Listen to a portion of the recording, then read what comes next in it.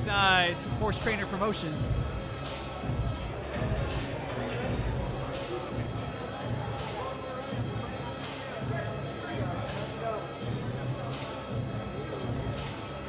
Good evening and welcome to Houston, Texas as the Arabia Shrine Center as we get ready for what should be a fantastic night at the fights.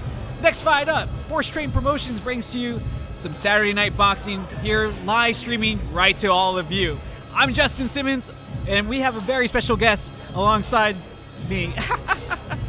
The one and only, the 84 gold medalist, two-time champion, the IBF middleweight champion, the WBU light heavyweight champion, the one and only Frank Tate.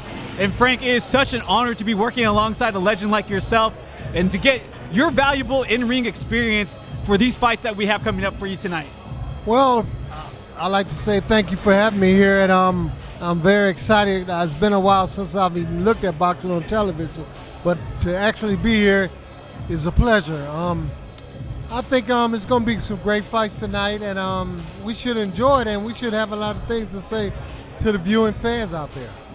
Well, looking through the card, we're going to be leading off with Nagy Aguilera taking on Jamal Woods. We were kind of talking about it beforehand. Looked like it's going to be a fight against two guys that have lots of experience, but only one can come out on top. Only one can come out on top. I think Jamal Woods, when you say his name, he has so much experience. He's done seen it all. He's been all over the world. He's seen all types of styles. So he's going to adapt to Nagy's style, and Nagy's been on a long layoff, so hopefully he can come out and shine and get the rust off. It's going to be that long layoff, and we'll see how much ring rust he will have to see if that affects his performance here tonight. Well, we'll see. We're ready to go, so let's get ready to fight. Next fight up. That's going to be our opening fight of the evening. After that, we're going to have some of the newcomers coming onto the scene as Ritzan Garcia will be taking on Nelson Hampton, and what's going to be a fight of two young up-and-comers looking to make a statement here this evening. Well, the most thing that both fighters are looking forward to is not losing. So when you have fights like that, you're going to have a very exciting fight. Those guys are not, they don't want that L on their record. They want to keep the W, and that's the main reason. Well, Garcia, Hampton, they have a little bit more experience as we go on through the card. We next would have Juan Velasquez taking on Chance Badenberg, and this is going to be just a 4-round fight, something that you never had in your career, but this is what some of the guys that are just getting into the sport usually see if they can last those 4 rounds in the squared circle.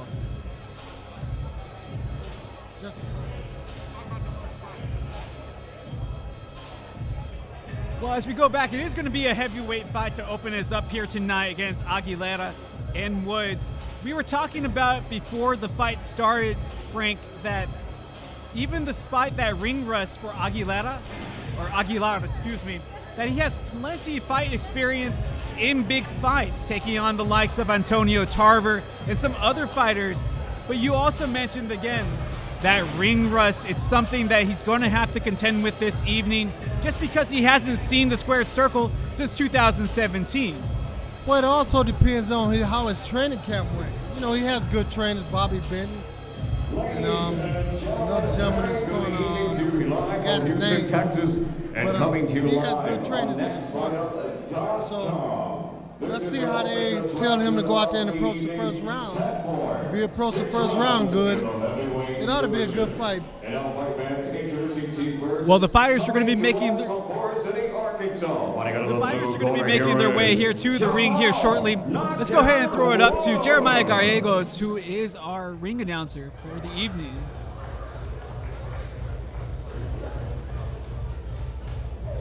As we await our first fighter coming up. Will show up. He normally does. That's one thing about him. He don't miss a fight.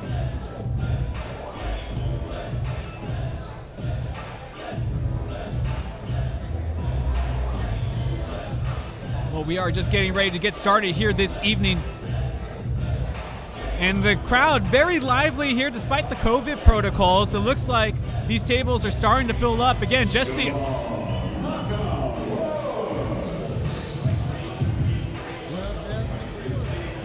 Jamal Woods, 24 wins, 46 losses with 8 draws, but 17 KOs. And like you said before, Frank, it can happen at any time. But I can tell you what, if you now know this gentleman, he can give you an upset to any guy that doesn't know anything about it. And now, ladies and It gentlemen, just happens. I know. set to make his ring walk. I've seen him in Introducing a to couple you. fights. I was going to say, if you say it, Frank, I have to take your word for it because I know you know for sure. Oh, yes. Like this fight also depends on how this first round. Let's see how he look in the first round. Here's Mr. Nagi. That first round going to be so important as you see the entrance of Dominican Dynamite Nagi Aguilera. Or Nagi Aguilera. Doing all right. Mr. Bobby Benton in the house. All right. Yeah. Thank you. Aguilera, he's had that long layoff that we were alluding to before both fighters had made their entrance. 20 wins, 10 losses, 14 by the way of KO.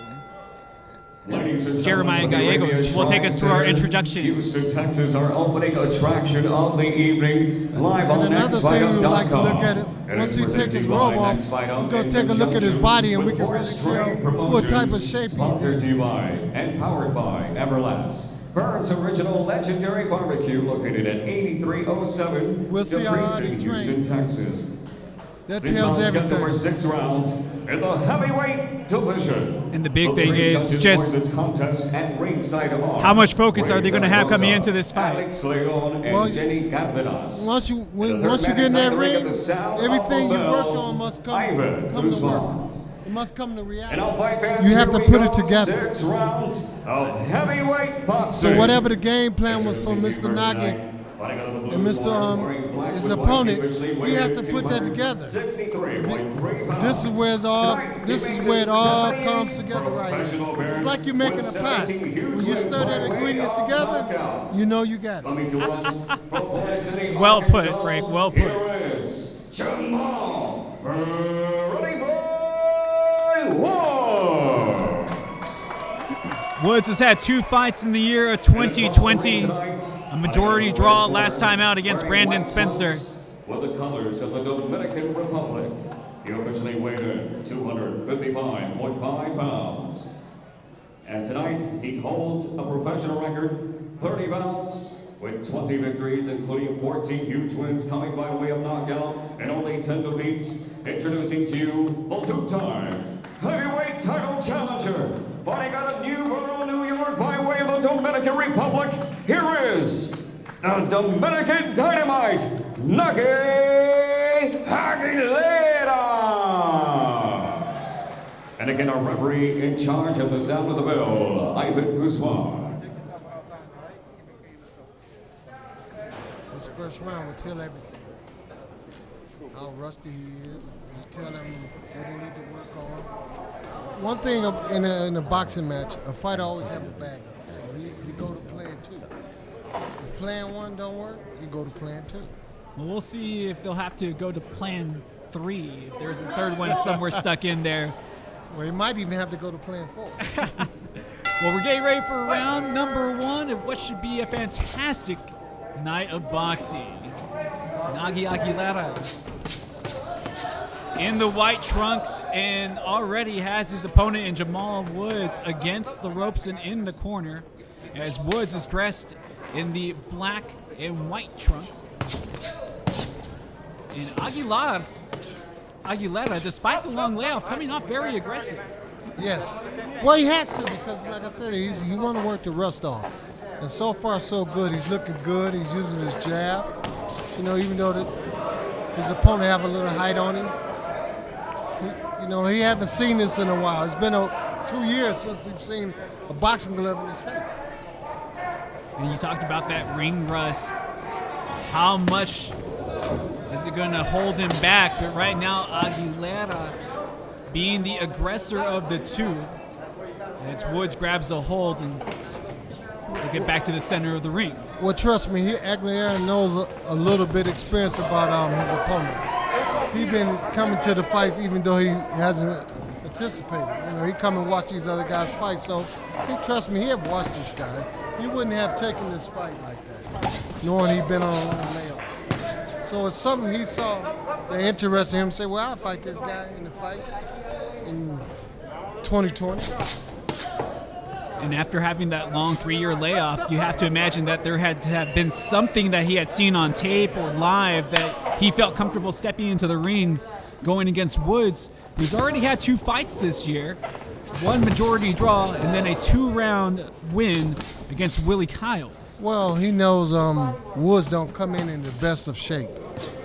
That's what he's looking at. If he get in there and get in the gym, put A and B together, do all his training, stay focused, he can come out this victorious. But if he go in there and lack up, Woods have a chance. See, everybody look at Woods as a journeyman. I look at Woods as a risk. He does have that knockout power, but Aguilera, he's just really putting on the pressure here in round 1. Both of these fighters can get the knockouts in round 1, as Nagy has been able to knock down opponents 5 times in round number 1 for Woods. He's had 7 knockdowns in round 1 and caught him with that overhand right. Yeah, so far so good for Nagy. He's keeping his hands up. You know, he's trying to stay in the fight, but he can't push the man's head down. That's a no-no in boxing. You can see him trying to control the tempo of this fight so far. But what he's doing when he's pushing his head down is cutting his wind off. You know, he's making it harder for him to breathe. Every time you bend over, it's harder for a boxer to breathe. That's why they tell you in the corner to sit straight up. And that's such a great point, because you're also trying to test to see how good a shape he's in and seeing if he does have that ability to recover after having to suck in all that wind. Well, if you look at his stomach, you can see what kind of shape he's in. I mean, look at his stomach breathing in and out.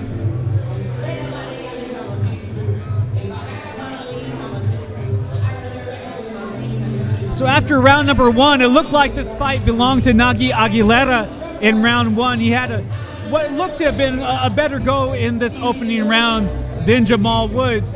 But Terrell Jamal Woods, he's getting some advice right here. He looks to be a little tired on the stool after round 1. Well, I give Nagy the first round. Woods didn't do anything. I guess he's trying to pull him out, or he's trying to see what kind of condition he's in. I think, like I said, Woods' conditions don't always be there. So Nagy's, I know he's in good shape. He has to come out and repeat what he does in the first round so he can win the second round as well. Started round number 2, a scheduled 6-round heavyweight fight between Dominican Dynamite, Nagy Aguilera, and knockout Terrell Jamal Woods. Woods with the black gloves, Aguilera with the white gloves. Outstanding jab to sneak it in there. As you can see, Nagy is counterpunching. You know, so far so good for him. He looks sharp. You know, for him to be on such a long layoff like that, he's looking good. Now a little bickering with the official Ivan Guzman, who is a referee for this fight. Nice crowd on hand here at the Arabia Shrine Center in Houston, Texas, in our opening matchup of the evening. And Aguilera has just been able to hit with punches and bunches in this evening. Well, yes, like I said, Jamal Woods is not doing anything. You know, he doesn't fight the same fight every time he comes to fight. Some fights, it depends on who he's fighting. He'll come out and be aggressive. This fight, he's not aggressive. He must know a little bit about Nagy. Woods has just been charging inward for the first 2 rounds of this fight so far. He's taken a lot of punches. He has landed a couple. But what else can he do to help change his fortunes in this fight thus far? Well, the main thing is keep his head up. He's holding his head down. You know, how can you punch an opponent when you're holding your head down? What that tells me is he's not in great shape. See, look at that. He's right back to the same position, holding his head down. Aguilera right back on the attack. Are you a little concerned that Woods is, every time we have these long pauses, those hands automatically go down? He takes that deep breath. Doesn't look like he's ready to engage right afterward. Well, yes, he's ready to get the rust off. He's working the rust off. He's going to the body, going to the head. Look at that beautiful uppercut. You know, he hit him with a beautiful uppercut. You know, but it didn't hurt Woods, because Woods, like I say, he didn't see it all. He has been in the ring with so many different styles and guys in the ring that it doesn't bother him. But now he's going to the body. Now we might see the difference here. Yeah, we noted Woods' record 24, 46, and 8, but over his last 6 fights, he's 5-1 with only that split decision loss. So he can go the distance and he can take you a long way. But right now, Aguilera, despite that long layoff and his last win coming in 2015, so far he looks like he's in the driver's seat tonight. Well, yes. I mean, that's when experience comes in. He has a lot of experience. He's overwhelming his opponent. He's throwing a bunch of punches. He's letting him go. And his opponent act like he doesn't want to fight anymore. Seems like he's just out of gas. Oh, but Woods able to turn the table at the very last second. Right. But I don't think that's going to be enough to sway the judges, as it looked like round 2 belonged strictly to Aguilera. That's 2 in the box for Aguilera. So game plan wise, if you're Nagi Aguilera, long layoff in between, first 2 rounds, he has seemed pretty high tempo. He's not backing off. He's staying on his opponent. What would you tell him come round 3 as we're midway through this fight? I would tell him to keep the same pace going, but throw more punches. Keep your hands up. You're looking good. I ask him how does he feel. If he tell me he's okay, I say, well, keep going with the same intensity. Keep in his space. He might give up in this 3rd round. Does Jamal Woods have any opportunity that you can see so far where he can utilize a part of his arsenal to get back into this fight? No, I don't see anything. He look like he just want to let it go.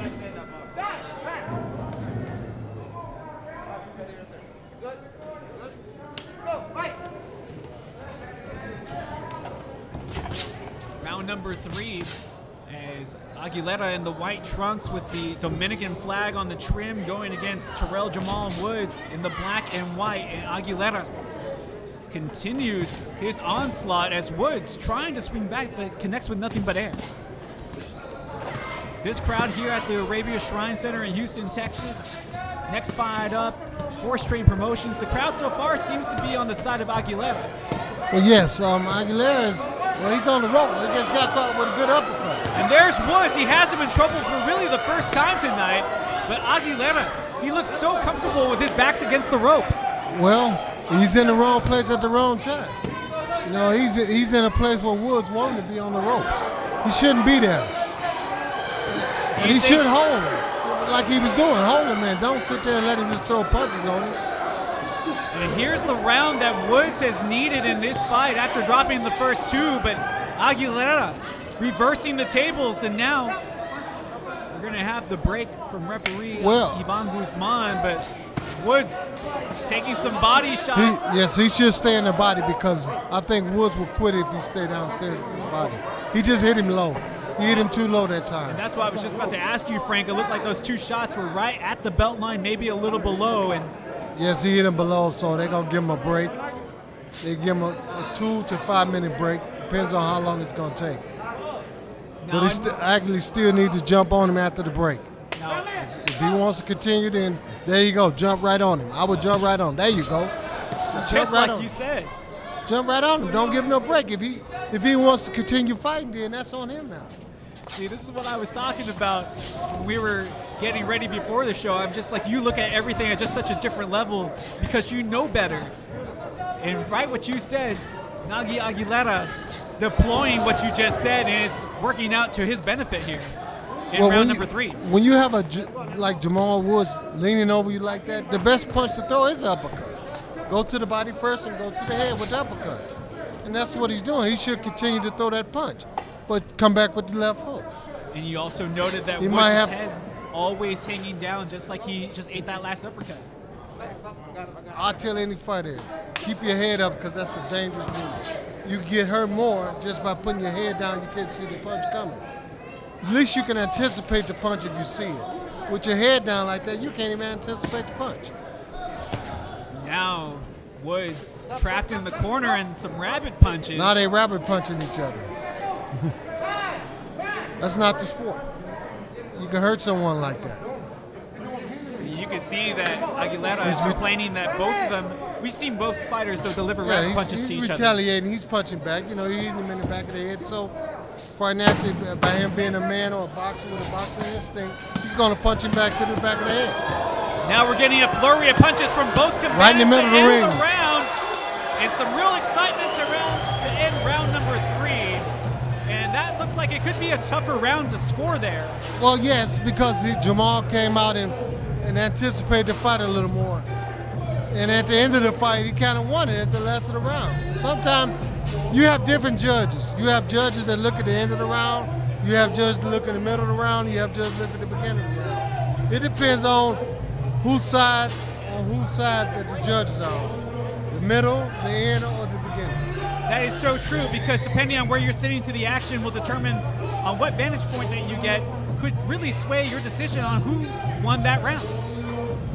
Well, if you have a judge that's looking at the end of the round, they're gonna give it to Jamal. If you have a judge that's looking at the beginning and the middle of the round, you give it to Naki. Just looking at both fighters as we're getting past the midway point of this fight, Frank, whose fight is it to lose thus far? Well, by Naki coming off it's Jamal's fight to lose, because Naki been on a long exit from the ring. So, you know, he's trying to prove something. He's trying to come back and fight a guy like this that's been active and win. You know, that's a step up on his record, even though he has that experience. See, he keeps coming out with the jab. He's throwing the uppercuts, and look, all Jamal's doing is leaning over. That's where the uppercut comes in at. You're in the start of round number 4. In this opening round, or this opening contest between Aguilera and Woods.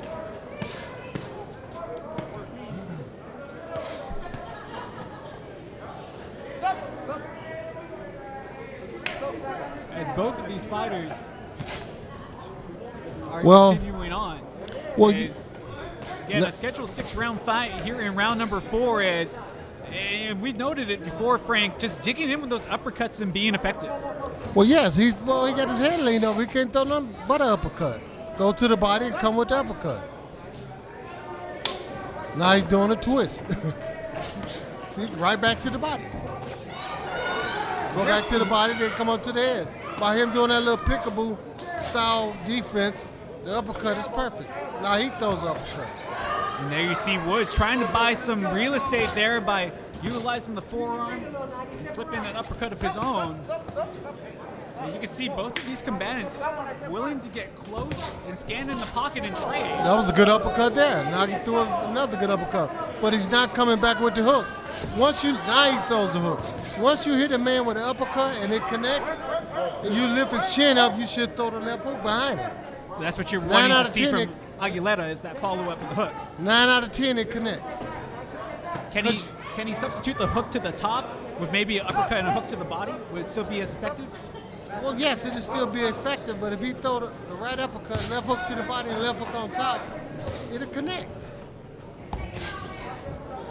Aguilera trying to set up something big with those sweeping lefts and rights, as Woods keeping his distance, but still against the ropes here in round number 4 of our scheduled 6. Yeah, I think he should stay to the body and come on top. If I was in his corner, sitting in his corner, if I was his coach, I would tell him, hey, stay to the body, throw the right uppercut, throw the left hook behind it, please, sir. Go to the body with it first and then come on top. He will never expect that. He expected you to go to the body by itself. But this time, prize him and come up top. He's wide open for the left hook. His right hand is to the side because he's trying to block the body shot.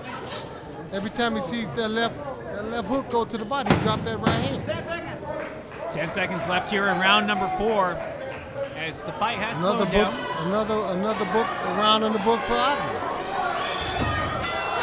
And a late explosion there by Aguilera.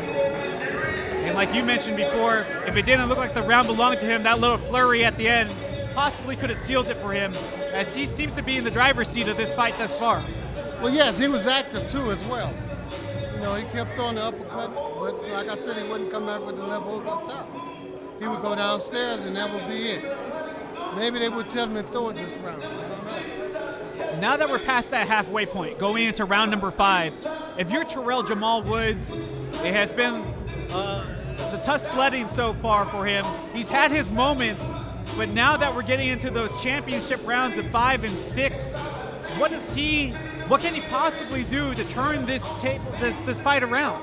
It's not what he possibly can do, is what his tournament should tell him. Hey, but Jamal, you have enough losses on your record. What do you have left in the tank? It's time to go out there and give us these last 2 rounds. Can you give it all you got in these last 2 rounds? He might get a lucky punch in. It's how you speak to a fighter that counts. Emmanuel Stewart was the best at it. Last time that Woods had a knockout was in October 12th of 2019 with a second round KO of Marvin Hunt.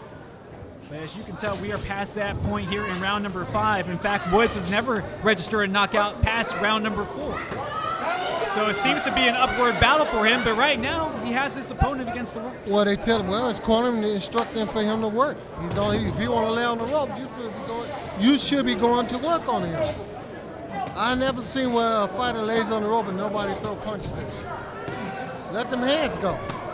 Let them go. Give it all you got. You have 1 round left after this. Come on, don't lean on him. Let's go to work. And I think Woods may have heard you because he has just come out swinging this entire 5th round. He's landed some uppercuts and some heavy shots, but can he hold that momentum throughout the whole round? That is something we have not seen from him in this fight. Well, he has a good trainer in this corner by the name of Ron Collins. Ron Collins used to be in my training camp when I was world champion. So Ron knows what to tell him. He just got to go out there and perfect it. If he doesn't go perfect it, it's on him. You know, you give the directions to your fighter to go out there and do what he needs to do, and he doesn't do it. Number 1 is because he's not in shape. Number 2 is because he actually don't want to do it. Next with a left and then 2 rights. So utilizing that uppercut that has been so used against him so far has Woods, especially here in round number 5. There's another body shot, and those starting to eat away at his stamina. And as you see, he hit him with the left hook to the body and then come up on top. When you hit a German to the body, that takes the air away from him. You should always come up on top of the left hook. Is it just because they're heavyweights and they might not just have the stamina to follow with those combinations? Well, then again, we talk about the years that he's been out the ring. Yeah. It could be rust. Very true. And it could be he just don't want to throw that punch. He feel comfortable throwing the body punch. Oh, and Aguilera, he head backs butt. off. And we saw a bit of a clash of heads. Yes. Aguilera also have delivered some low blows to Woods back in round number 2. So we've already seen rabbit punches. Both of these fighters have been in close quarters this entire fight. Yes. So Oh, this it's way slipped in she'll the go left. to the body again. Then bring it up to the head. So we just stand to the body like that. His head is right down the middle. There you go to the body. Exactly like how you told him to do it. Frank, he's saying he's bring saying- it. Wood's saying bring it on. He said that ain't enough. He needs some more. Nobody will doubt Woods' stamina when it comes to going the distance. But now he's in trouble as he just has his hands down. He's been leaning on Aguilera as we have 10 seconds left to go. 10 seconds left to go now. So let's see what he does in his last 10 seconds. He's been fighting every round in the last 10 seconds. Now we have another headbutt. How much was that an actual headbutt, and how much of that might be stamina related for Aguilera, especially now that we're getting to the 6th and final round? Well, number 1, I can't speak up on him actually getting a headbutt because I can't see it. I'm not in the ring. But it looked like he did a headbutt, and it hurts. But it could be that it's wearing out on Aguilera too. He's been out the ring for 3 years. So now it's showing this is the last round. Stamina has been an issue for Terrell Jamal Woods, but he knows the only way he's going to win this fight, he's going to have to knock down his opponent. Do you expect him to come out hard at the beginning of this final round, or would you prefer for him to save some of that energy and flurry late? By me sitting here watching this 5 rounds and the 6th round, there's nothing going to change with Jamal. I can't see anything change. He might come out a little desperate in the 1st round, but I can't see anything change. He's going to need something to really go in his favor if he wants to turn this one around, as it looks like if we get through this round, it could belong to Nagi Aguilera. Sixth and final round of our opening contest here on Next Fight Up. Force Train Promotions here at the Arabia Shrine Center in Houston, Texas. And the crowd has really piled in here. COVID protocol standing. Glad to have you at home wherever you may be watching. Glad to have you along for the ride. Justin Simmons alongside the former Olympic gold medalist, Frank Tate. Thank you for having me here, and I'd like to tell everyone in Houston this is great, a great thing that he's doing for these guys to keep them busy in the boxing world. And hey, let's all protect one another. Oh, but and Frank, God bless. It's so great to have you along, to have such expert analysis, because you know your stuff. You not only lived it, but you know how to eloquate that for the people at home as well. Well, thank you, sir. I appreciate it. I paid my due diligence. No, it is such an honor to I won Olympic gold medal, 2 world titles. One is a light heavyweight and one is a middleweight. So, enough said. Hey, I just thank God that I'm able to be able to still do this. And I'm going to say this once again, like I said to you before, life after boxing. Now, we're glad to have you along as well. And everything that you have brought to this fight so far. But right now, Aguilera trying to finish off what should be a victory for him, but we're getting a little wrestling with our boxing here. Yeah, we're going into MMA now. He's hitting the man low right in front of the referee. I mean, Terrell Jamal Woods looks to be in better shape than he had originally led on. Do you think he was holding back a little earlier in this fight? No, this is the Jamal Woods I've always seen. Was taking. He'll give it a little bit here, give it a little bit there. Then he'll just give away 3 or 4 rounds. Before you know it, the fight is over with. Well, when you're only going 6, you can't give away half of them you to can't win. give away none of them. I tell each and one of my fighters, we can't give away a round. I'm telling you, Frank, it's just your mentality. I think you have such a different mentality compared to some of these other fighters coming up sometimes. And I think that's where the separation might be. Well, boxing show has changed a whole lot. It's totally different from when I was in the ring. Aguilera just utilizing his size and pushing around Woods. Both men listed at 6'3", so a couple of giants in there. See, Mills Lane. I love Mills None Lane. of them guys would have put up with this. He would have said knock it off. Oh, the fight would have been proud to stop by now. With both of these guys out here scrapping.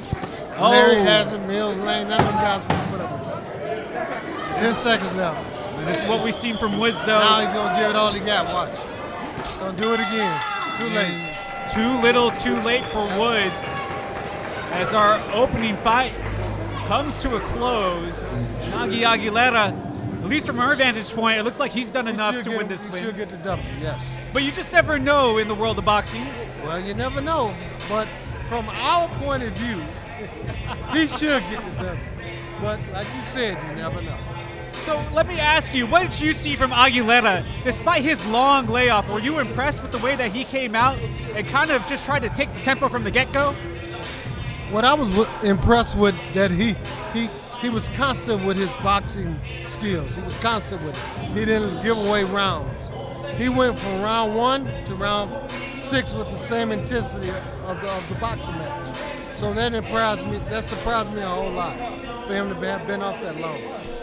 That was quite impressive, like you mentioned, just to have that fortitude to continue on and to stay steady. Even when he was in trouble, he really never felt that, you never really felt that he was in real danger. No.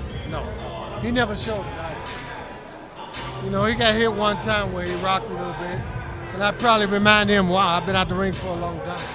And I'm glad that you bring that up, because when Terrell Woods did get a piece of him and he knocked him back, he didn't pounce on him. Was that just strictly a stamina issue? Or was just that, I didn't see a lot of trying to throw punches and combinations with him. Well, that was more of a, like we said, if you know Jamal Woods, you know he ain't gonna come in 100%. Oh, okay, yes. Right? Jamal has been fighting in Texas for a year. So I guarantee you, all the guys in Texas that's in his weight class know Jamal Woods. Know his stamina's not going to be all the way there. Yeah, he's a tough guy. He's going to put on a good fight. But the stamina and the condition never has been there. I was going to say, you can't say that he never did back down. As we will go to Jeremiah Gallegos. We're leaving it up to the judges now. Center. Let's give our Warriors a big round of applause here inside the ring for a scrap fest the big guys doing tonight. We now go to our judges' scorecard. Here are the totals. Judge Ray Zaragoza has the bout 59-55. Judge Jenny Cardenas also has the bout 59-55. And Judge Alex Leon sees the bout 60-54. For your winner by unanimous decision, hailing from the Dominican Republic, ladies and gentlemen, Nagi, the Dominican Dynamite, Aguilera.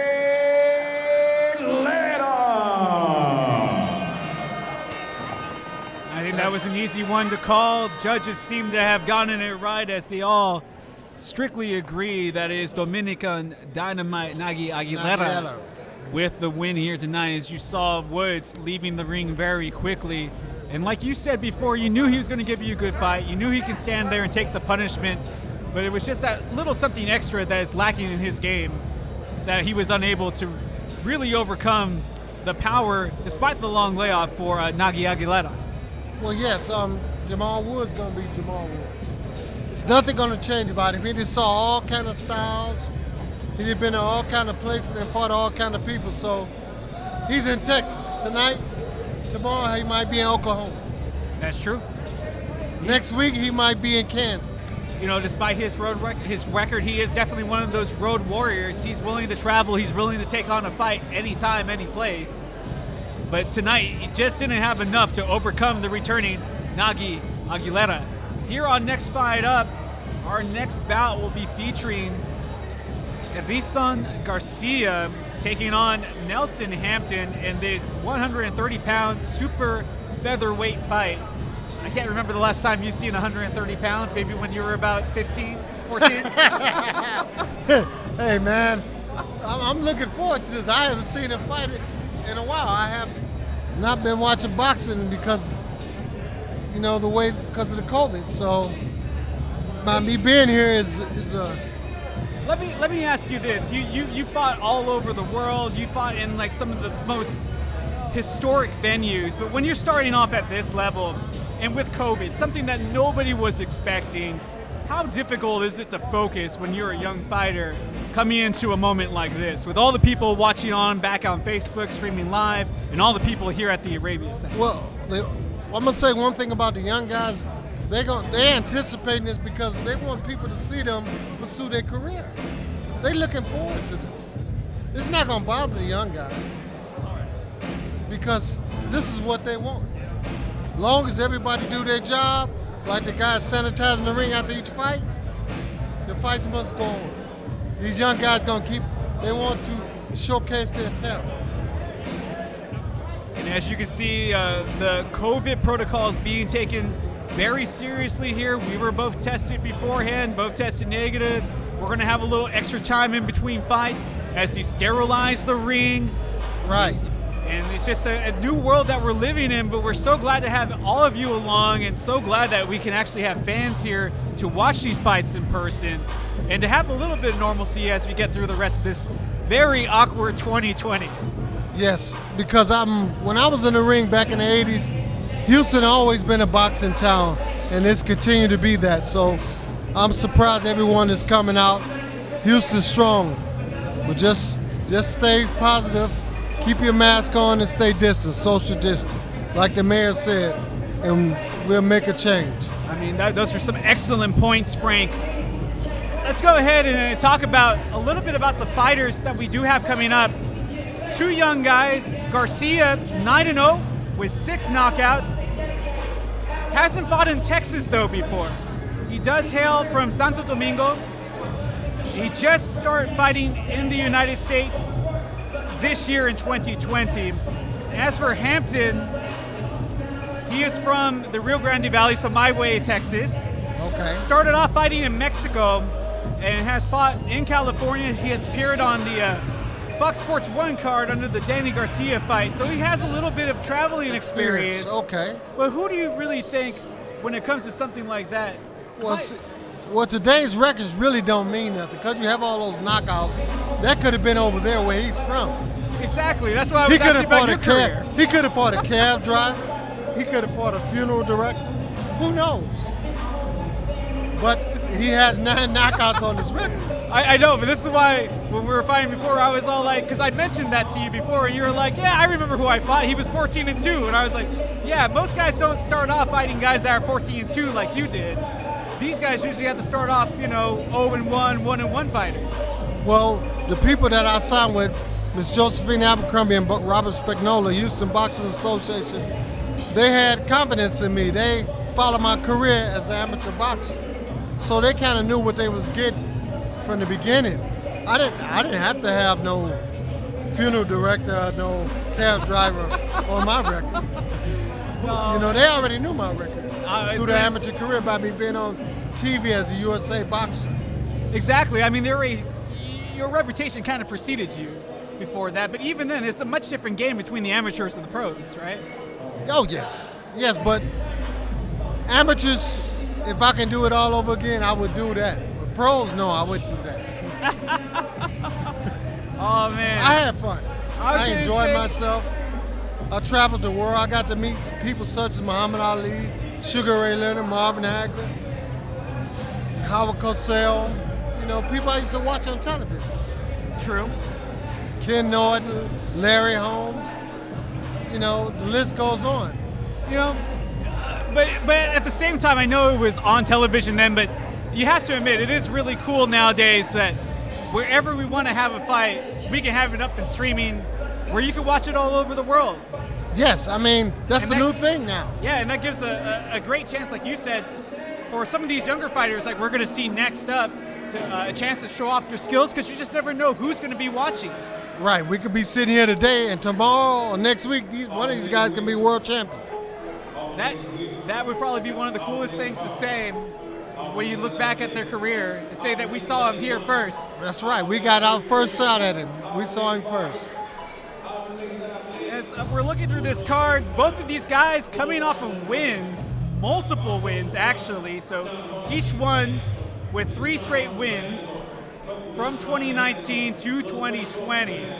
I'm really trying, just looking at the records, I'm trying to figure out who might have the upper hand in this fight, but I'm really not sure. Well, once that bell rings, we will find out. Looks like we might be getting ready to go here as he kind of just finished the last remnants of sterilizing this ring. Again, taking all those COVID precautions very Yes. seriously. Yes. As we did have a couple of fights canceled because of COVID that we had set up on this card. But the guys at Next Fight Up, Force Train They're doing Promotions, a wonderful job. doing a terrific job getting everything set for all the fans out there and all the fans that have come to the Arabia Shriner Center to watch it live. And I see everyone masked up out there. That's a good thing. And they did it really smart here too. They had everybody set up at tables, so you had to get the table, but you can see that everybody was looking to have a good time tonight. Everybody's sticking with their tables, and like you mentioned before, wearing the mask, adhering to the protocols, and so far after one fight, having a good time, and I know that they're ready to see some more. Yes, sir. The boxers are gloved up and the audience is masked up. Let's get ready to rumble.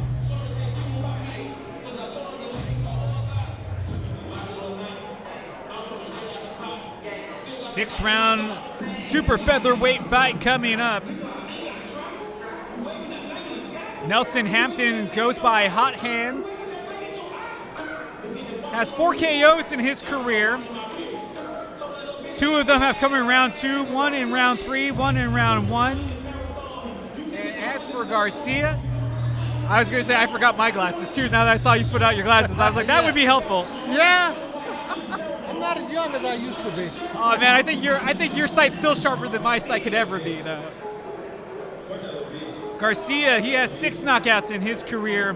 1 in round 1, 3 in round 2, 1 in round 3, and he's gone all the way to 6 before and has had a knockout in round 6. Let me ask you this, since you've been in these big fights.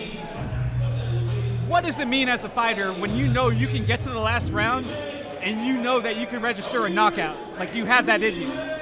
That means you put your work in. You put all the work in and you made it all come true. You have to believe in yourself as a fighter, as a person. Not only boxers, the world. We have to believe in ourselves because so much is going on now. Hey man, all we got is each other. All the fighting, all of this and that, about colors, this and that. Hey man, we all is one. And that's the way it should be. I don't think I could have said that better myself, man. Well, I know I'm here at a boxing match, but the world need to hear this. We all need to be as one. I can do nothing but agree with you. I think you make more than valid points, my friend. There's so much happening right now. You know, we have boxing. We're inside the building. We're enjoying each other right now. Let's continue to do that. Oh, definitely. That should carry on, not inside this arena, but outside as well. I totally agree with you, yes. It doesn't just have to stop here. It should be carried over. Right. Continue to be passed forward and pass it on. Right. And again, folks, we want to thank you again for sticking around with us here tonight. Justin Simmons alongside the two-time champion Frank Tate, the former 84 Olympic gold medal winner. As the we are baddest getting, Olympic team of all time, 84. yeah, that was probably one of the best, if not the best, Olympic team of all time. Hey man, we were family.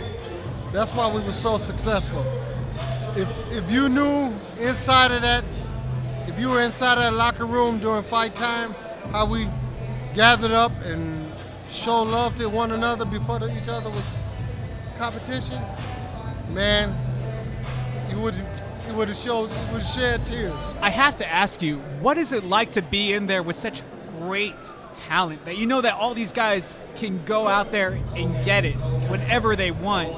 Does that just make you up your game as well? Well, I knew that the 84 Olympic team would be very successful. I just didn't know we would win that. We should have won 10 gold medals. It would have totally been possible, should have, right? We should have won 10, but we won 9. I was around these guys for such a long time. When I first went to Colorado, Henry Tillman took me in like a brother. He's out of California. And ever since we've been friends, man. And the lock is like this. We lock up, we lock. How long did it take you guys to develop that bond, though? I can't imagine it happened overnight. Out of those 4 years before the Olympics, it took us at least about 2. 2 because years. We was fighting. Yeah. We was fighting on a regular basis for the U.S. Olympic team. Yeah. So we saw each other on a regular basis. No, I mean, I look forward to getting some more of those stories from you as the evening progresses, because it's just something so amazing that not everybody's going to be able to experience. And even some of the fighters that we see here will never have a chance to experience what you have in your career. So we look forward to talking to you about some of your career as we progress through these fights. Okay. I'm looking forward to it as well. But our next fight is getting ready to start. Here in the super featherweight division, 6 rounds of boxing coming up here on Next Fight Up. And now, ladies and As gentlemen, Jeremiah we Gallegos are set will for introduce our next fighters. attraction of the evening, live on NextFightUp.com. Pay-per-view, 6 rounds of the super featherweight division. Introducing to you first, set to make his ring walk out of the blue corner, fighting out of McAllen, Texas. Here is Nelson Hot Hands Hampton.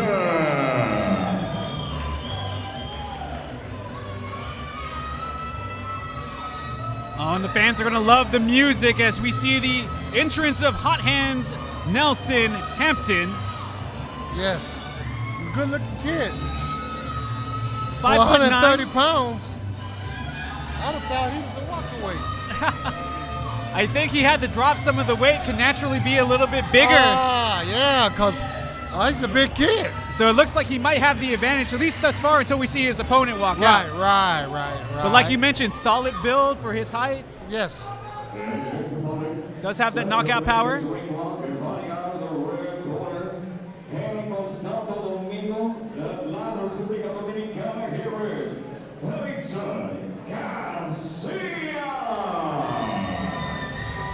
Erritson Garcia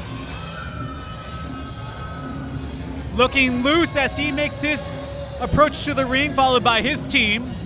Yes.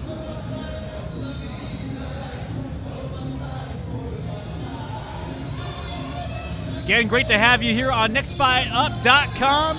For you fighters out there needing to fight, make sure you check out nextfightUp.com in case you need to schedule a fight. Of course, we would like to thank our sponsors, Texas Combat Sports Hall of Fame, Burns Original Barbecue, Everlast, and the American Boxing Federation. Ladies and gentlemen, we resume the action here from the Arabia Shrine Center in H-Town, Houston, Texas. We are coming to you live on NextFightUp.com pay-per-view. Tonight's bouts are being presented to you by Next Fight Up in conjunction with Force Train Promotions, sponsored to you by Burns Original Legendary Barbecue and powered by Everlast. Tonight's attraction, scheduled for 6 rounds in the super featherweight division. The 3 judges scoring this contest at ringside are Ray Zaragoza, Alex Leon, and Jenny Cardenas. And our third man inside the ring at the sound of the bell, Ivan Guzman. And now, fight fans, here we go, 6 rounds in the super featherweight division. Introducing to you first, fighting out of the blue corner, wearing shimmering red tonight, with trainer Omar Figueroa. He officially weighed in 133.1 pounds. In 9 professional bouts, his record consists of 7 victories, with 4 wins coming by way of knockout against 2 defeats. And tonight, he dedicates this fight to his grandfather who is recovering from COVID, and we send him our well wishes tonight. Ladies and gentlemen, fighting out of El Valle, from McAllen, Texas, here he is, Nelson Hotheads Hampton. Just getting off of across the COVID. ring tonight. And you have to imagine that little extra could be what pushes them over the top. Just over the top. It doesn't take much. When you look back at when Buster Douglas knocked out Mike Tyson, it's because his mother Buster died. Douglas. Buster Douglas. That's right. People forget that his mom had passed away recently. So he had something to ride on. Exactly. Show the world he is ready for the climb up. Hailing from Santo Domingo, La República Dominicana, introducing to you, Erritson Garcia.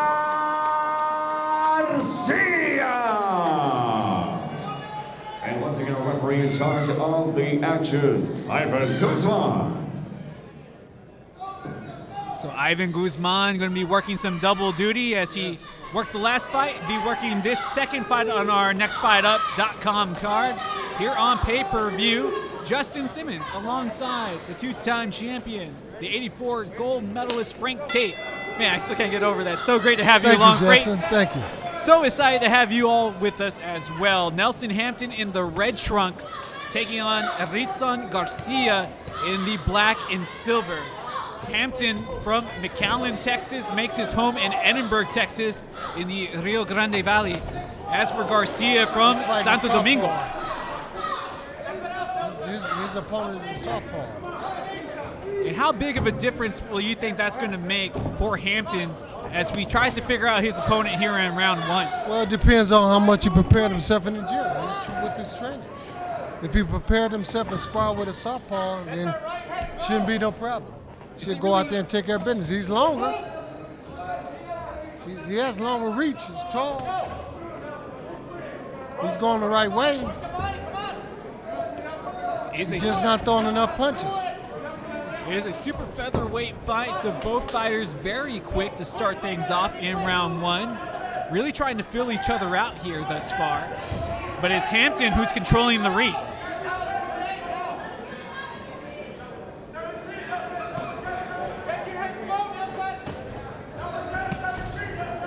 Nice left hook that caught Hampton from Garcia.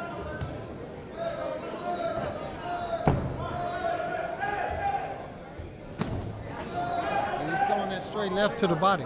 Now he's supposed to come on top of the right hook by him being a southpaw. It's orthodox. And he's really So trying to boxing stick that fans- foot fake there, Frank. Right.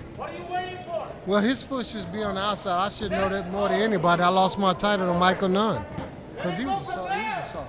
because he was Not that I wasn't prepared for him. It's just that was his night. yeah. It ain't happened. I mean, you can prepare for it as much as you want, but I mean, when it comes to fight time, some things don't always go to plan. Don't always go to plan. The biggest fight of my whole career, Michael Nunn and Frank T. And it's just still crazy to think that you have fought all these great battles, Oh, yes. and that these guys in the ring just want to get to that level, if they ever get to that level. But you just never know. Oh, a good right hand does connect flush on the right side of the face. All you have to do is believe in yourself. So you got to look at, this is the way I looked at boxing. You got about 10 or 13 guys walk into the ring. I never had it. Because I looked at it this way. There's only one man going to be in that ring, and that's me. Oh, the new guys say that they roll one deep because there's only one guy in there, and that's you. In the ring, you can only roll one deep. Say that's all you need. You don't need all that, everybody hollering, wearing the belt. Everybody know what you accomplished us in boxing. As we come to the close of round number 1, I think it's a close fight. yeah, maybe Garcia did enough throughout Yeah, this he first did. round, More active. He was more active. but maybe it's that, I want to say that extra experience coming from Santo Domingo and then fighting in Biloxi last time out, and then coming into Houston for the first time ever, being a little comfortable. It kind of make you fight, get on your horse and ride it. Yeah. Because you never fought him before. You know he's closer, so that you know the judges might know a little bit more about him than they know about you. And that's something that's so important because a lot of these judges, they run in the same circles with these same fighters, so they're kind of used to seeing some of the guys on the circuit, but these new guys, they might not be so accustomed to seeing. I always like to leave a judge with an impression. When I go fight in your hometown, you're going to remember me. I'm going to give you something to remember me by. You're going to remember Frank Tate. A lot of people still do. Yes, you're going to remember Frank Tate. It's because of those performances that you put on. Never wanted to leave it in the hands of the judges if you didn't have to. No. Started round number 2 as Hampton, again, in the red trunks, being much more aggressive. Yeah. Ooh. But Garcia landing 2 quick ones to the face. Oh, and Garcia got caught with the right hand as he was trying to back up. Yep. Big right hand. That's what you throw at a right. Southpaw, throw a lot of right hands. Left hooks. Yeah, you can tell that Garcia's southpaw stance is throwing off Hampton just a little bit as he's still trying to make adjustments. Right. Well, he throw that right hand and left hook, he'll be all right. He tell him to throw it. He hollering at him, his trainer. Throw the right hand. You hear? Both hands. Really trying to work the jab, but really did miss with almost every tap. As Garcia was very calm on the exchange.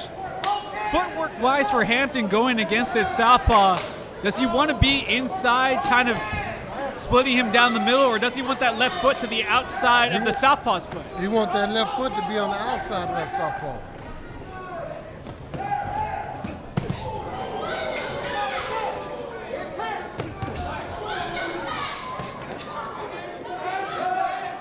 Yeah, he needs to stay on the outside and box him like he's doing, use his reach. So both fighters find themselves squared up in the middle of the ring. One thing about southpaws, they're going to come to you.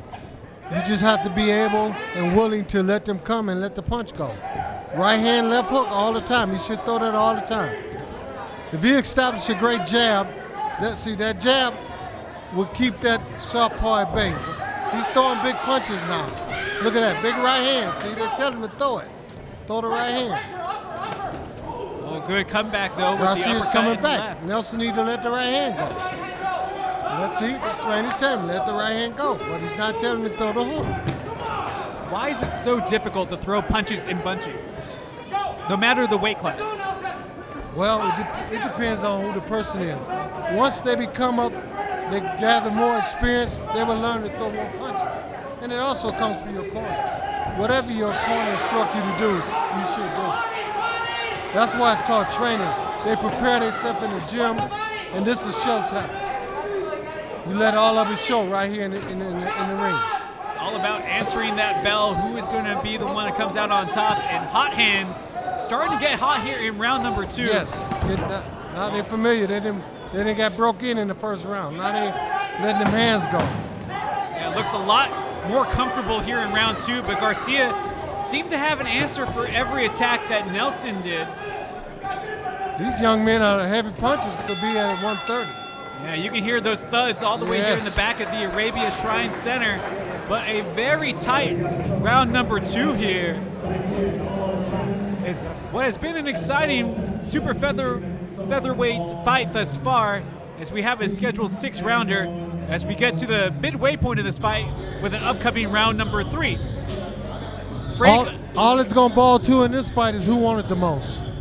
Because I think both guys are even right now. I give them one round apiece. Now, whoever wants this fight, that's who's going to win. It seems that would be a fantastic assessment, considering that round 1 really looked like it belonged to Garcia. Round 2, Hampton much more comfortable. For Nelson. What would you like to see out of Hampton in the red trunks come round number 3? Well, I like for him to use his height. He's a bigger guy. He's not using his height. And now when you say using that height, what you mean to utilize more of the body and rough him up against the ropes, or utilize more of a jab? Be more aggressive. Let your hands go. They telling his corner is hollering at him, let your hands go. Let your hands go. You can't hit no one if you don't throw punches. You gotta let your hands go. Started round number 3 in this scheduled 6-round fight here on NextFightUp.com pay-per-view. Risa and Garcia in the black and silver trunks. He's being aggressive, but he's finally letting his hands go a little bit. But he should jab more. He's not using that jab. He has the reach. He should be jabbing at his chest instead of jabbing at his head. Jab at his chest, and I'm quite sure you hit him with the right hand. That's something that you noted when he was just walking into the ring. You said, big kid, good body, solid frame, nice reach, but is he going to use it? And so far, that hasn't been the case.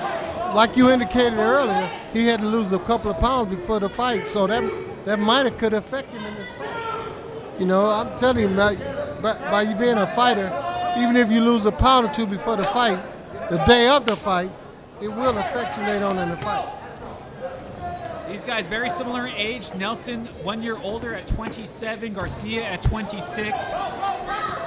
As Nelson trying to stalk him down, but Garcia has an answer for every step. Nelson is getting caught with some punches here. That guard starting to break Garcia's down. letting him go. As Garcia hits a flush and sends him to the canvas. They're gonna stop it. And it's going to be an early night. Wow. Garcia as he gets what a punch. his 4th second-round KO of his career, as it's night for Hot Hands Nelson Hampton. What a shot. Came out of nowhere, Frank. Well, that's from losing that weight, man. This guy's still out. He might be seriously hurt. He might be seriously hurt. He is out cold in the ring. And that was a right hook that hit him. He hit him. Wow. Just amazing.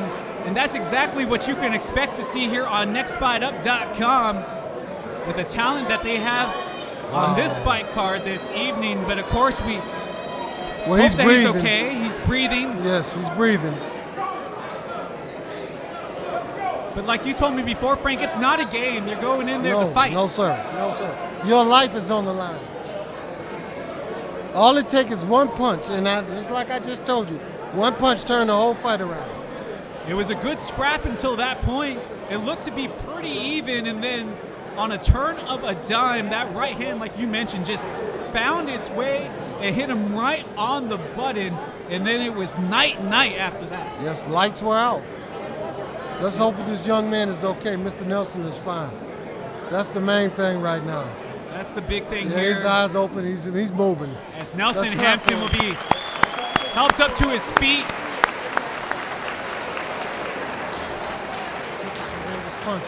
And this is the one thing that I think for the casual fan that's not accustomed to watching professional boxing, they might not understand that, yes, it is a fight.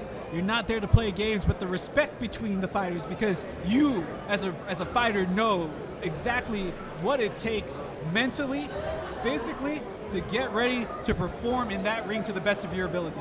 If that man signed a contract, he has a game plan. You know what that game plan is? To win.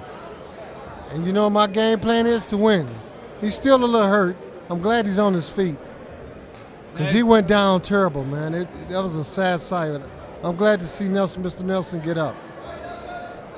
At first, I thought maybe it was just going to be a flash knockdown just because it just caught him, but no, it just caught him whole. The way he fell and the way he's still standing now, he doesn't have his balance all the way. His equilibrium is still off. But it's good to see Nelson Hampton on his feet after what was a scary knockout, like you said, just out of nowhere. But give credit to Garcia. That's his 7th knockout of his career. He now improves to 10-0. As for Nelson Hot Hands Hampton, like we mentioned, both of these guys were coming off of wins, but after picking up a loss in 2018, this will be his first loss in 3 fights. Wow. I know he's very disappointed. But he also has to be happy and glad that he got up and he's continued to walk on his own.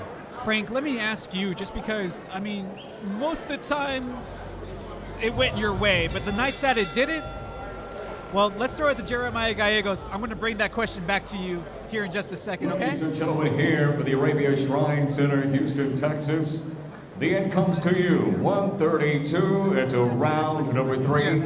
For your winner by KO, hailing from Santo Domingo, La República Dominicana, and still undefeated, Harrison Garcia.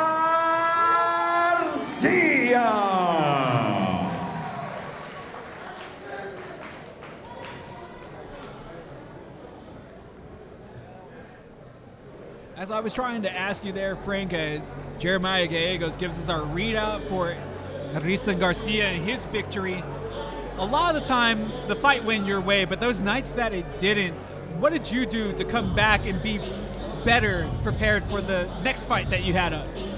Well, first of all, I had to accept that loss like I did win. Second, I had to go in the gym and figure out what I didn't do that I was doing previous that I knew this time. And I had to look at maybe this guy it was his night. But to boil it all down, I'm very thankful that I'm here today, be able to speak and move around like I do at my age for all the things that I endured doing boxing. You say move around like your age. Are you kidding? You move better than some 30-year-olds out there. You still got the stick and move. I saw you. You still got the cabrete, the break. Well, that's something you never lose. Oh, man, I would not want to have to try to tussle with you. And I wouldn't want you to. It would be an easy night for you with your reach. Just yoink, night, little guy. That's all it would be. Well, I try to use it the right way instead of the wrong way. True. I know that you have, there's always a different game plan always going in, but you have your basic technique that you try to stay true to. Yes, that's right. I want to be respected, so I respect others. And I'll leave it at that. And that's why you were able to get to the caliber of fighter that you achieved and won all those awards and taking those many golds that you have throughout your career. Thank you. And we want to thank all of you again here on NextFightUp.com for tuning in with us tonight. Again, COVID protocols are in effect here at the Arabia Shrine Center. Sanitizing the ring again, and that's a good thing. They give them a little time to clean the ring out. Exactly, just trying to get everything. It was a quick fight, though, as Garcia is still getting his congratulations as he's working his way back up towards the top in the entranceway. So we're going to have a little bit of a break. Great crowd on hand, though, with the COVID protocols in effect. So lots of tables being used. People are divvied up, wearing their mask, and everybody, I know that knockout really woke up the place, and it seems that that's going to set the tone for the rest of our night. Yes, it brought some excitement to the room. There's a little quiet. Now everybody's getting loud. Yeah, now we have that electricity that everybody anticipates during a big fight night. And so far, with 2 fights down, 4 more to go on the card, it looks like we're going to have some more exciting action to come your way if that last fight was any indication on what we got for the rest of this card coming up. Our next fight, we talked about young guys, but these are the real young guys. These are the guys that are only going to be fighting the 4-rounders, just really starting off in their professional career. I mean, when it comes to the very beginning of a fight career, what's like the one best piece of advice that you could give a young fighter that doesn't have the amateur experience that you did, and definitely doesn't have the professional experience that you have? Well, the first thing when a guy walks into my gym, I teach him stance, and the second thing and the most important thing is to teach him how to hold.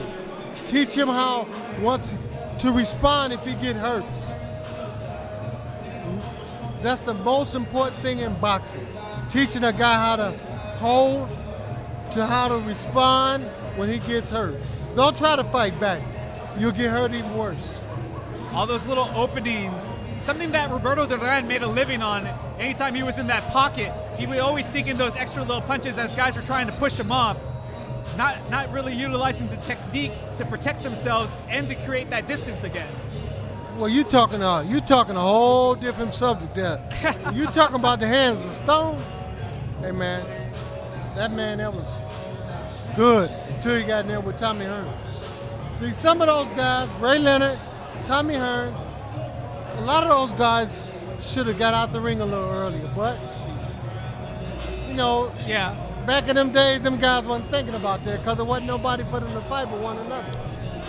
That's why you had the Sugar Ray Leonards, the Thomas Hearns, and the Roberto Durans fighting one another over and over. Yeah, because I mean, those guys were just special fighters. They only Yes. had an Oh. ability that Oh, those yeah. guys had. Yes. Well, they were boxing back then. That was just a really special time in the sport where you had all these great fighters, including yourself, come through that pipeline. Well, I thank Sugar Ray because he enabled me to become world champion by beating Marvin Hagler. Yes.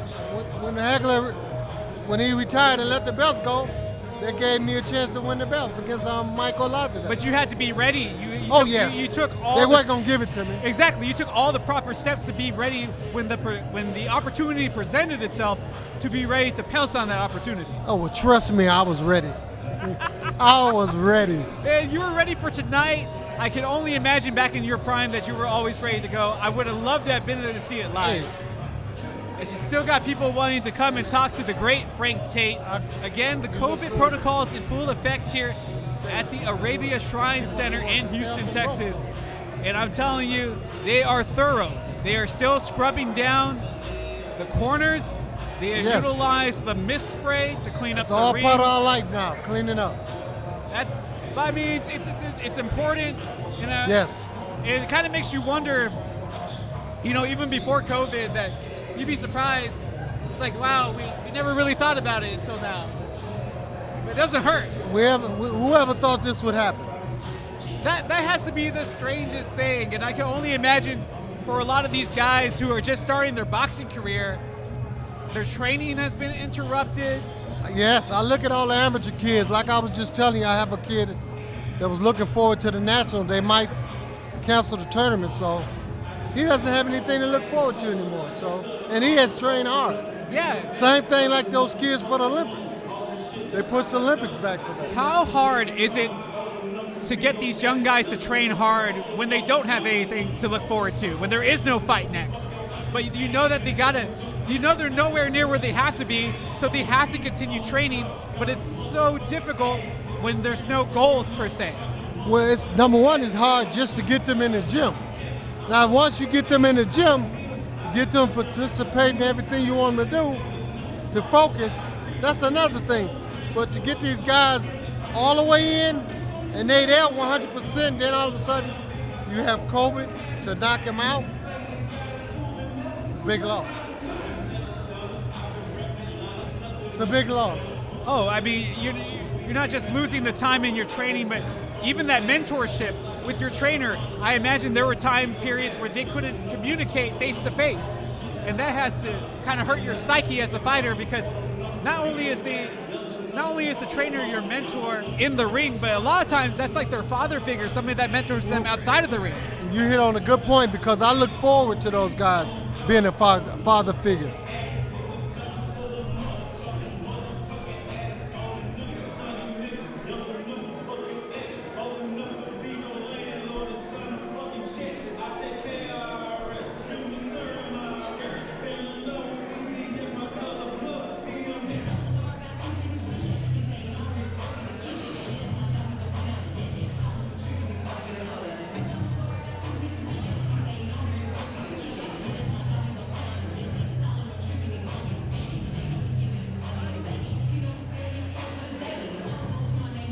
So we were talking about that mentorship that you and other trainers now usually provide for these fighters, and how difficult that would have been during the age of COVID. Just because, again, nobody was expecting this. It just turned whatever game plan that they might have had set for them in the year 2020 completely upside down. Yes, when I became a father figure to these young fighters coming up, hey man, it felt good that you could change these guys' life from taking them from the streets into putting them in boxing rings, putting boxing gloves on them. To say, man, look, you remember day one when you came in, you was that hardcore guy. Now look at you. You respectful, you say yes sir, no sir, and you listen. Boxing is just not a sport. You have to listen. You have to pay attention to who's in that corner because your life depends on that. It's amazing how many people that are tough guys, that think they're tough, that go into a ring, they don't have a game plan, and then once they get hit, they don't have a clue what to do, and that's where your training and that trust that you develop with a fighter comes in, right? Right. Well, that's where the training comes in. You and your fighter has to have a relationship like a father-son. But don't let it go to the extreme. When my fighter didn't do right, I punished him. I said, you can't box today. I took something away from them they love to do. They love to spar. I took that away. I said, well, they said, why, coach? I said, because you're not running. I can tell, I can see it. Your body movement, the way you bend over in the ring. So you're not gonna spar today. So because I took that away, now he got out there and started running. He did what he was supposed to do the first time. He should have did the last time. And that just comes from the bond that you two have to know that you can go about that particular way and get the response that you're needing from that fighter. Well, yes, because if you have a positive training camp at the gym, guess what? You gonna have a positive outcome at the fight. No doubt about it. When it comes to who we have coming up in Juan Velasquez and Chase.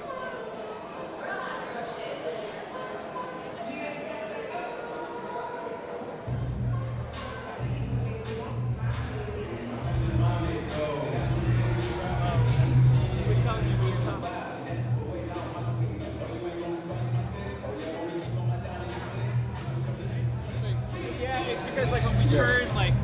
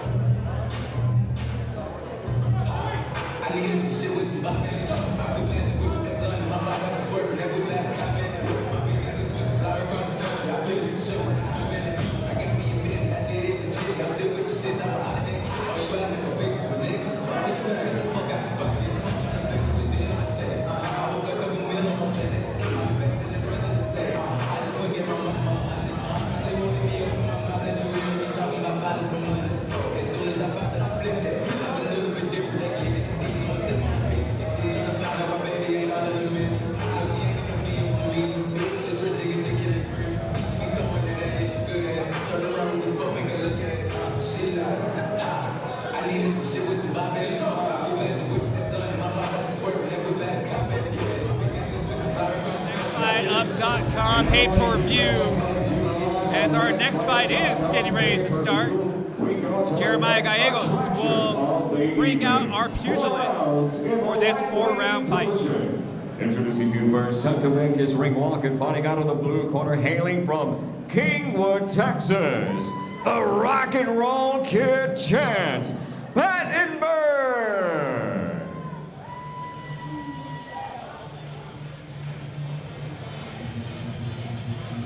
A little different flavor than what we might be accustomed to here, as Chancellor Battenberg, the Rock and Roll Kid from Kingswood, Texas, makes his appearance. 6'1", age 21, so a young guy, really young. Okay. Well, let's see what he has. But his opponent, even younger, and we'll meet his opponent here in just a moment. But 3 fights in, all 3 by way of TKO. He has been successful. He's a lone kid. You know, like you know what he's doing.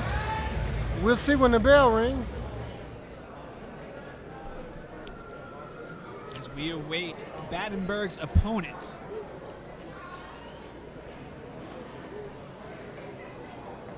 Getting a lively crowd here at the Arabia Shriner Center in Houston, Texas. Opponent, ready to make his way to the ring, living and fighting out of Houston, Texas.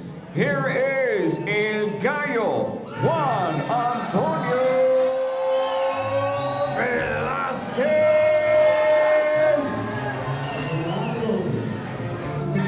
He must be fighting a little bit. Both of these young fighters, they give off that presence of veterans. Ah, okay. As El Gallo Juan Antonio Velasquez. Just hold it. I'll just take it out and hold it. As Velasquez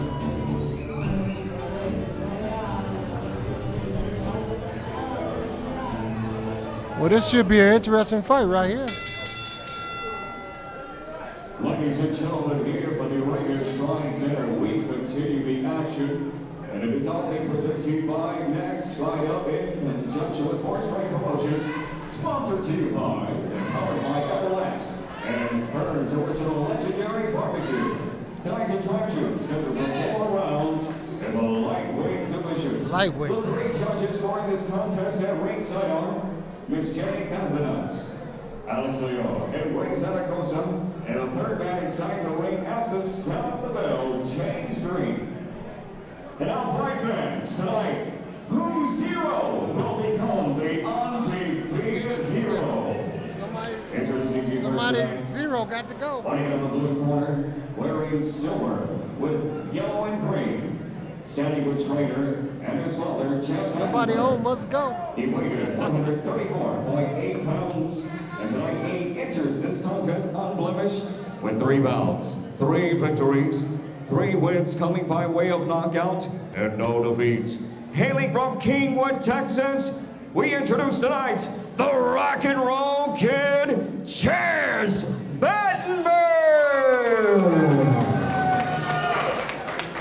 And across the ring tonight, fighting out of the red corner, wearing shimmering purple with black and white, standing with trainer Terrence Montgomery Sr. He officially weighed in 133 pounds on the nose. Tonight, he too comes in perfect. 4 pounds, 4 victories, with 3 wins coming by way of knockout, no defeats. Living and training out of Houston, Texas.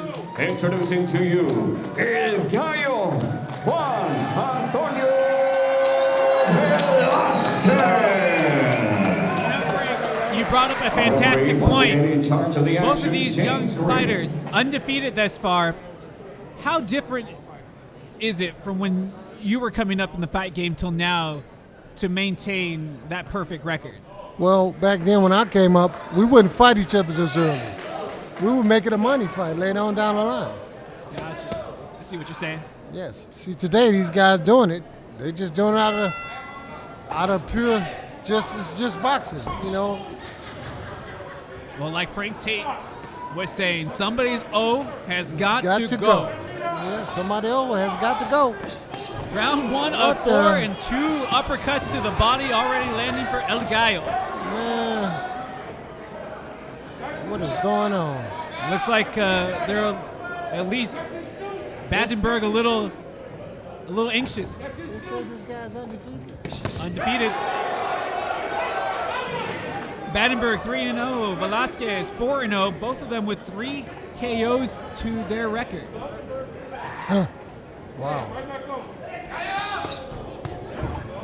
If we do have a knockout in this particular matchup, it might come in round 2. Yeah, it might come in round 1. Oh, he's just bullying his way in there, but connected with the left hook to the body. El Gallo with the overhand right. And a bevy of hooks starting to land for Velasquez. Man.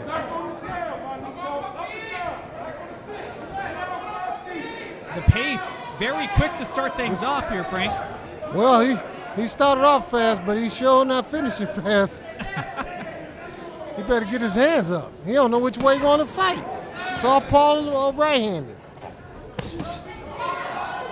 And he's getting caught every time he switches up. He's just walking into those punches, Yes. is Battenberg. Although he does control the center of the ring.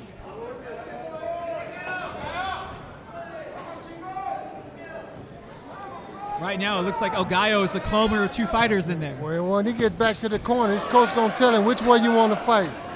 Right-handed or southpaw. Make your mind up because it's not looking good. Frank just always telling it how it is, but that's the comments of a former world titleist, former Olympic champion.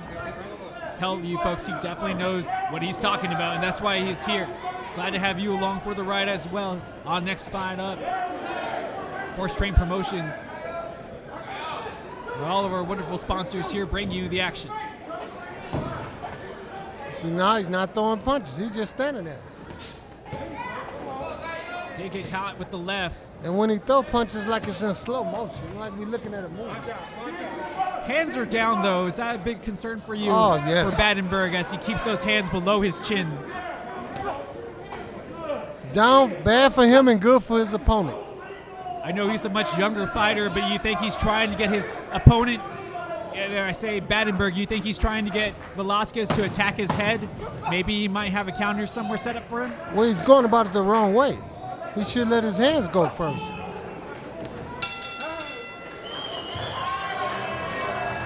And a lot of energy out of round number 1. Yes. But your expert opinion there, from what we saw between both fighters, Velasquez looking like the calmer of the 2, like he's been there before. Yes. He's ready. Like he's ready for this fight. He done put all the hard work in. Now he's ready to showcase. And right now in round number 1, he has showcased. So round 1 scheduled for 4. And here's another thing I wanted to ask you, Frank. You see Battenberg here. He's in the corner, but he's not taking a seat. He had a difficult first round, not taking a seat. I don't understand that, man. If you get a chance to rest, to take a break, you better take advantage of every break you get. Why not take advantage of that? This is given to you. I don't understand fighters that do that.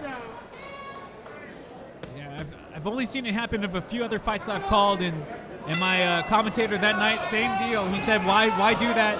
You both get a break. Why not utilize it? That's right. Why not take advantage of your break? That's the only one you get. The one thing that the corner did do for Battenberg is that they pulled down his tights a little bit, so now you can see the protector exposed. Yes, his cup is exposed now. Try to lower that belt line a little. Yes. I guess he felt he got hit low. But from what you were telling me, it looks like the problems would be from up top anyways, considering where he's carrying his hands. Well, he's just running in. He has no form, no footwork. He's just stepping in. Just stepping right in. His jab is okay, but that's it. But you figure that he might get caught if he just steps the wrong way. And it can only be a matter of time. It's a matter of time. He's waiting on it. You can see it in his eyes. He's waiting for him to take that one step, and that's it. Velasquez, he does have a knockout in round 2 in his career. That came back in 2019 in April. Just looks like he's just buying some time here, waiting for Battenberg to make a mistake. Well, if he take that step forward, he will be making it. There you go, right there. See? And Battenberg knew it. He acknowledging he made the mistake. And he's just swinging and missing Yeah, wildly. his punch is coming from all kind of angles. He's not punching like a boxer should punch. He's winging the punches. Frank, have you ever been in there against a fighter that would be considered non-traditional, maybe awkward? Oh, and Referee gave him a warning, low punch. we mentioned the adjustment that the corner made to the belt line for Battenberg, and he goes a little low again, Yes. but he hit him right on that belt line. I think if he catch with that hook, the fight will be over with. So Battenberg able to slip in that right hand, catches him again, but it still looks like he's trying to figure out what he wants to attack and how he wants to go about it. He's confusing me. to tell you the truth. Yeah, it doesn't. You really can't tell where it might come from, and that might be his fighting style. Well, I'm trying to see. I'm trying to figure it out. Maybe it's not up to me to figure it out. Cause it's sure confusing me. Like 'Cause I can imagine what he's doing to the fans. taking the punch and continuing to at least come forward. That has been Battenberg's MO in this fight as we are here in round 2, but you can see the smile come from the face of Velasquez as he nailed him with that jab. Well, yes, he said, just stay on the end of my gloves. Stay on the end of this leather. Just taste this leather while you're coming in. And Look the at that. crowd, Oh, I told you. I they told sense you. the knockdown. Did he slip or did he go down? He tells him to go to the corner. I told you what was going to happen. Right hand. And we have our first knockdown of this matchup, as it will be a knockdown scored in the second round, right at the close of round number 2. So Battenberg is in something that he's never experienced before, in real trouble now. Yeah. I think that was funny. I think that was a little excitement in him. Now it might bring something. We might see something different in this third round. When you go down, and you like, it's been a long time since you've gone to a ring and not sure how you want to go about an opponent. But when you go down like that, what's the first thing going through your mind as you go back to your corner? First thing in my mind when I got knocked down is what the hell I'm doing on the canvas. All right. Did he hit me? So I got knocked down in the amateur fight, then I was down. The guy hit me on top of my nose and knocked me down. I'm looking up at the ceiling and I'm like, why am I looking at the ceiling? And right before he got to the last count, I got up. And again, Frank, not taking a seat despite getting knocked down. There is a stool right here, right next to the steps outside of the ring, and Battenberg doesn't want to use it. Well, maybe. Or his trainer doesn't want him to Maybe use he it. knows something we don't know. He should have sat down. His trainer should have made him sit down. Well, now it's just about letting it fly as both fighters exchange early in Right, he round caught number him with 3. a good punch as well. Hands still a little low for Battenberg. El Gallo scoring the knockdown just moments ago. If you just joined us here on nextfightUp.com, pay-per-view, glad that you are along for the ride. Justin Simmons alongside the Olympic gold medalist Frank Tate, the 2-time champion as well in the world ranks. His expert commentary as Battenberg Can't take takes too many of another those right hands. This really seems to be El Gallo's fight, just waiting for that right time to deliver the finishing blow. If I he think the can next find it. right, they're going to stop it. Because he can't take too many of them. Battenberg acknowledges when he gets tagged, but hasn't made any adjustments yet. Still continues to bull in. He hasn't done anything to block anything. Everything is loaded. It's like he's a punching bag of them. Well, I've heard the term stick and move, but he's just sticking. Oh, he's getting stuck. And there's that hold that you were talking about before this fight started, what you would train a young fighter learning how to hold, how to get out of a hold.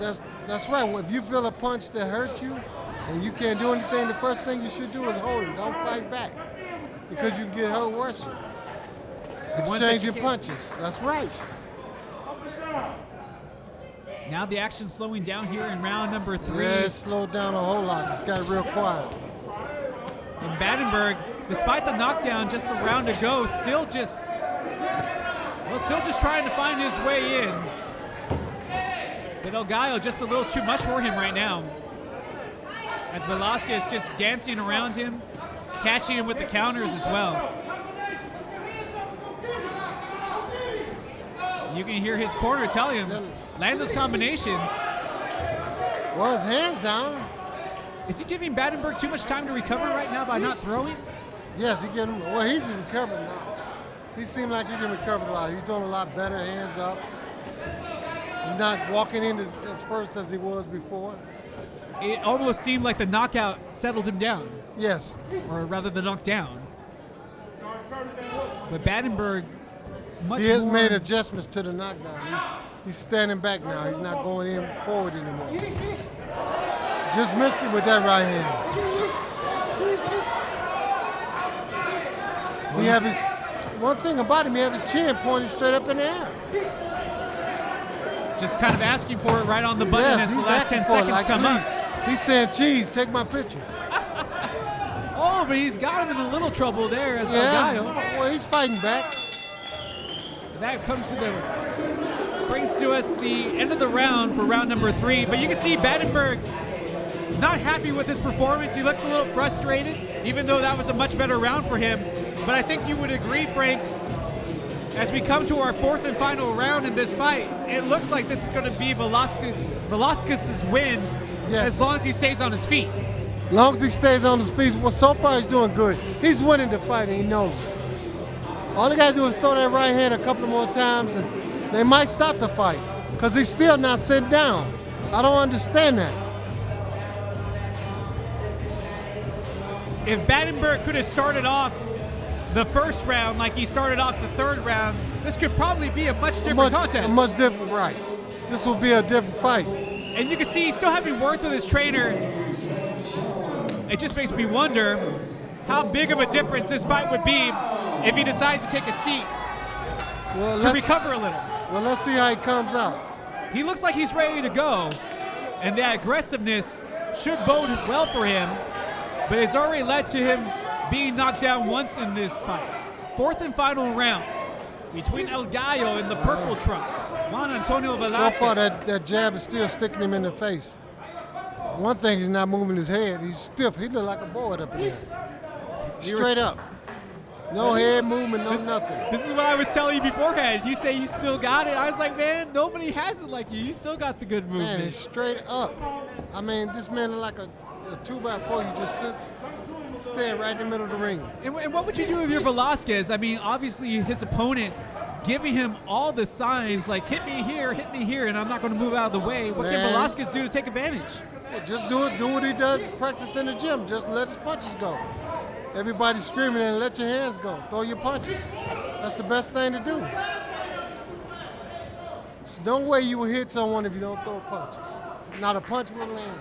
With a 3-round lead, is this the time that Gallo should put on a show for the crowd and try to go for the knockout, or is he really just trying to pace himself for a win here? Well, right now he's pacing himself. He knows he has the fight in the bag. He's pacing himself, boxing him, getting up under him. Just slipped up under his punch. I don't think he's gonna get hit with nothing devastating because he can get out the way. See how the head movement he's doing? He's moving his head. Yeah, every time it looks like he's gonna be there, he's gone. Yeah, look at that, slipped the right hand. They always tell the fighters. He's just not throwing enough punches. He's not active. So there's something that the young Velasquez, only age 19, can really improve on. Yes. Get his punch counter. Work on his punch counter. Because it looks like he has the makings of a strong counter puncher already. Yes. At least with his defensive head movement. He has good potentials, but he's not throwing enough punches. That could be a lack of not sparring enough or a lack of not hitting the mitts enough. That's the only thing I can tell you where that comes from. Because as a fighter, you learn, that's the first thing you learn is throw a lot of punches. See that? When he throw punches, look what happens. You get what you want. And that was that 1-2, that loading up on punches that people were asking for as he hits him hard again. But now he's just kind of putting himself into a corner, but he has all the confidence that Battenberg can attack him. Everything that Battenberg has tried to do, he has had a counter for, has guile. Yes, it's a negative for him today. He's not hitting with anything. 10 more seconds. Every time he lets his hand go, he lands. And the punches will fly late here in our fourth and final round. Yes. As it looks like El Gallo Juan Antonio Velasquez has done enough to win this fight, but we will have to go to the judges' scorecards to get our official word. Only in Texas. Only in Texas. But we will have to see what You the gotta future love it. holds. Everything is big in Texas. I know you're not originally from here, but you moved here as soon as you could. Oh yes, I love the South. There's nothing wrong with it. Well, it beats the snow, that's for sure. Oh, that was my key. That was my main purpose of leaving Detroit. Snow? The snow.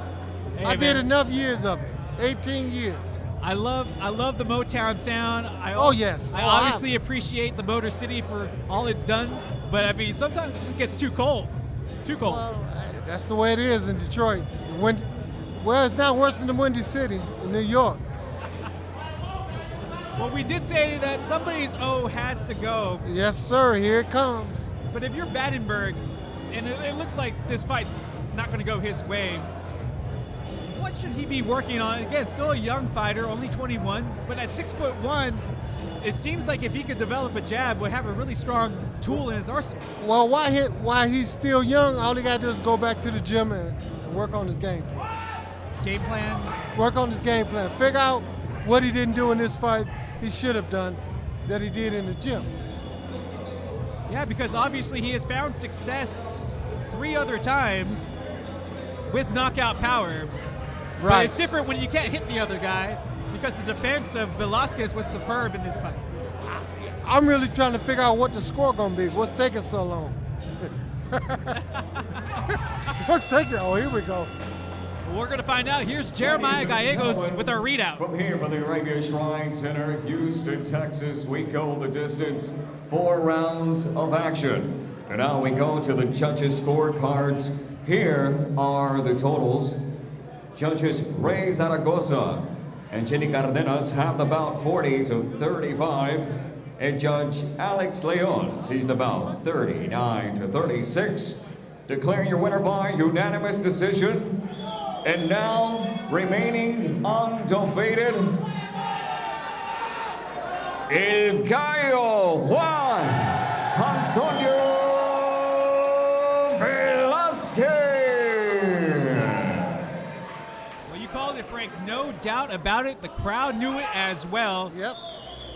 And Battenberg's O, well, it's the one that goes. He's now 3-1 as Juan Antonio Velasquez, his second consecutive unanimous decision victory. He is now 5-0 in his young career, only age 19. Uh-huh. So, Well, he has a future. and when you say he has a future, explain to the crowd out there that that's just something for Well, fans. he's still young. He has a lot more to learn, and he didn't throw a lot of punches in this fight. But I guess when he go to the gym, his trainers and coaches would let him inform him, hey, you didn't throw enough punches. You still won the fight, but you didn't throw a lot of punches. See, a young guy like that, you can still work with. Well, like you always say, it's about being able to hit and not get hit. Yes, sir. And like we were talking about during the fight, he has a really good defensive. I'm trying to find the right words for it. Movement, his movements. Yes. He was able to agile and get out the way. He was smooth like a cat. See, I'm know, telling you, you still got it, man. You still He got was it. just getting out the way of them punches, man. It was coming at him, but he said, oh no, you ain't gonna hit me. I'm better do here. I'm going to the left. I'm going to the right. I'm moving back. I'm moving forward. And you know, young guys can do that. They can get away with that. But how hard is it to? The movement was there for him. What is it going to take to teach him how to counterpunch, to take advantage of those opportunities? Because there were more opportunities that he left on the table. He wasn't didn't throwing. react to it. Exactly. You got to teach him how to react. That's when reacting come in. That's Exactly. what the trainer got to say. If I touch you here, you got to touch me right back. And when you're in training, does that reaction come from the mitt work? Mitt work and sparring. In sparring. Mitt work and sparring, yes. Mainly mitt work because I'm punching back at you. I got those mitts and I'm tapping on you. You should punch right back. I teach all my clients that when I do boxing with them on Saturday, like early in the morning. I was at work at 7 o'clock this morning teaching my clients. So I have to ask, is that where you got your shoulder roll from? All that mitt work? I got my shoulder work roll from Thomas Hearns throwing those big right hands at me. I got out the way. And that was the only way I knew how to get out the way. A lot of people don't know I came out with the shoulder roll, but it wasn't a shoulder roll then. I would rather have that than trying to take it to the face. Oh yes, for sure. Any for sure. day. But Any even day. when you rotate like that, you're still taking the brunt of the hit on your shoulders, right? You still feel it the next morning. Yeah, I'd rather my shoulders to be bruised than my chin to be bruised as well.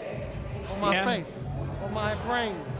Man, I mean, we can have a show just talking about all the fights that you've been on, and we can go for hours about just game plans, why you did what you did, and I would love to have an opportunity at some point to kind of talk to you about your career, because your career and others like you paved the opportunity for guys like tonight getting a chance to fight in nice venues with a worldwide viewing audience as well, and it's because you guys laid the groundwork. We had a full stadium when I was fighting. Now that COVID came up, it has turned to sports, not only boxing, all sports. Yeah. Seeing basketball in NBA championship was no people, but family. So the world has changed. It has changed. People barely speak to you. We can't speak to one another. It doesn't hurt. Trust me. Just to say hello to someone, just to let them know that you're still there. We're still living. Let's have fun regardless. Don't let the COVID take us down. And I love what you have to point out, because that's what this is what nights like this is about. That's what living despite what's going on in the world is about. It's just like, we're going to get through this. You take your precautions, but care about one another and be good to one another, and we can get through this. The precautions is number one. If we do what they ask us to do, wear our masks, social distancing, everything will be all right. I think so. I think you're right, Frank. Everything could be all right. So let's go ahead and get our crowd ready for the next fight that we have coming up. Another younger guy in Robert Redmond Jr. taking on Antonio Wattel. Now, doing my research for this fight, it looks like the Houston Hitman and Robert Redmond Jr. with his 6 KOs would be the favorite, as Wattel is coming in with a 2-6-2 record. But in his last 2 fights, he did have a KO victory, and he did suffer a split decision against a really slick fighter in Gabriel Smith. Age 31 against age 30. So these guys just kind of edging out of their prime. Is that the one they call Slick? You said Slick? Well, Antonio Wattel, he fought a guy named Slick Gabriel Smith. Oh, Gabriel Slick, I know him.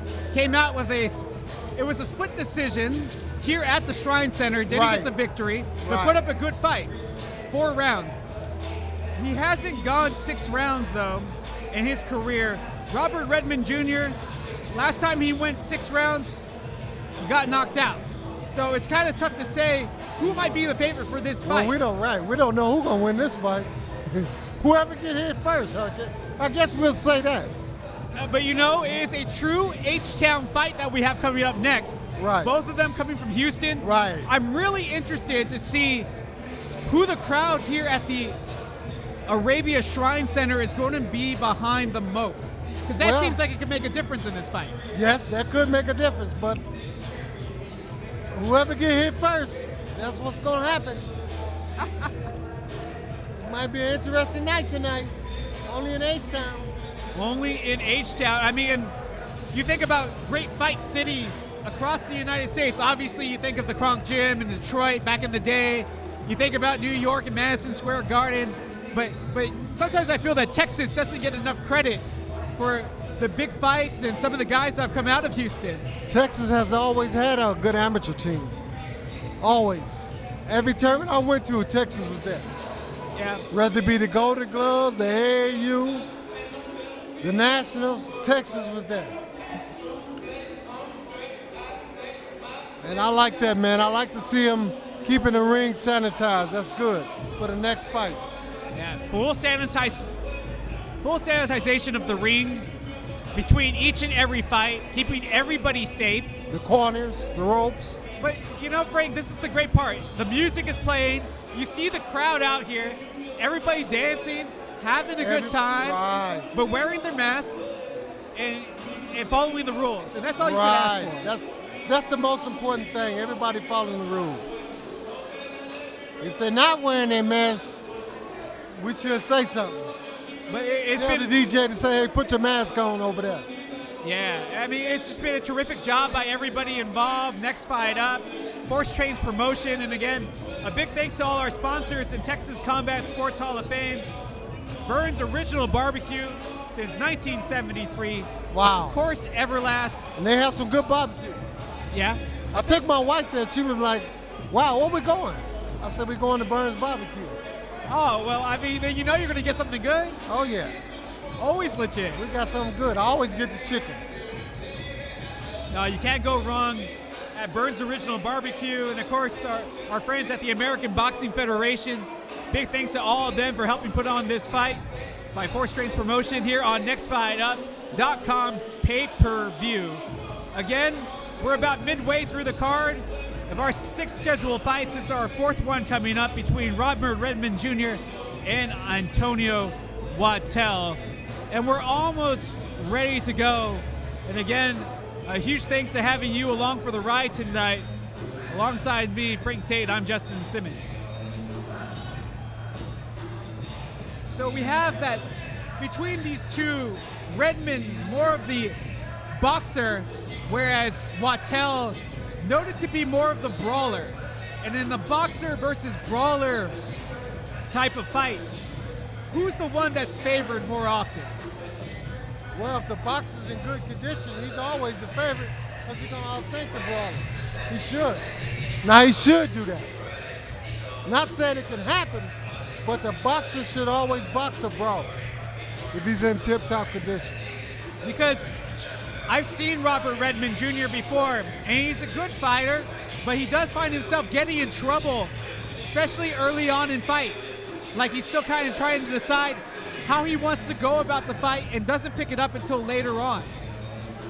Well, today's fighters, some of these young guys, they ought to make their mind up which way they're going to fight before they get into the ring and stick with it.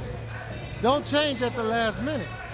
But how do you garner that confidence as a younger fighter to find that game plan and to execute it when it's not going your way? Well, if it don't go see, that's why you should have 2 game plans. Coaches should have 2 game plans. That's why we have A and B, 1 and 2. Yeah, A and B, 1 and 2. You should have that. The coach should always have that in the back of his mind. Okay, A not working, let's go to B. B not working, let's go to 1. 1 not working, let's go to 2. If 2 ain't working, you're in trouble. And then you're in real trouble if 3 Yes, ain't working. you're in real trouble. Everybody just kind of getting settled in. It looks like they're done with sanitizing the ring. Intermission? Are we taking a little intermission or we don't know yet? I didn't have anything about an intermission, but maybe a bit of an extended break here. As they are just getting their last second things set. It looks like everybody's kind of getting their cameras reset as we get ready for what should be an exciting fight between these 2 opponents calling H-Town home. Yeah, they got a lot to prove. Only good thing about that, they're going to have so many people in the audience rooting for one guy or the other guy. And it seems like that's what could happen. Belt.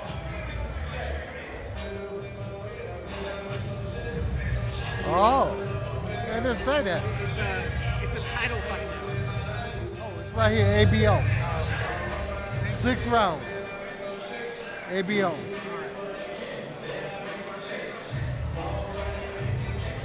So they have a belt in the ring. I guess there's a title fight coming up. This ought to be a great fight. It always means much more when the title's on the line as well, Well, right? you got something. Well, you got something to look forward to when it's over. Put that belt around your waist. Do you remember the very first title you ever won? Not the gold medal, but the very first professional title. Oh yeah, I was so happy to win my IBF title against Michael Olajide. Now, were you one of those guys that took the title, wore it to sleep and everything? No, or, I didn't. or you already had your That belt mindset? heavy, man. That's 10 more extra pounds. I couldn't. I don't see how guys walk up to the ring with that belt on. Really? I always gave my belt to my brother to carry it up there. It takes two. By the time I get to the ring, it felt like I did 4 for 6 rounds. Too heavy on the legs. See, Too- these are the inside things that only you know, man. That's why it's so good to have you They along. know these young fighters know today. That's why they do it as well. Now it makes so much more sense, though. They have their entourage bring the belt in.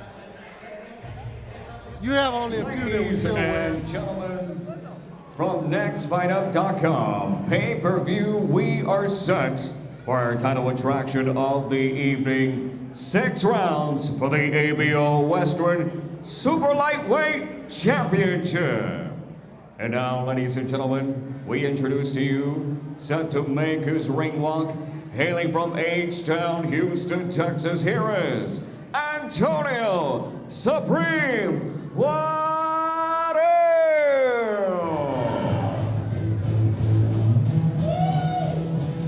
Antonio Supreme Waddell, 2-6-2 overall, calling H-Town home as well.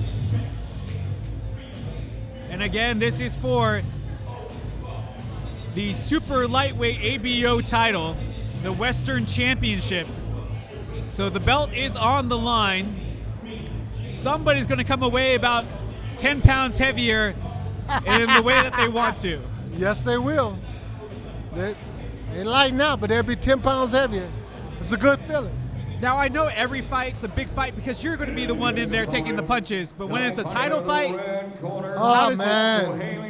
It goes to a whole different level. Texas. You don't even look at it that way. wow. The Houston Hitman, Robert Redman Jr.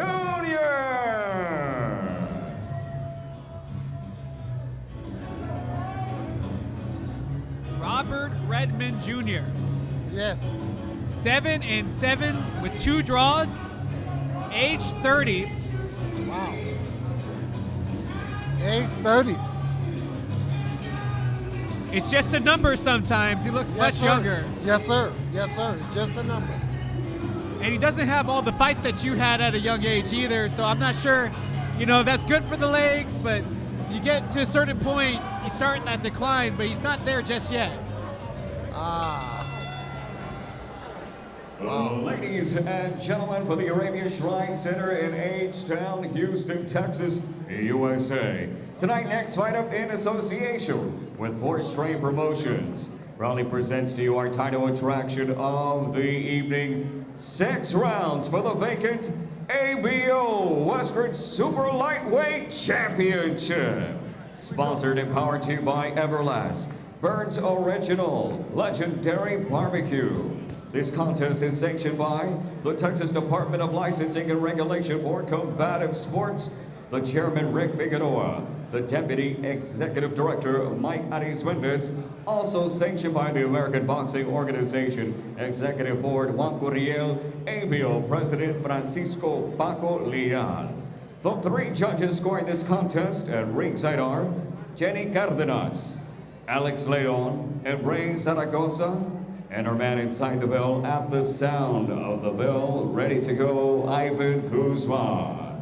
And now, fight fans, here we go. 6 rounds of action for our title attraction. Introducing to you first tonight, fighting out of the blue corner, standing with trainer James Johnson. He officially weighed in 140.8 pounds, wearing gold with black and white. Tonight, he enters this professional bout 10 professional bouts, 2 wins coming by way of knockout. Hailing from H-Town, Houston, Texas, here is Antonio Supreme Waddell. And across the ring tonight, fighting out of the red corner, also wearing black with gold, and at his corner tonight, his trainer, Derek Collingsworth.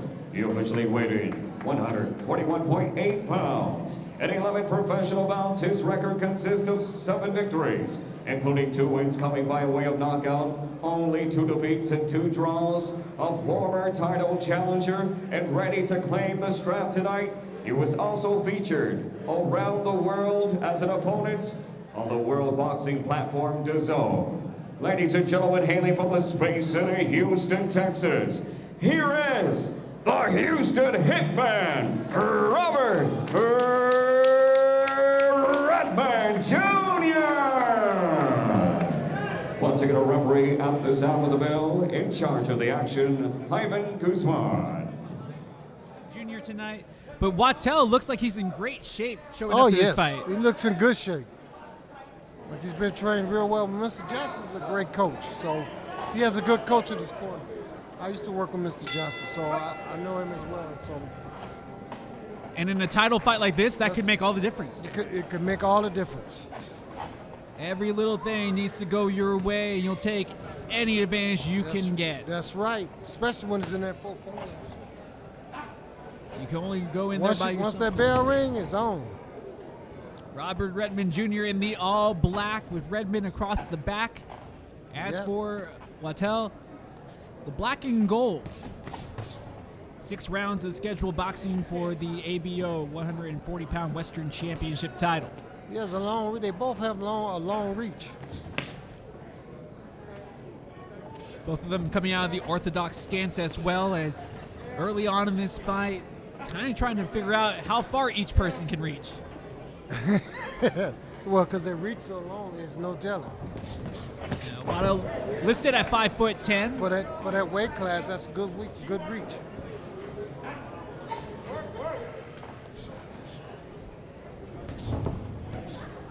You've seen some guys throughout your career at that weight class that have been tall. You can tell the difference in quality of boxing when you see guys fighting for a belt. See the last fight we just saw, compare this to that.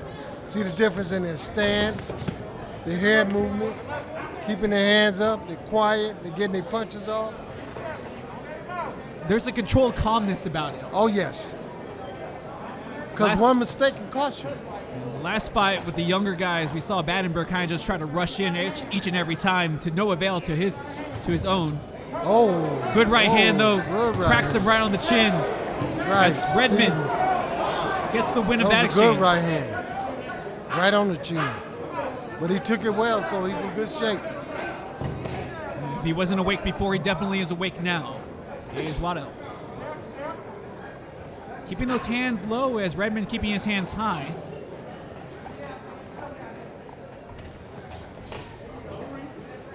And the training staffs, they are near the ring, but not exactly super close, so you can hear the instructions if you are sitting in the crowd and sitting where we're sitting as well.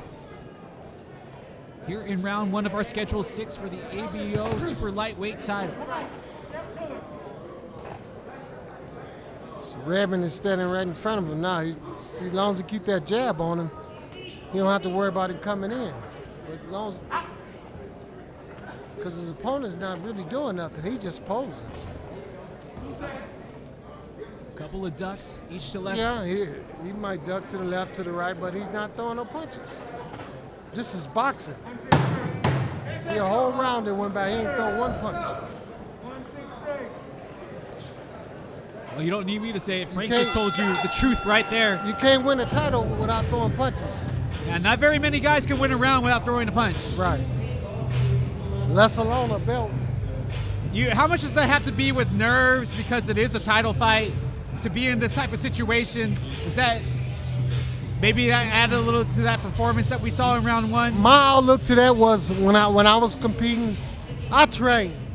I prepared myself for what I had to endure inside those 4 corners. Whatever it took to win, Frank Tate was willing to do. I'm telling you, Frank, I think you're just special. I don't think every fighter, despite them being a fighter, I don't think every fighter thought the way that you think. No, it takes special people for that. And I mean, it's so difficult. And that's why you're a world-class fighter, though, because you not only have the tools, but you also have the mentality. Right, it's something that's in you. You know, this is something I breathe. day in, day out. This is all I think about boxing. Yeah, because I mean, when you're saying what you want to see in the ring from these fighters, it's something that you would do. Something that you would throw back. Oh yeah, I would do it myself. You know, I wouldn't say it if I ain't gonna do it. So Mr. Johnson told his fighter to let your hands go. Now he letting his hands go. You can't hit, like I said before, you can't hit anyone if you don't throw a punch. Boxing is about punching. Football is about tackling. Basketball is about shooting. Baseball is about swinging. Boxing is the only one with the punching. You put it so well, Frank. Hit it right on the head. Can't win a fight if you don't punch. You can lose one. Easily, right? Round number 2 of this ABO super lightweight title fight between Antonio Waddle and Robert Redmond Jr. Redmond now controlling the center of the ring. He's the one that has shown the stronger of the jabs of the two. Right. Well, he has a good right hand, but that's what it looks like he's waiting on it. You see, if you wait on the punch instead of throwing it, it might not ever come. Anticipating on waiting on it to throwing it, let it go.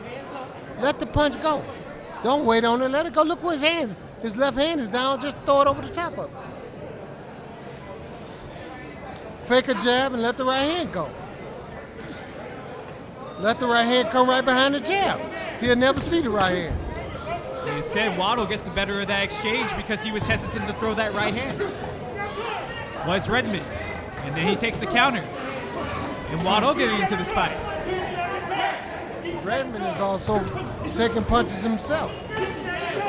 It's the one thing about boxing, you never know who can get hit and who's going to go down. All it takes is one punch. And we saw that happen tonight on this card in that fight between Nelson Hampton and Harrison Gonzalez. Yes. Lights out. Second round knockout. It was night time and it was quick. Didn't see it coming. That could happen at any time. And right now in this title fight. See, now he's trying to smother him. He ain't gonna give him no room now. Now he's trying to smother him. See that? And now you can hear the crowd, the chatter, really starting to pick up as the punches are starting to be exchanged with heavier thuds. Oh yeah, they're getting busy now. They're letting their hands go. Now we're at a boxing match. This is what everybody come to see. Professional boxing. At its best. Right across the gut, swinging hands. 10 seconds left to go in the 10 round. seconds. Let's see who's going to end up winning this round at the end. Let's see who won it. Oh. And so far, after 2 rounds of our scheduled 6, Frank, I have to get your opinion here. It really looked like Robert Redmond might have done enough to win both of those rounds. Yes, he did enough, just enough. Not overwhelming, but just enough to win those rounds. What do we have to see from Waddell to kind of get back into this fight? Mr. Johnson telling me, you gotta let your hands go. I tell anybody, in order to win a fight, you gotta throw punches. If you gonna win a swimming meet, you gotta swing. Let your arms go. But let me ask this. Like, if you're a boxer and you're hesitant to throw, it doesn't seem like those two things should go together. What would happen in a fight that would make you hesitant to throw as a boxer? The one thing about a fighter that has a swollen head, never want to lose. That's the most important thing. They never want to lose. Everybody wanted to see Mayweather lose, but Mayweather wasn't going to let that happen. Oh, no. He made a living off of that, that's for sure. Round number 3 here tonight from the Arabia Center. The Arabia Shrine Center in H-Town in Houston, Texas. 2 Houston fighters going at it here for the ABO super lightweight title. LA, okay. As Robert Redmond Jr. takes on Antonio Waddle. Waddle, again, being able to control the middle of the ring, but hasn't had much to show for that. See, now he's throwing no punches. Again, he's right back to the same thing. He's just posing. He act like he's scared to let the punch go. Let it go. Either you're going to hit something or you're not. There you go. See, let the punch go. He hit him. What happened? And now he's on the attack as he has Yeah. Redmond in the corner. As Redmond able to turn the tables Now nicely he's as he turning the works out of tables real trouble. nice. Oh, good hook. Good left hook. And now we have a skirmish between the two.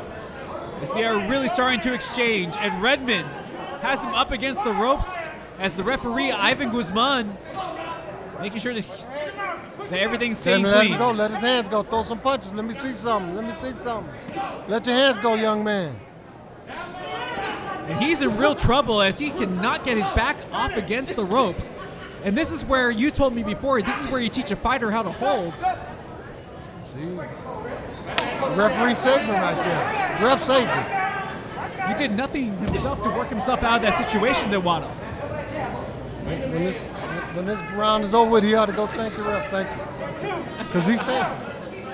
Oh, I totally agree with you, my friend. He saved him because he was on the ropes. But it's more of the same. You see his hands up. He's looking, but he's not throwing his Waddle. That was a treacherous. He had some threat on that uppercut. He didn't hit him with it. That would have landed. That would have been some damage there. Last time out for Waddle, his fight in November 23rd, so a year ago from about this date, was a 4-round split decision to Slick Gabriel Smith here at the Arabia Shrine Center. As for Robert Redmond Jr., the last time he fought, June 21st, where he suffered a 6-round KO, his only KO loss of his career to Blair Crobbs. So I imagine. They both had a long little layoff, so it's an even fight. Yeah, both from Houston, both Right. coming off of a year layoff, They both have something to prove. and both going for this ABO title belt from the super lightweight division. As we come to the close of round number 3. Halfway through the fight. And so far, it looks like it's Redmond's fight to lose as he's been the more active of the two fighters. Right. Redmond been more active. He been more active. He should come out with this in this next round. He should come out throwing more punches, going to the body more. How concerning was it that he was up against the ropes for such a long period of time and he didn't have a way out for Waddle? Does that concern you if you were his trainer? Oh yeah, that would concern me. I asked him, "What's wrong? Why you on the ropes?" That's not what we did in the gym. You didn't do none of that in the gym. We didn't spar like that. So what's wrong now? Talk to me. Tell me what's the problem. And that's what he's probably trying to figure out right now. Is it heavy legs? Is it a fear? From looking at Mr. Johnson's manometers, that's exactly what he's probably telling this fighter. You need to let your hands go. If you want to win this belt, you need to let your hands go. I think it's safe to say that he's 3 rounds behind in this 6-round fight. Right. If he wants to have a chance of putting that title belt around his waist, he's going to have to let it go. It's hard to play catch up unless you knock him out. We did mention that Redmond Jr. coming off of that knockout loss last time out, so it is possible. Yes, sir. It's possible, but you have to let your hands go. You're not going to knock anyone out if you don't throw any punches. Last time that Robert Redmond Jr. fought here at the Arabia Shrine Center, it was a 6-round TKO victory against Juan Rodriguez. His only 6-round scheduled fight that he has been able to get a knockout in. This one is scheduled for 6. And now we are starting to see a little bit more activity from Supreme Antonio Waddle. Yes, both fighters are getting in it. They're getting into it now. They're letting them hands go. Redmond Jr. has the most knockdowns in his career in round number 3, as he has knocked out 3 opponents in the 3rd round.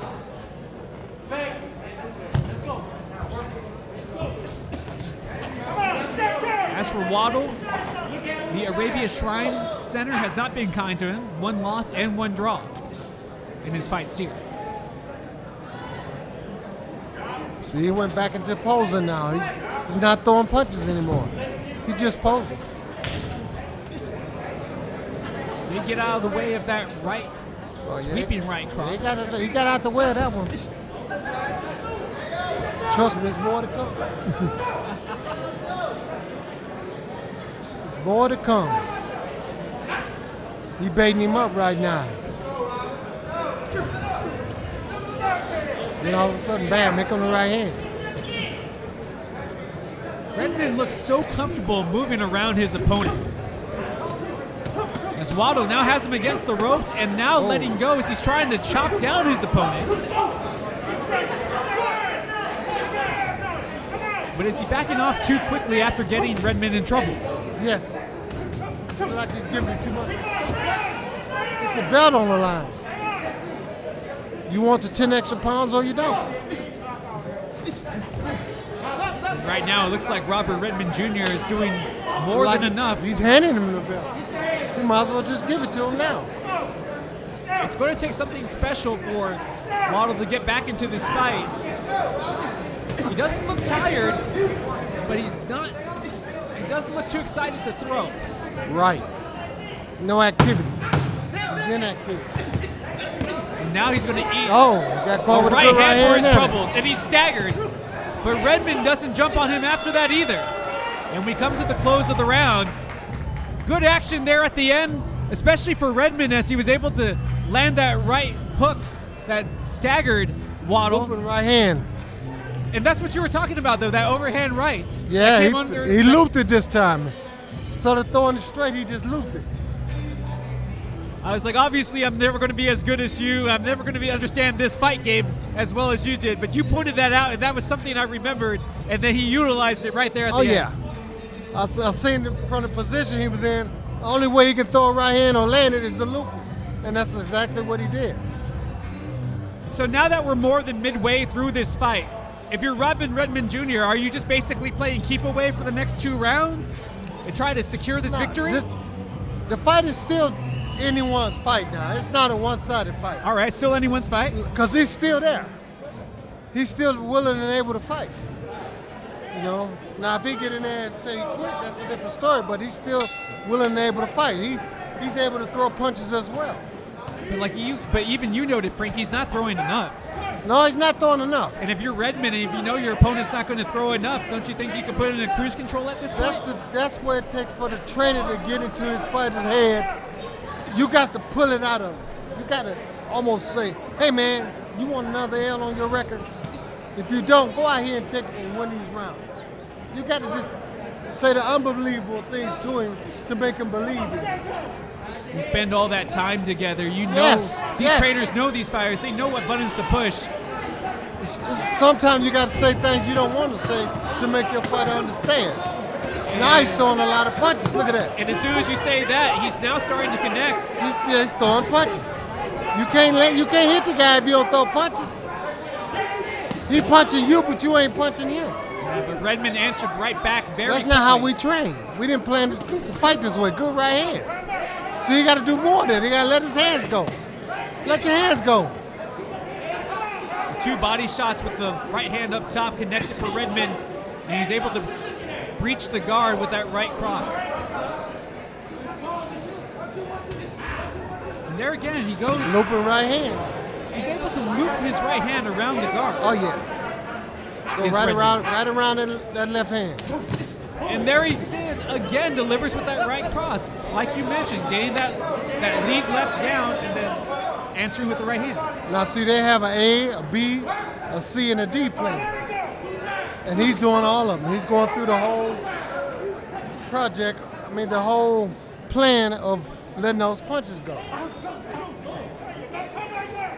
You see, But the he whole- has to be first.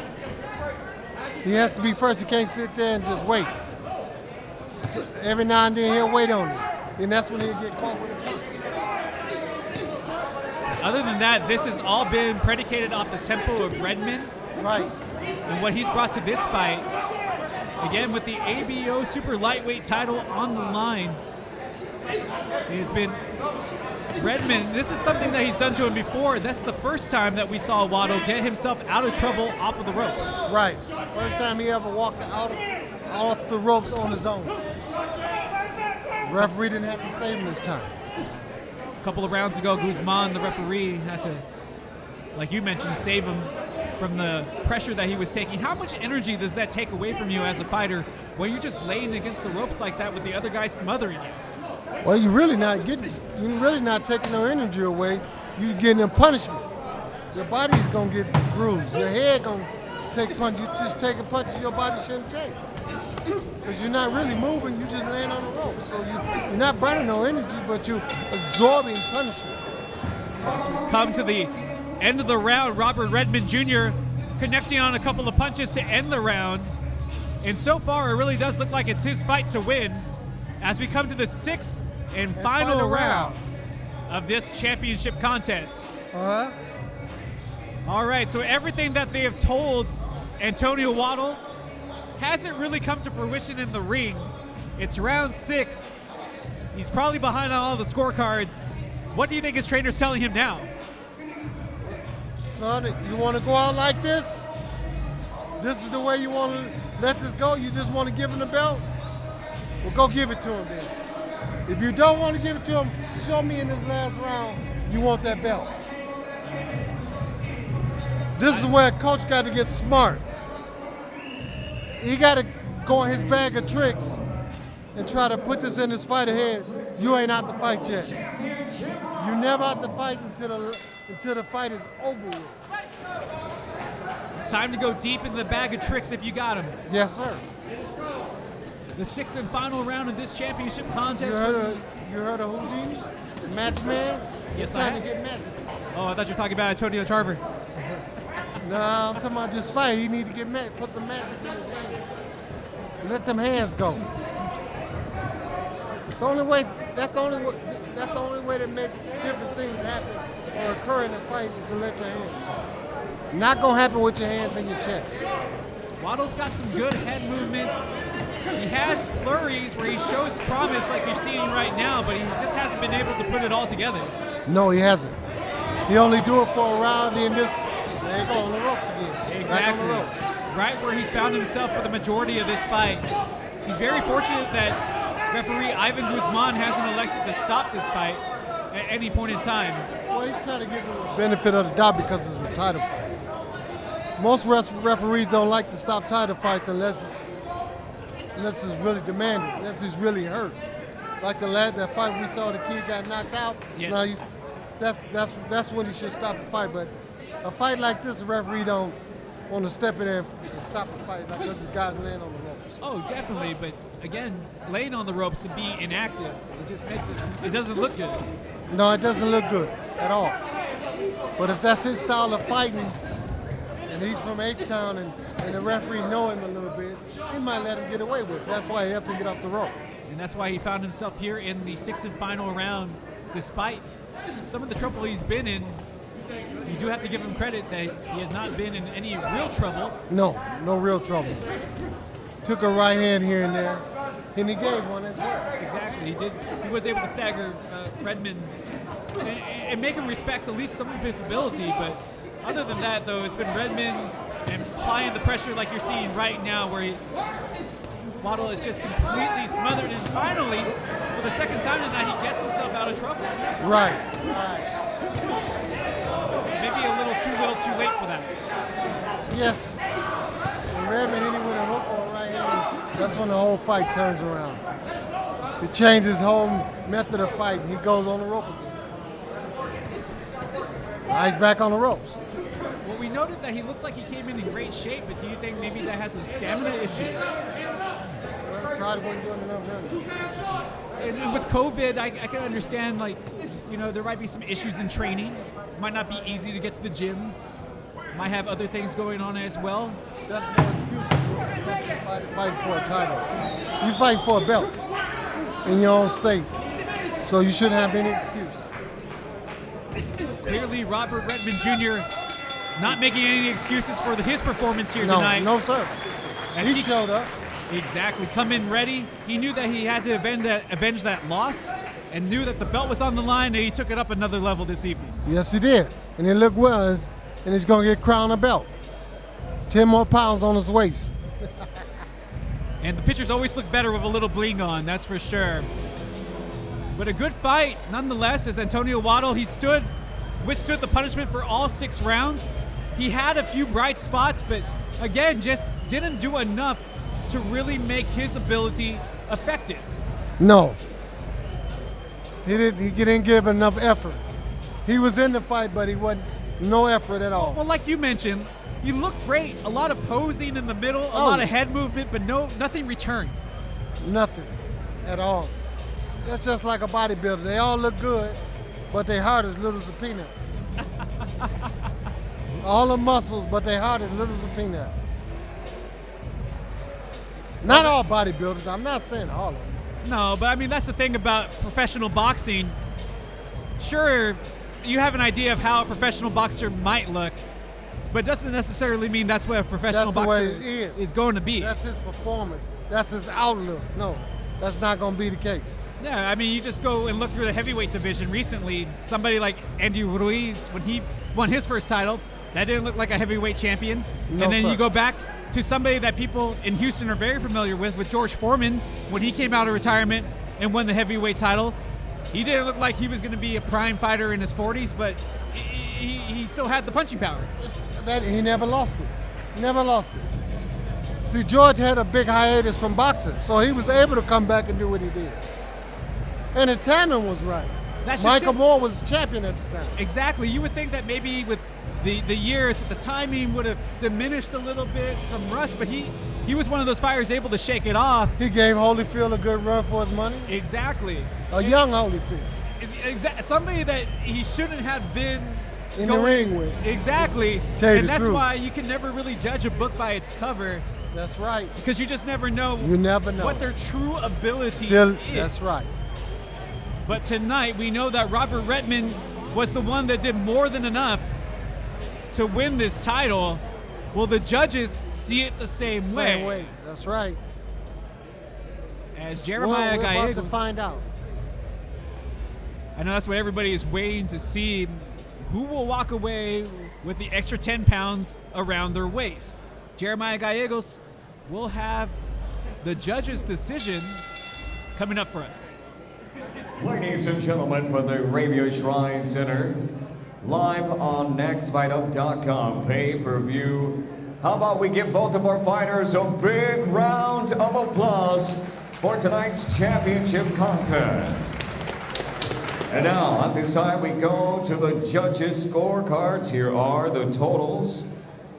Judges, Ray Zaragoza and Alex Leon see the bout 60-54, and Judge Jenny Cardenas has the bout 59-55, declaring your winner by unanimous decision.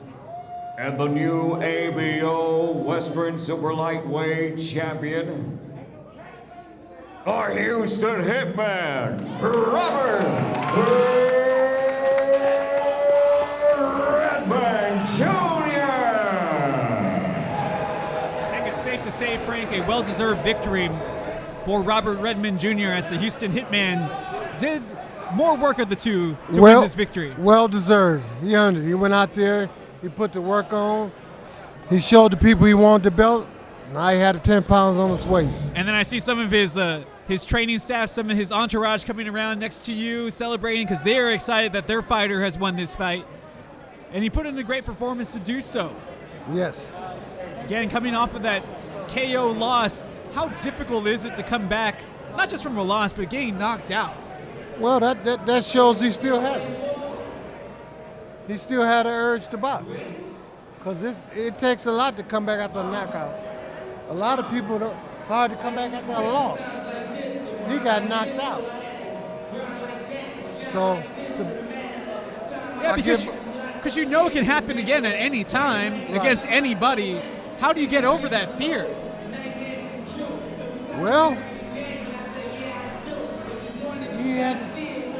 My thing is he had to go in the gym, go back to the draw book, and see what he did wrong in the last fight, and try not to make that same mistake with how he got knocked out in his last fight.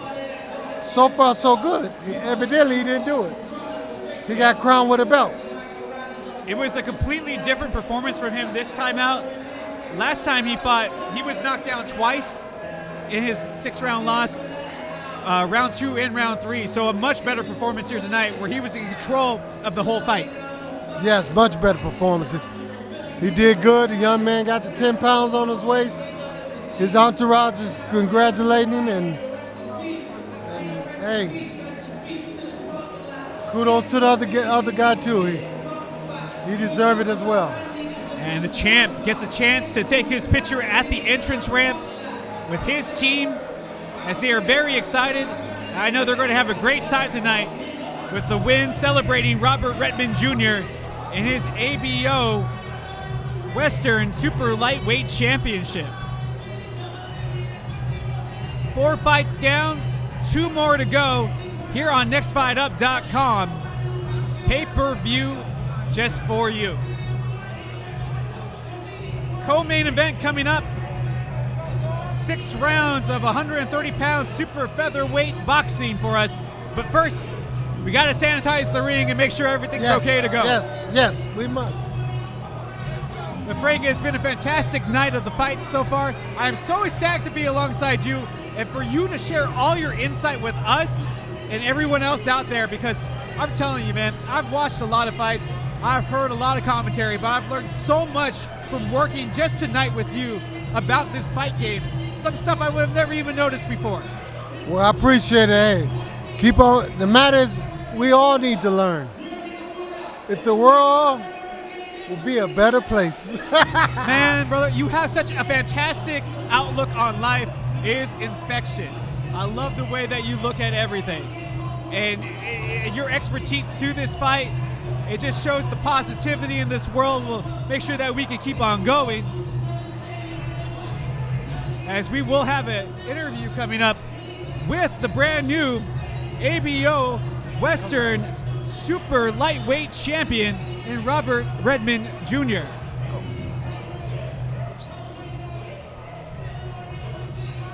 going to ask you some questions. All right.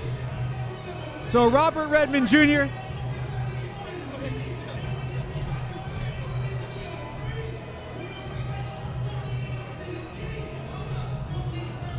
there it is, the ABO Western Super Lightweight Championship. And Robert, I am so glad that you could join us. Thank y'all for having me. After this fight. I was talking with Frank beforehand that you had suffered a knockout loss in your last fight. How difficult was it for you to kind of get past that and get ready for a fight like you had tonight? I mean, things happen. At that fight, I was at 147, a totally different crowd. You know, like I wasn't at home. I was on pay-per-view TV. It was a lot of nerves going on. I mean, but I think that in the last 2 rounds, I showed what type of fighter I really am. You controlled that tempo of that fight from the very onset all the way through to round 6. Was this something that you had worked on with your trainers of how you wanted to approach this fight coming in for this championship contest? Definitely. Me and my trainer, Derek Collinsworth, man, we had a great camp. I had some awesome sparring partners, man. My team helped me out a lot. All the guys that was in here rooting for me, that's my team. We are the Wolves, and we hungry, and we came to do what we came to do. And we got the belt, and we're gonna bring home more. I got a question. How does it feel to have that 10 extra pounds on your waist? Man, amazing. You should know, man. I can't explain what I feel right now. I'm thankful for the opportunity. A big shout out to the ABO. Those guys did a lot of working with me and helping me out a lot. I mean, we did. Now the training was all my trainer, but I'm saying, like, as far as getting it, like, during COVID and all of that, it was a lot of work. And I think that showed in the ring today, all the work that we put in. Not just in the gym, but outside the gym, being focused. Yes, you showed composure in there, and you showed that you wanted to leave that ring with something else besides being naked. Yes, but sir. hey, congratulations. Keep up the good work. Hold that belt. I have to ask you one last question before we let you go. What is next on the horizon for you as you are now the champion? I know that you are a fighting champion. I've seen you fight many times throughout the state. But what's next on the docket for you? I mean, we're just going to keep going from here, man. I mean, the goal is to get as far as we can, man. We're building a legacy at Collinsworth Boxing at the Grind Academy. Well, Robert, I appreciate your time very much. Congratulations again on the win again tonight. Thank you, sir. Thanks, eh?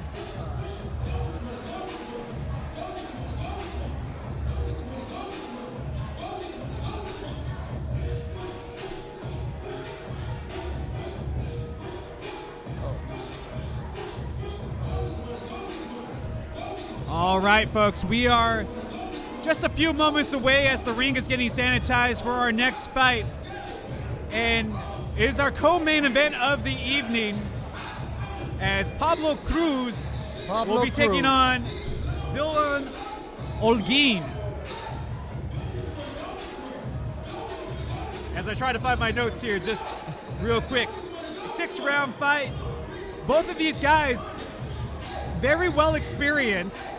Right. Pablo Cruz, I've been watching Pablo ever since I was boxing. the lethal mosquito as they call him, Ah. the Houston fighter in Cruz, going against Olguin, the fighter from Guadalajara.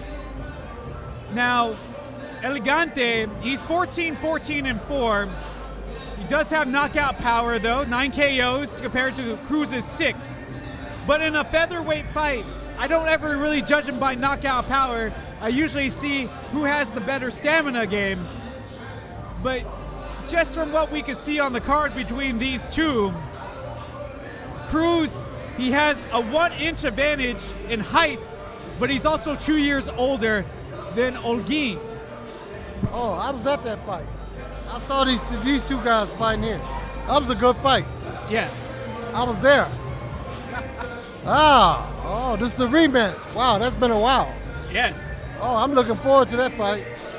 Yeah, no, this one should be a good one. But it has been a while since Olguin has been able to find the W.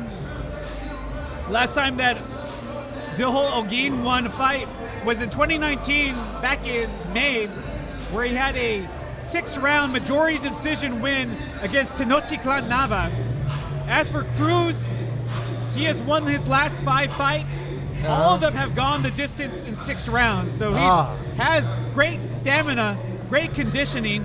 His last fight was this year, just right before COVID, where he did get a 6-round unanimous decision win against Eduardo Pereira dos Reyes. Was it here in Houston? It was not here in Houston. Okay. I think it was in the Houston area, but not here in Houston.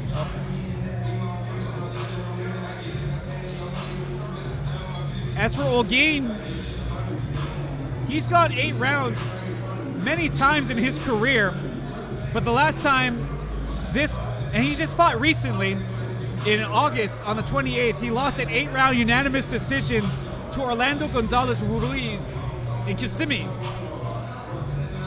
You figure that he has something to prove tonight and that he's going to be able to take a punch, that he can go the distance. Well, those two guys been in the ring, they know each other's style. So the first one to make a change will come out victorious. But Cruz, let me see, I haven't seen Pablo Cruz, I haven't seen him fight, so I can't speak on him yet until he gets in the ring. But the main event I'm looking forward to. Oh yeah, everybody looking forward to that. That's main gonna be event. some hard punching there. Yeah, that one's a rematch from a fight not too long ago, where Ibakwe was able to get the win there. I know everybody's looking forward to the main event as well, but this co-main event, I'm looking through his record. How do you feel about a fighter that always makes it to the end?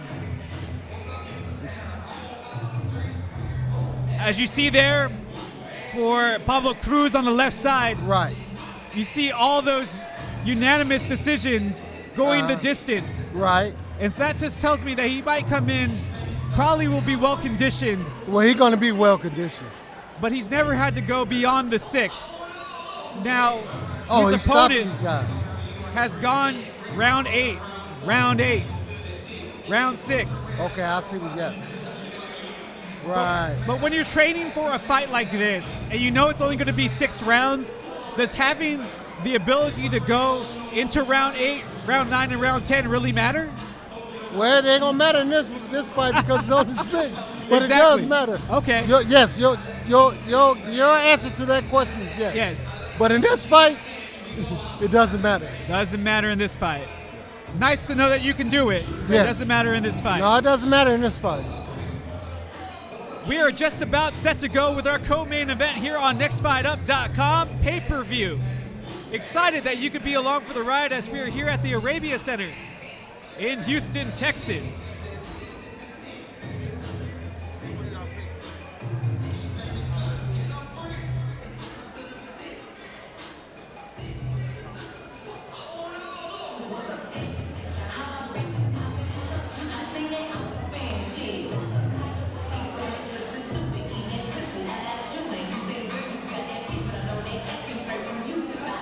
We are almost set to go for our fighter introductions in this co-main event of the evening.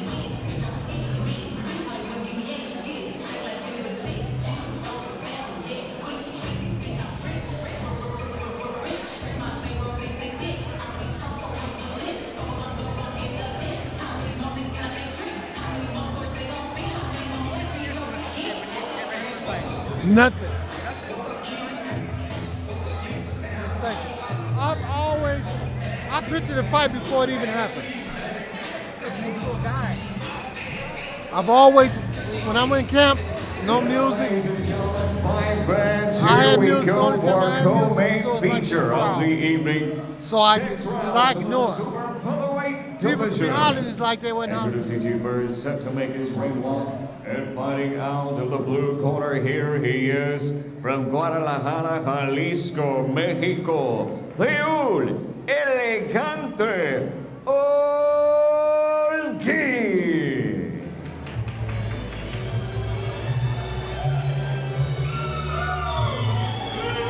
And you hear the gritos for Raúl Holguín, the fighter from Guadalajara, Mexico.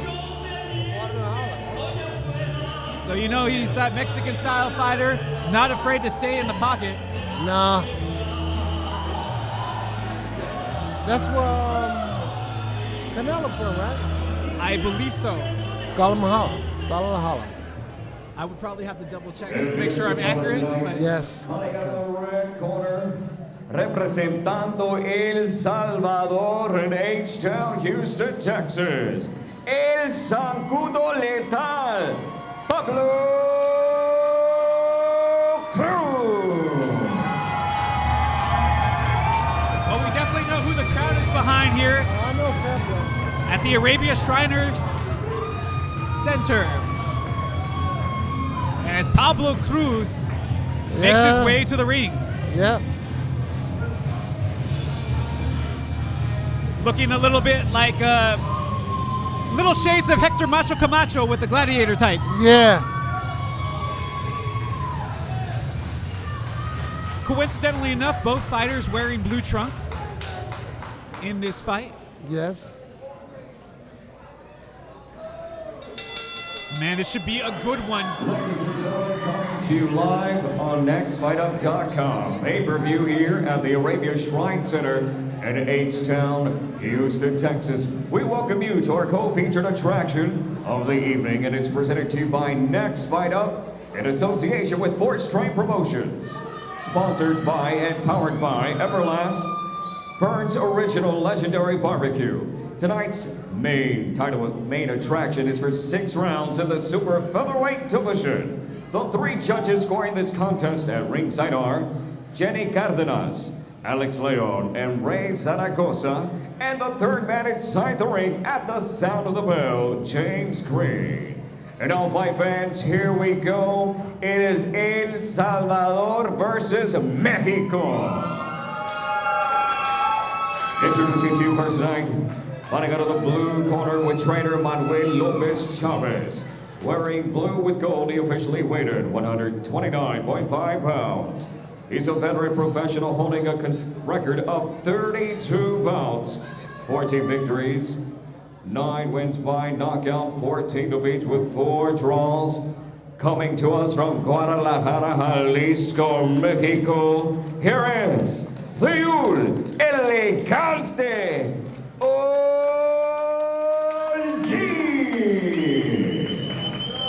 And across the ring tonight, fighting out of the red corner, accompanied by trainers Aaron Navarro and Bobby Benton.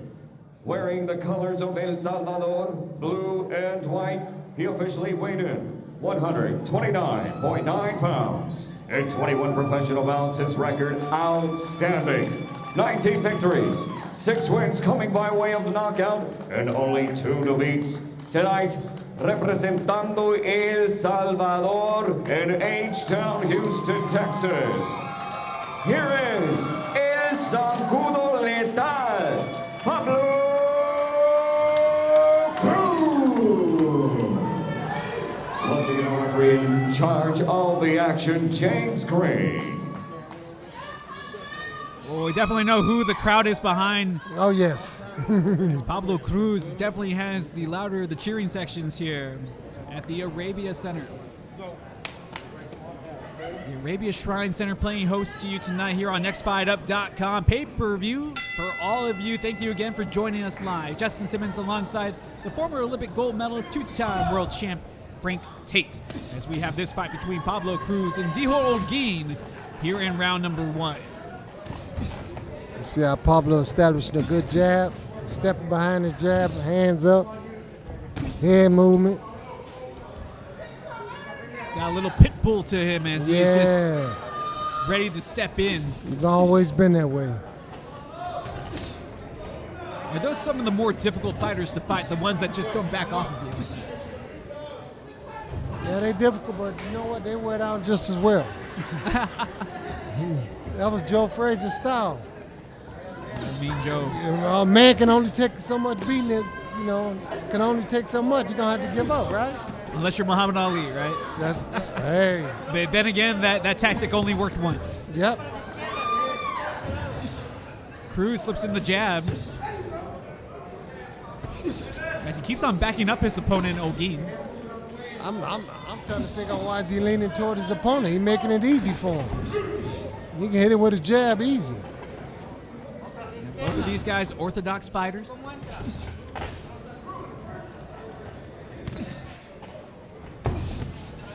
A little double up on the left hand there from Holguin as he was able to make contact.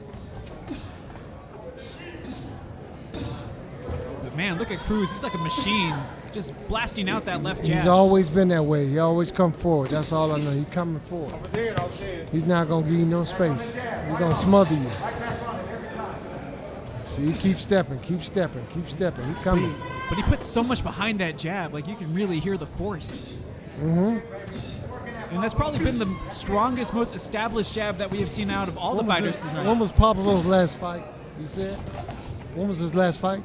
Pablo Cruz's last fight was March 7th, right before the COVID stuff started to hit, where he had a 6-round unanimous decision win against Eduardo Pereira dos Reis. Was that here? That was not here. Look like he put some weight on. As for El Elegante, he fought in August of 2020, so really recently in comparison, but had an 8-round unanimous decision loss to Orlando Gonzalez Ruiz in Kissimmee, not in Texas. Good pressure being put on. Oh, he's going to put that pressure on. As Cruz continues to chop away at the body. And he has just attacked that right side of the body. He keeps on landing with that right hand. And I know it's only round 1, but for Holguin, you have to imagine those body shots are going to add up if he keeps on taking them. I thought it was round 3 the way they're fighting in there. That's a great point, Frank. I mean, they went in high motor, and they did not let off the gas. Nah. Pablo not going to let off the gas. Round 2 is going to be worse than round 1. What do you expect to see out of round 2? Just more pressure? More intense pressure. Now, a lot of it was predicated off of the jab for Pablo Cruz in round 1. Are we going to see more combinations for him here in round 2? More combinations with Pablo and more pressure. And if you're Holguin, you already know that you're getting pressed in round 1. What adjustments would you try to make in round 2 if you know the press is going to come? They're just gonna tell him like you're trying to iron on that stick on your clothes with the hot iron. Put a little more heat to it. Keep applying the heat. That's what they're gonna tell him. Keep applying the pressure. Keep applying the pressure.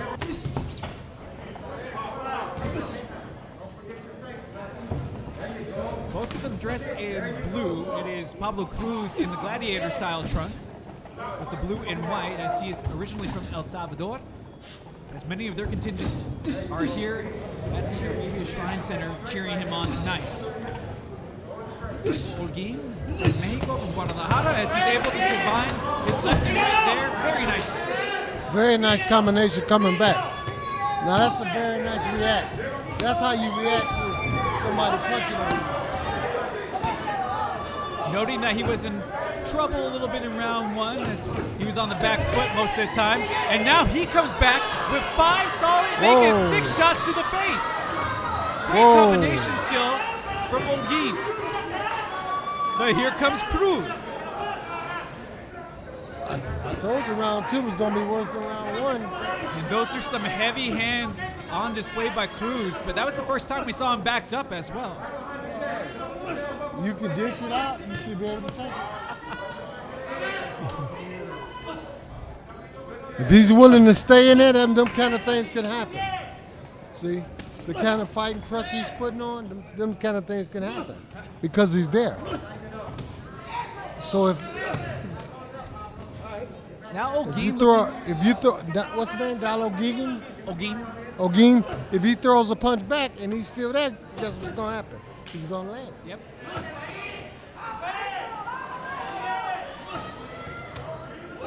Holguin against the ropes, but he looks comfortable there. Yes, He still moves when he's on the ropes. he's countering. He's more of a counter puncher. And that might be the perfect matchup here for Holguin going against a straight ahead boxer like Cruz, who just wants to kind of just dive in all the time. So far, so good. But like they say, styles make fights. Yes, sir. And we might have the perfect style clash here. This might be the perfect example for that statement. See how he threw the overhand right? And he just rolled right with the right hand. Now look how he came back. Look at that. Oh, he just tagging him Right. with multiple shots on the face. And now here comes Cruz as he got upset and dug into the body. Great round on display by both fighters as they're letting their hands go. And that was an exciting second round there. You were not joking, Frank. You said we would see more of it in round 2, and we definitely did. Round 3, now we better have a doctor sit ringside. Round 3 coming up. I imagine that Cruz, he's not going to be winded, but maybe exerted himself a little bit here in the first 2 rounds, and especially since he was getting caught here in round 2. Some nice exchanges from Holguin as he caught him on the counters with his right hand. Well, yes, he has to go back. Well, Cruz have to go back to boxing instead of keeping that pressure because the pressure boxing is not working. As you can see, he's getting punched, hit more that way than he was boxing. So he needs to go back to boxing. Maybe So did he abandon it a little too early in round 2? Too He got early. too aggressive? Too aggressive, too early. Because he's getting hit as well. How difficult was it during your career to find that balance of being aggressive but knowing when to taper it back a little bit to be smart? Well, that's something you have to train, you have to know, you have to see. As you go along in boxing, and if you see a guy still able to hit you, that means don't apply the pressure no more. Go back to boxing. So when I seen the guy was still there, he could take a punch, I got back to boxing. I said, well, I know one thing, this jab ain't gonna stop coming at his face. See, like he just threw overhand right at Pablo. That overhand right has really been the moneymaker so far for Holguin in this fight. Oh yes. He has a good corner, man. But how much of that is just because Cruz just continuously just dives in? Well, he's telling him, let him come on in and throw the overhand right. See? Tagged him again. Tagged him again. In case you tuned in late, Holguin wearing the regular blue trunks with Elegante on the right thigh, as for Cruz in the gladiator tights with the blue socks and blue shoes. Good fight thus far, and you saw him trying to go again with that overhand right, but it looks like Cruz has gotten a little smart to that now. Yes. See, he's going back to boxing now. He applied pressure here and there. Now he's going back to boxing. See, inside close, either man can get hit. See how Cruz just got hit? Because you're inside, you're close. Anytime you're close like that, either man can get hit. It was a good right last time by Cruz, but that counter overhand right for Holguin, it continues to do damage. That has just been his shot here this evening. And you hear the words of Eso, that's it. Yeah. You're telling him. Go back there. Go back there. Keep going. Ooh, nice movement out of the way, but again, swinging wildly is Cruz. I'm surprised that he abandoned the jab so early here in round 3. He had great success in round 1 with the jab. But now it's more of a pocket fight as both fighters are standing in and exchanging. He's staying inside now. He wants to get it on inside. He's ready to tangle. Now he's trying to go back to that He jab. don't like him on the end. He like him right there in front of him. You know where he at all times. But the right hand also caught Cruz, and he catches him again. And it looks between the two fighters that Holguin seems way more comfortable in the pocket. 10 seconds left to go as Holguin, once again, landing that right to the right chin. Oh, yeah, he's landing a big right. Short, nice, straight right. Terrific round for Holguin there. Yes, I'll give him that round. And I hate to say it, but I think this one much tighter than what many had expected, as this is interesting, and this is the first I've ever seen it. He's sitting on the Fighter ropes. sitting on the rope. Yeah. Is there a reason why you would sit on the ropes instead of the stool? I guess it's much softer. And it's give. It gives. Stool don't give, but the rope is giving. That's giving him an angle.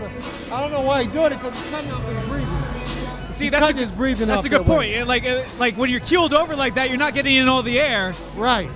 And opposed to the other corner where you see Where you Cruz. see him getting his fully air capacity. Yeah, and his trainer pulling open the guard pad so he can get as much air intake as possible Right. before he goes back out. Right. So 2 different strategies in the corner. It'll be interesting to see how this 4th round comes out. But really good fight so far. Yes, sir. It's been very close. An evenly matched fight. NextFightUp.com pay-per-view. Again, ecstatic that you can be with us no matter where you may be watching. Thank you again for joining us. Force Trains Promotions, Texas Combat Sports Hall of Fame, Burns Original Barbecue, Everlast, and American Boxing Federation are wonderful sponsors for tonight's fights here at the Arabia Shrine Center in Houston, Texas. I'm Justin Simmons alongside Frank Tate as we are here in round 4 of this co-main event between Pablo Cruz and Dihol Holguin. And Holguin has really improved since round 1. Looked like he took round 3, or at least the last round we just witnessed. And you can hear the crowd really into this fight, as it is Mexico versus El Salvador. Uh-huh.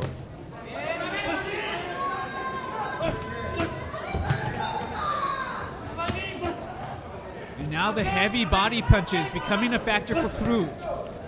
He started off the fight like that. He went away from the body punches, and now coming back to him here in this round. See, Cruz going back to boxing now. Now he's boxing with that pressure.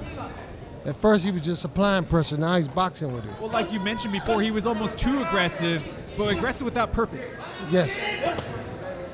But the overhand right, though, again, Man, oh, there it goes. catching again. him every time is Holguin. That right hand has been deadly, and Yeah. he gets him again. Obviously, Cruz and his corner have to see this. What changes can they make so he doesn't take those overhand rights? Or is it one of those things that is simply not affecting him at this time?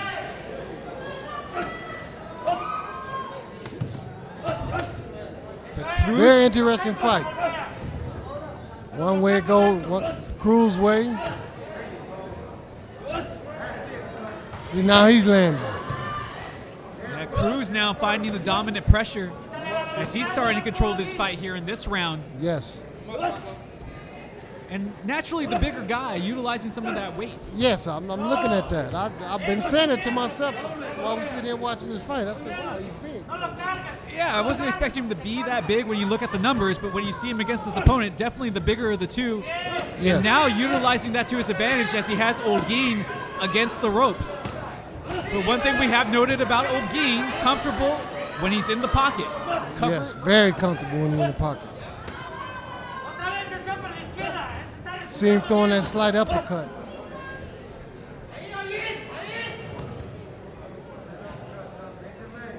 I do wonder, and I really can't get a good look at it from our vantage point, if there's any swelling around that left eye of Cruz, just because he's taking so many counter shots to Yes. it. But a big exchange there as you can hear the leather collide. And man, it has been a brutal fight between these two. And that's one thing we talked about coming into this fight, that we already knew both of these guys had a motor. That they should be able to go to the Gonna distance. be running every round. The motor just running. And round 1 looked just like round 4, and round 5 will probably look like round 1. Round 6 gonna be the same way. Round 6 gonna be like round 1. There's just been no drop off between these two guys. All right, so now we see a different idea. Sat down on the stool for a little while, and now back to the ropes. Back to the ropes. Round 5. I wonder if the stool is just too tall and it's not comfortable to sit down. I'm a short Sit guy. down, I understand right. what that's like. Right. That could be the case. Because while he might not be able to get a lot of air, maybe as he's keeled over on the stool, it's just cutting into his stomach and not letting him Yes. breathe. That's the only thing I can think of. Yeah, that's it. Round 5. And it looks just like round 1 as these two guys, a couple of machines, not backing down, and they continue to throw.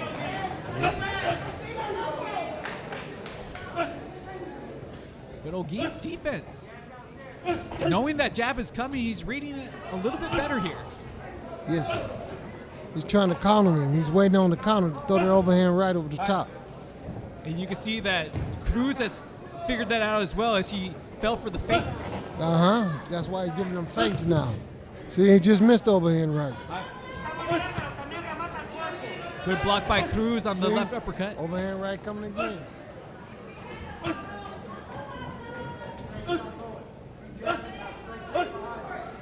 He's killing him with that jab. Yeah, it looks like he's trying to parry the jab and get him with the overhand right at the same time. Nice left landed to the face. And there's the overhand right again. As Cruz took the last 2 shots as he swings wildly and misses. Pablo is bringing the pressure back now. But he eats a body shot after taking the step up and the uppercut. But there's that jab. Does not go Just away took from 2 Cruz. good punches. The right hand. You can hear there's a lot of bad intentions behind those punches from Cruz. Good defense from Olguin. Now he turned southpaw on him.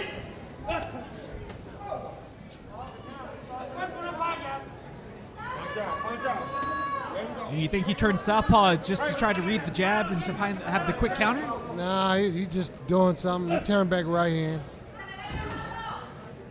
See, that confuses Cruz enough. But Cruz's aggressiveness has not waned at all. No. That's all he knows. Come forward.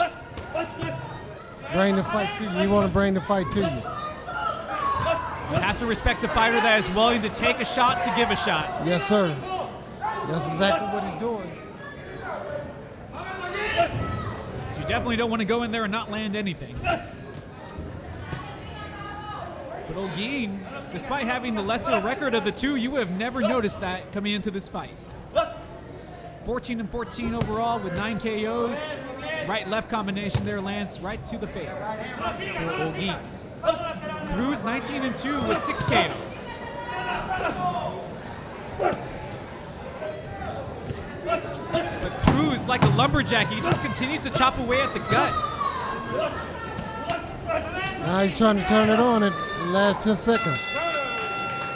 The overhand right still finds a way to sneak in for Oh, Olguin. yes. But we are coming to the 6th and final Final round. round. And I haven't even had a chance to ask you, it's been so exciting. Who really is on top in this fight? I can't tell. Well, I think it's they gave one person give a round, one person take a round. So I'm gonna take Cruz on top. I think Cruz is winning the fight so far.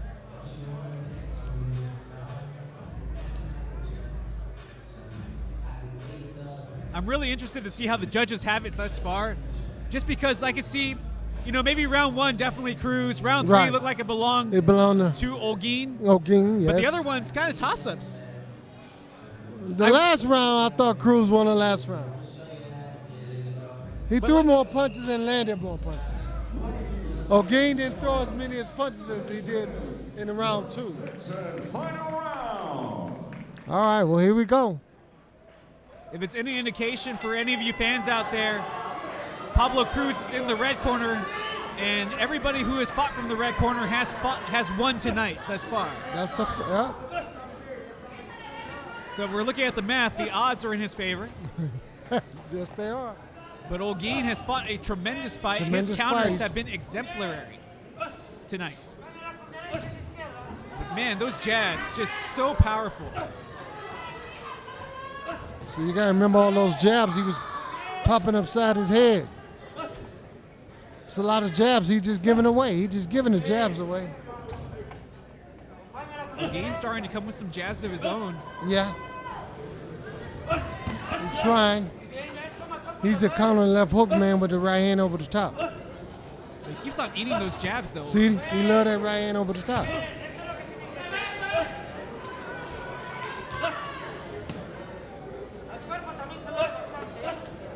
And going over the top of the right is Olguin.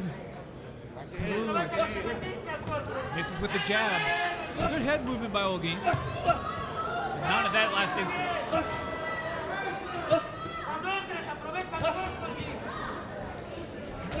Cruz just boxing along. He cruising along now. Just like his namesake, he's just cruising in Cruising there. along, baby.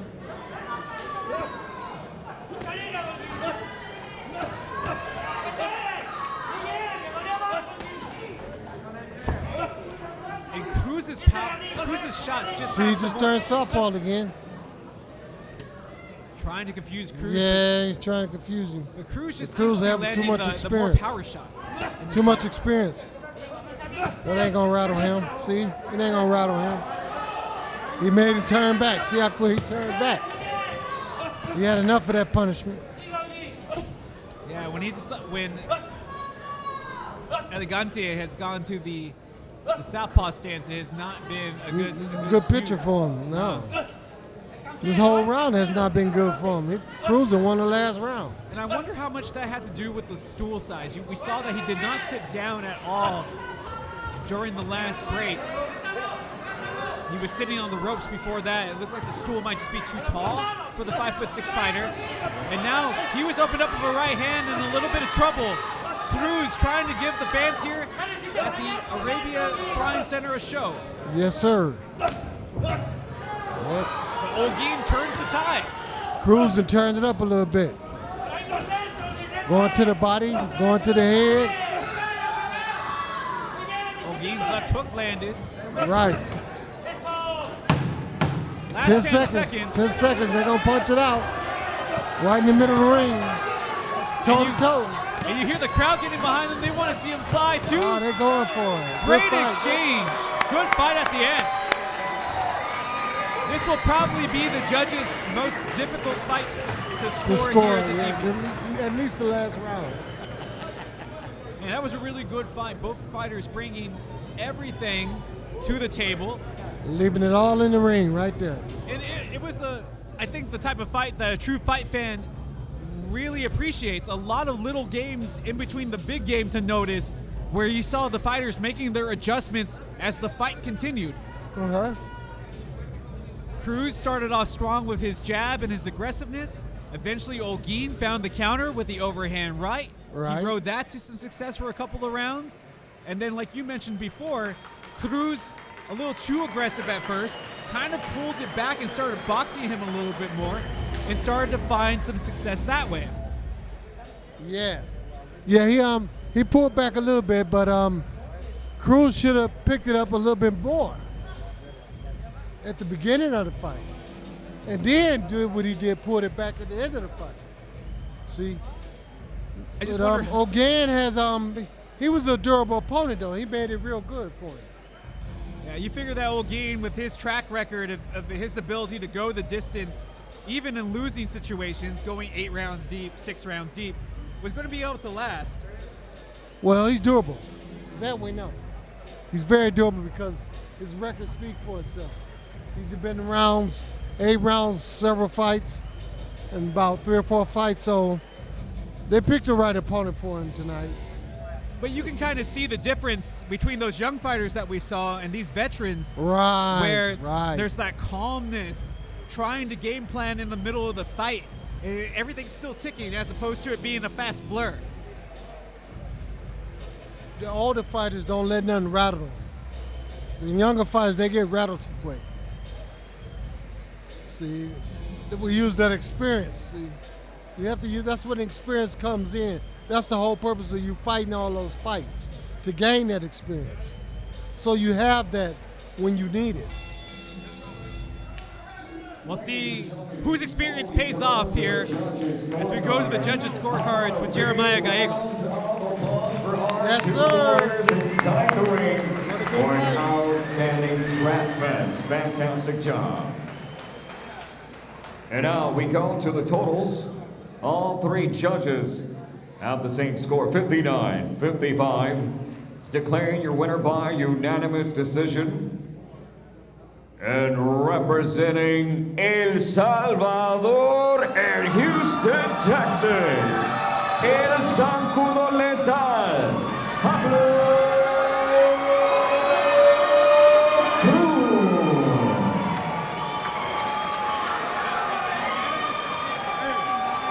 55, and you can see that Holguin does not agree with that at all. And I don't blame him. It looked like he had won a few more rounds than that, but the judges obviously seeing it much different. Well, that's why they call it a hometown. The hometown favorite is going to get that decision. But this is why you never It's- want to it's leave it up hard. to the judges, right? Yeah, never want to leave it up to the judges. But it was a- Never want to leave it up to the judges. They have the last say so. They have that pen and paper. Can't beat that pen and paper. Unfortunately for Holguin, his record will go to 14-15-4. Pablo Cruz, now with 20 wins, only 2 losses on his record. Have to wonder, as he continues to progress in age, what would be next on the horizon for him at age 33. Well, it's time for a belt now. It looks like that would be the next step up as he enters the twilight of his prime. As for Holguin, age 31, obviously great stamina, has good game plans, but the power just wasn't there to affect Cruz. Right, Paul wasn't there.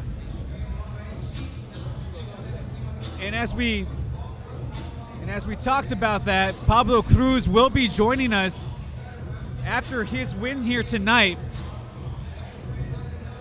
In what was almost a walk-away fashion, as Frank Tate, obviously well known, the former U.S. Olympian, along with his 2 title reigns, one time the IBF middleweight champion, as well as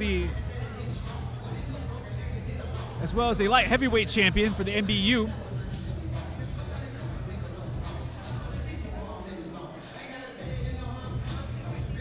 As we do have one more fight left coming up for you tonight, the main event on nextfightUp.com pay-per-view. Huge thanks to everybody involved for putting on this fantastic event. And again, a big thank you to all of you joining us wherever you may be watching. The ring will be sanitized one last time tonight for our main event as we await Pablo Cruz, who will be joining us after his victory here tonight. You all right? Good fight, man. And Pablo, congratulations on your big win tonight. Frank has told me that he's watched you fight many times, and that I'm tired just watching you fight. Your aggressiveness from round 1 through round 6, and like una máquina, like you never stopped, like a machine. Nah, it's just, well, I mean, this is the style I have, you know. We've been trying to work a little bit more, less, and try to be a little bit more with the jab. But sometimes, you know, whenever you start getting in there, like they say, right, when they start punches start flying, you know, the way of trying to start a fight goes away, man. But, you know, thank God we win. We both came out pretty good. We're going home to our families. You know, that's the main concern, to win, but, you know, the main thing is we go back to our family good and healthy. I noticed in round number 2, he started catching you with this overhand right. Yeah. And then like you made these adjustments later on. What did you do to make those adjustments to keep him away from hurting you like that? It was just work a little bit more on my distance, kind of work on his timing, and throw a little bit more of the jab. Try to be a little bit first instead of trying to let him be first. Because whenever he was being first, you could say start throwing that loopy right hand or coming with like wild shots. But kind of had a little control. Like I've been off. Even right now, I mean I feel good. I feel a little rusty. I haven't fought since March, and yeah, man, it does tough. It takes a difference, when you haven't. Got in the ring by 8 months or so. I mean, how different has it been for you? You got to fight in like right before COVID hit, and now fighting post-COVID. How difficult was it in your training and your preparation for this fight? It wasn't. My main thing is running, a little running, man. I do marathons, half marathons. Actually, right now I'm training for a full Ironman on April. Hopefully it goes through. A full Ironman? A full Ironman, man. I'm going for it, man. I ain't doing no half shit or none of that. I'm going straight for it. I'm doing Ironman, man. I'm going straight for it. Wow. So I love conditions. I love pushing myself. If I'm tired, I'm the type of dude that ain't no limit. I want to see how bad my body goes to. And being here, I tried so many sports, and I go tell everybody, man, ain't nothing like boxing. You could run, you could swim, you could do, be running and track and all these other damn sports. Ain't no other sport's gonna be boxing, man. No other sport's gonna be boxing. And I say that from the bottom of my heart. I played soccer before. Yeah. And everything. I did cross country, I did track. Like I said, I run marathons, I've run half marathons, and you do 2 rounds in there, I'm telling you dead. That's it, man. Congratulations on your win. And I appreciate that, Mr. Frank. Let me ask you, before we let you go and get back to the back so you can celebrate with your team, what's next on the line for you? You said that you had a long layoff. You got this fight in. Yeah. The year's coming to a close, but for 2021, what are you thinking? Actually, right now, I think we got another fight. But we're gonna see how everything is with my trainers and everything. But I do have another fight coming up, December 9, I believe. If like I said, we're gonna see how they feel. They feel good, we take it. And for sure, we do have another fight at the beginning of the year, January 19 in Costa Rica. And sounds pretty good. But like I said, we're gonna wait until get close. And after that, hopefully everybody has a boxing. Everybody here in the boxing, family, we could start getting our feet on and start rolling through, because at this COVID, man, before COVID hit, we had big plans, and everything just went down for everybody, not only me or like everybody here, and it's like I said, I'm pretty excited that we actually do have people here and they came here and support us, because it's a big thing for us, and I'm happy. I know my people in the back, but they're really happy and everything. I think y'all happy, y'all could come and see boxing again. Oh, it's great to be seeing boxing. The crowd was hyped for you, the really strong backing for you, and you gave them a wonderful performance tonight with the victory. Yeah, and you know me, man. I'm always here coming to fight, man. I always have a plan. Start trying to box a dude, move around. Like I be with great boxers at the gym, Shockey, Foster, with Miguel, they're sharpshooters, and I try to mock them. But my style is not nothing like that, man. I'm just go first punch lands, a good shot, everything goes out the window. I was trying to fight, man. You look the same in round 1 as in round 6. You just never stop. Like I said, I like pushing myself, man. I love my condition, and that's the thing. I mean, don't get me wrong, I do get tired, but it's a mind thing, man. If you push your mind to it, and if you push your mind to it, man, you can do it, man. Then at the end, when everything is finished, win, lose, or draw, man, you did your best and everything. It's not easy to get in that ring. It doesn't matter who it is, what type of level you're in there, but it's not easy to get in that ring, man. Whoever gets in there, you should have all type of respect, man. Well, you earned everybody's respect here again tonight, and want to thank you again for stopping by and having a word with us. Thank y'all, man, for Congratulations coming out here, again on the win tonight, man. Thank y'all, man. And we will hope to see you again soon. All right, want to get a little shout out, man, real quick. I just want to give a shout out to my parents. Actually my dad came. My mom, she's still kind of a little worried about this COVID thing. I just told her to stay home and watch it at home. My brother came, and then I want to give, my love of my life, my Kimmy. She's here too. She's doesn't feel kind of a little safe with people around, but she comes out here and gives us support, man, and that's a wonderful thing. Doesn't matter who it is. But, I'm real happy that a lot of people actually came here and support all the Houston fighters today, man. And thank y'all for being here too. Beautiful, man. I was very eloquent words, nicely put. Man, thank y'all, man. Congratulations again on the win. Thank y'all. everybody, the winner of that last fight, Pablo Cruz, in a 6-round unanimous decision as we get ready for tonight's main event. This is it. Big money time. This is what everybody came to see. Ibakwe, Palana. This is the fight. A rematch of a Yes, fight sir. that happened before back on August 23rd, 2019. Almost a year and a half ago today. Yep.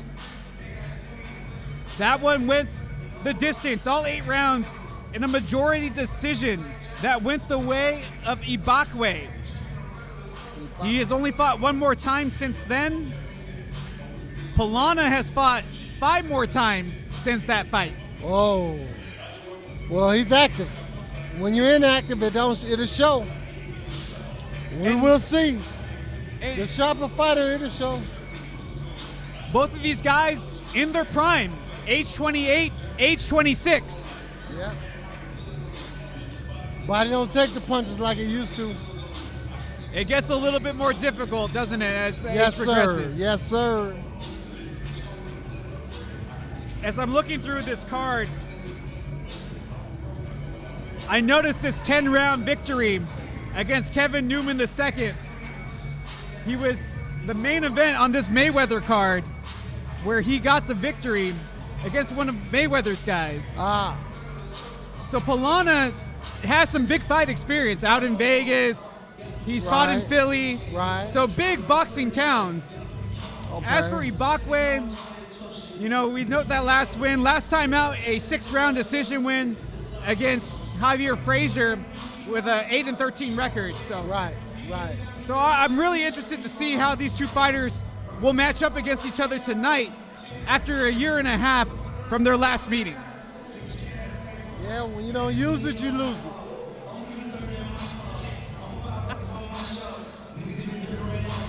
Yeah, it's been a great crowd all evening.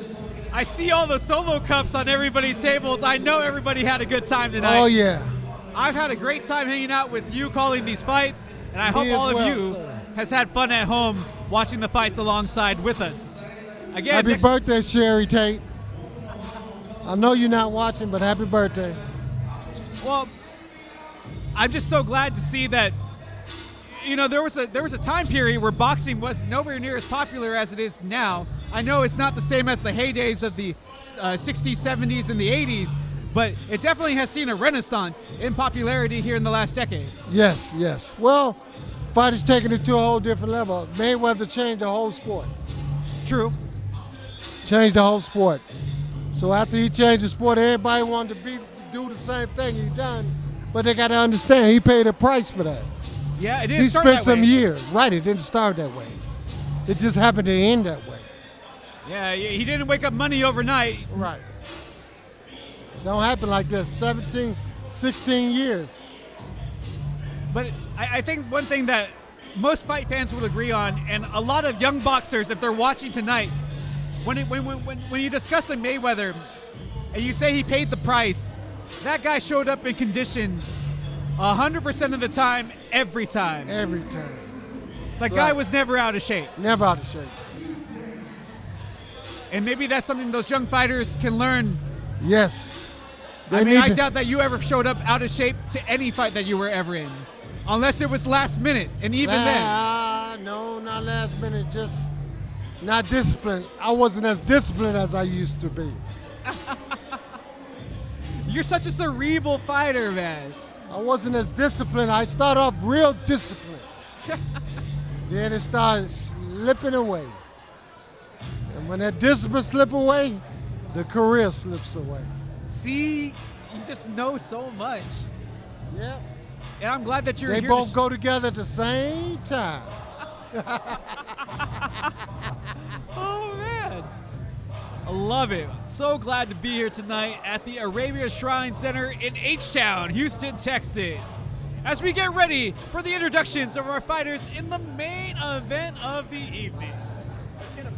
NextFightUp.com. We want to thank our sponsors, Texas Combat Sports Hall of Fame, Burns Original Barbecue, Everlast, and the American Boxing Federation. From the Arabia Jeremiah Shrine Gallegos Center with in our H-Town, introductions. Houston, Texas. This is our main attraction of the evening. 8 rounds for the vacant ABF Super Middleweight Championship. And now, ladies and gentlemen, introducing to you first, coming to us from Hagerstown, Maryland, by way of Armenia, here is against the sexy Albanian, Lana.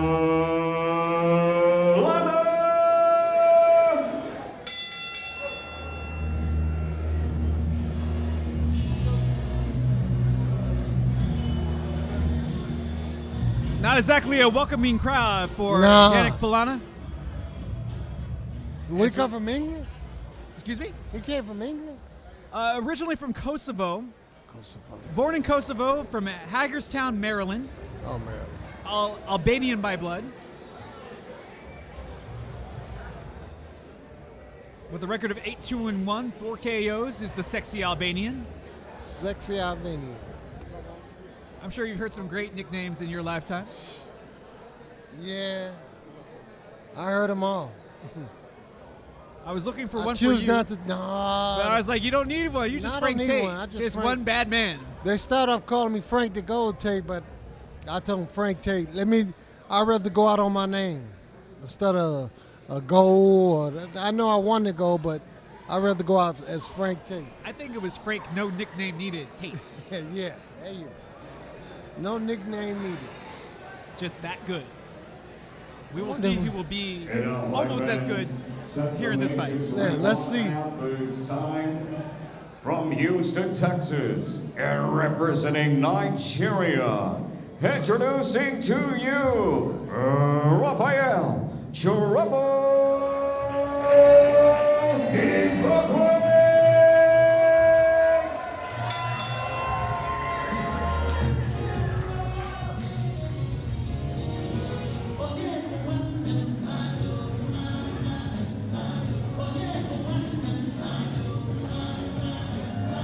And here comes trouble.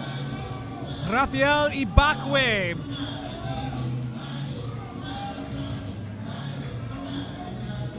Dressed in the full H-Town regalia, the Astro jersey, the Astro shoes, as well as the Astro trimmed shorts.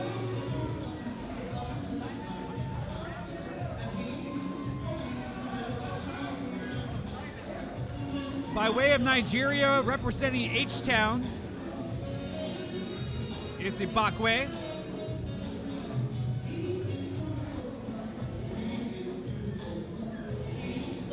As everybody's had a fantastic time here tonight at the Arabia Shrine Center as we get ready for this 8-round super middleweight title Boy, these fight. boys have put some weight on. They fought at 147 the Yeah, first time.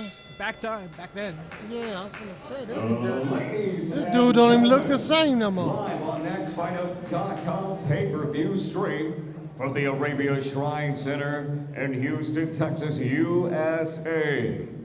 Tonight, Next Fight Up in association with Forge Terrain Promotions and Kings Promotions proudly present to you the main event of the evening.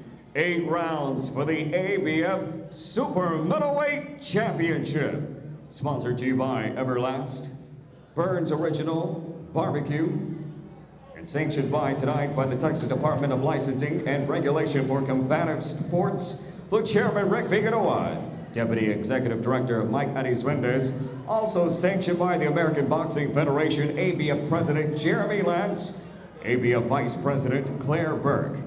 The 3 judges scoring this contest at ringside are Jenny Cardenas, Alex Leon, and Ray Zaragoza. And our championship referee at the sound of the bell, James Green. And now, ladies and gentlemen, fight fans, the moment has come. Ibokwe, Polana 2 here tonight. 2 diamonds, 1 ring tonight. Who will shine the brightest? Fight fans, are you ready for the next fight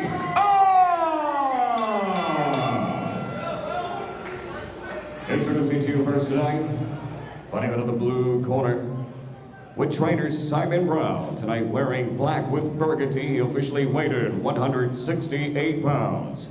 Tonight he steps into the ring with 11 bouts, 8 victories, 4 wins coming by way of knockout and only 2 defeats. From Hagerstown, Maryland, introducing to you the sexy Albanian Kids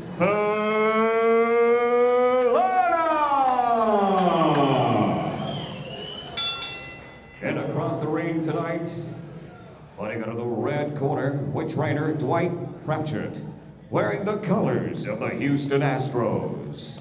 He weighed in at 167 pounds. In 16 professional bouts, his record is outstanding. 14 victories, 6 wins coming by way of knockout, and only 2 defeats. He's the Texas middleweight champion, hailing from the Space City, Houston, Texas, and representing the Nigerian community.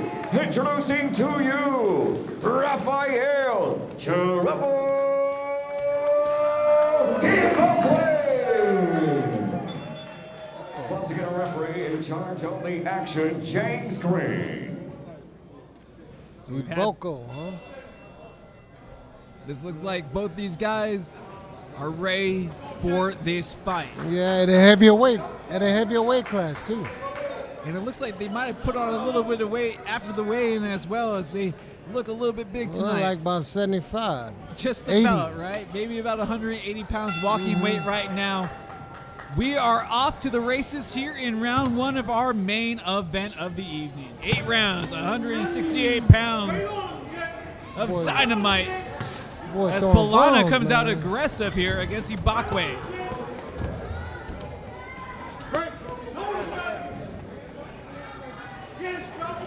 No introductions needed for these two, as they have already well familiar with each other. He look like he throwing bombs. He ain't trying to waste no time. He trying to get him out of there. Oh, And stepped into that one. yeah.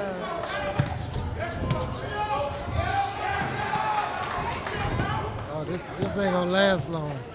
At this rate, it doesn't look like that would be the case, Frank. But No, Polana ain't does gonna have last trouble long. against the ropes. No, this ain't gonna. Any fighter against the ropes gonna have trouble. He ain't the only one. He got plenty of them. You can name, the list goes on and on and on.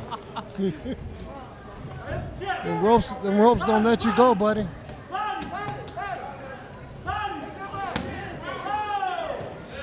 So Ibokwe's defense is coming in handy here in the right corner. As we are here in round 1. Cut already? Because he got cut last time. Don't see any red dropping from anywhere yet. No cuts. No cuts. We haven't seen any cuts in this in our boxing matches tonight. We've had 1 knockdown. The rest have gone unanimous decisions, Yes. and they have all gone to the red corner. So Ibokwe, if you're looking at it that way,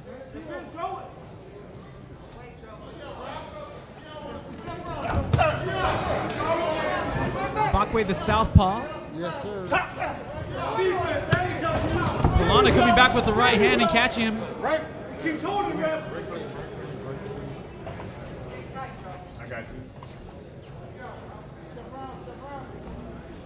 It's probably strange them boys, they haven't fought in years since the last time they fought each other.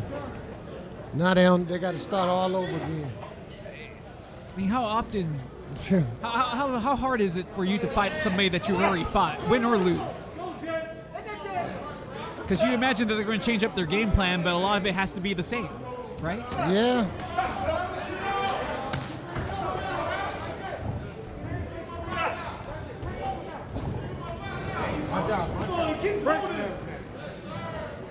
Is this a game plan for Ibokwe where he's just trying to kind of get Polana to come in and catch him off guard? Yes, it looks like he's wanting to step in. Oh, So he Polana. might get caught like that. He got to keep his hands up. You know, this guy's a little much taller than he is, so it's on. You got to keep his hands up. Well, Ibokwe able to get out of danger a couple of times, but did take some shots for his troubles. Yes. And a interesting round number 1, as it looked like it could have gone either way, depending on where you're sitting. Again, the ABF super middleweight title on the line. We're going 8 rounds on this one. As we get Scheduled through for 8. round number 1. Might not make it to 8. Might not make it. I can see what you're saying, and I can agree with you as well, Frank. Knowing the caliber of both of these fighters, what they bring to the table, it could be ending early. Both of these guys are capable of getting knockouts early on. Ibakwe has had knockdowns and knockouts 3 times in round 2, 3 and 1 time in round 3, so he can put people away early. Okay. Well, that was at 47 though, right? Or 54. I believe that was at 154 though. 54. Yeah. Well, these big boys now. They're 68. Yeah, they've definitely put on the weight since the last time they met. Yes. As you noted the difference of how they look Yeah, from I that noticed rematch that. back in Yeah, I looked on 2019. there and said, wait a minute, these ain't the same 2 guys I saw. Now, Polana usually has great success in round 1 where he's had 3 knockouts. But round 2, round 3, not exactly his strong suits.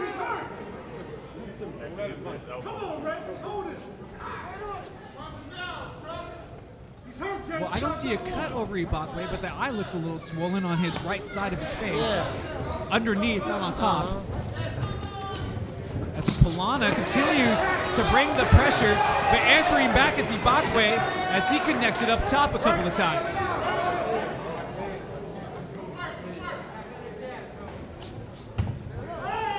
Man, but that right punch from Polana to the body, he just digs it in there and he connects every time. He's connecting with the body shots and the head shots as well. But he looks like he's just swinging to me. He's not throwing. The first time they fought, he was like a complete boxer. Now this fight is like he's just throwing them. He's just throwing punches. Yeah, there's definitely nothing sexy about the way that he's fighting for the sexy Albanian. Oh no. Which is trying to grind it out here. And it's up to Ibakwe to match him. Who is going to control this fight, though, as both guys have given a lot of back and forth. Nobody really been able to establish themselves as the ring general in this fight.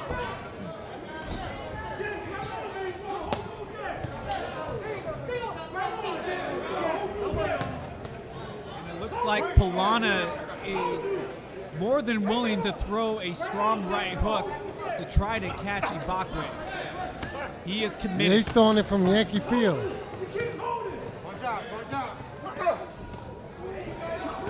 He's throwing it from Yankee Field, though. I don't know what kind of punch. I don't know where them punches coming from. Them punches come from every which way but the right way. And this is where we were talking about a couple of fights ago. You see awkward fighters, but this is one of those times where that awkwardness is working for the fighter. Yeah, but he wasn't awkward the first fight. When they fought the first time, he wasn't awkward at all. He was sharp. He was sharp. Maybe it He was don't just even look the same. Straight up in the air. Akwe trying to find that right jab. But Polana keeps on answering back with the right hand. And it's been a strong couple of rounds for Polana.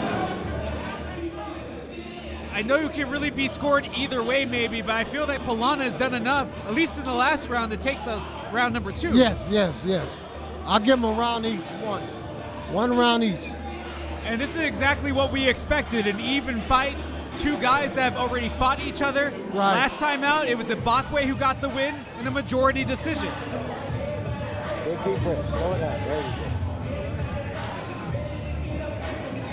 Polana listed at 6 feet tall. Ibakwe's listed at 5'10". I'm not sure if that 2 inches is making a big difference in this fight. No, it doesn't show because of the way he fights. I do have. Because if he stayed back and punched from the outside, it would show. But by him coming forward as well, it doesn't show at all. I have Polana with a 74.5 reach. You figure that he would like to use it more, but Well, we he's haven't not. seen that. No, we haven't at all. But yet that awkward right hand, and it's coming from many angles, has been effective. But you figure that since he's dropping his hands to throw that right hand, that he's just primed to get caught. He just throwing the punches. He just letting him go. Hopefully his fist land in his face. That's all that you can really hope That's for. what it looked like to me. Well, like you mentioned before, my man, it only takes one good one, right? One good one. And it doesn't got to be pretty, it just has to land. No, it don't have to be pretty. Now Ibakwe Oh. throwing some power shots as he connected well. He's good connects. I like them connects. You gotta get more of that though. You gotta get more of that. Man, that wild right hand from Polana. Ibakwe having to respect it. Oh yes.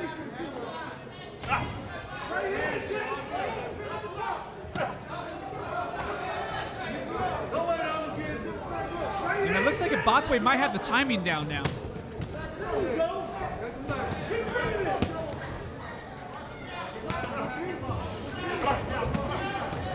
As he pushes back Polana, and Polana pushes him right back. Both guys standing toe-to-toe in the middle of the ring. But it seems that we've had a fight where one guy unloads, and then the other one will unload. And now this time it's Ibakwe. Oh, Polana answers back with the right hand and then the left on the face. Chin dead up in the air. Just exposing the button, and Ibakwe trying to answer back. But the crowd really into this fight here in this main Yeah. event.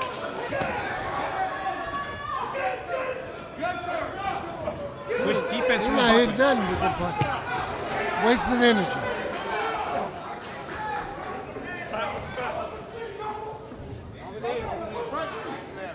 Now we have both guys tie up. Yep. They call him trouble.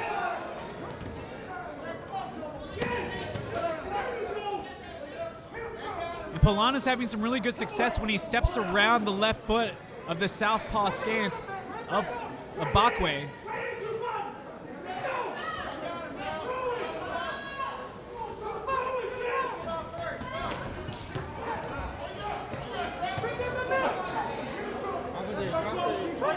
This would be a hard round to score right here. I really couldn't tell you, partner, which I way it couldn't goes. tell you nothing on this one.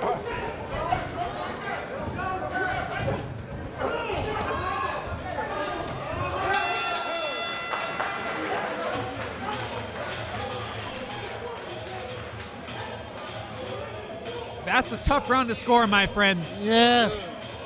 Polana walking back. I really thought one of those two guys would have separated themselves at the end. 8-round fight. 8-round fight. I'm not sure who's going to have the energy for this one. As we're about at the midway point, round number Yes. 4 coming up, Round number 4 coming up now. and it looks like these guys used all their energy in round 1 and 2.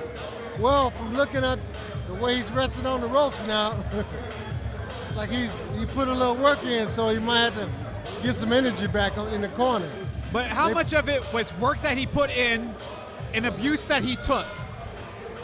Because he did take a lot of shots. He took a lot of shots and he missed a lot of shots. It takes more energy when you miss instead of when you hit. And he missed wildly And a he lot of missed times. wildly, right. So I can imagine he has to be winded a little bit now. He's trying to show that he's fresh. Yes. How He's long trying will to- that stay? He's trying to walk over there. Round 4 of 8. Polana not wasting any time. No, he's wasting no time. You see Ibakwe settle, and now Yes. he's starting to probe with that jab. Yeah, he's still getting caught there. If you could make an adjustment for each fighter, what would it be? That's my wife. As both these guys circle each other up, Ibakwe trying to get Polana against the ropes and keep him there, to no avail.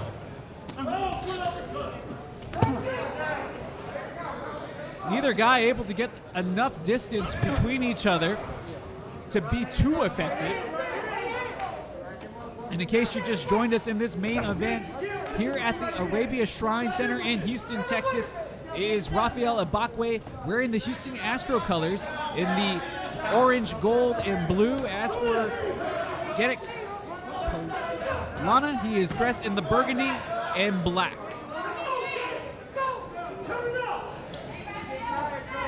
Guess they taking a round off this round. The tempo has tapered off a bit here in this round 4. Polana again, connecting with those right hands. They have definitely not made these rounds easy to score. No. Both fighters. Oh, good shot. Good shot. The crowd sense that Polana may be hurt there, but he fights him off well as he paws away with his jab. He's not hurt at all. This young man is hanging in there. And that got the crowd starting to get a little louder as he heard that huge thud. Mm-hmm.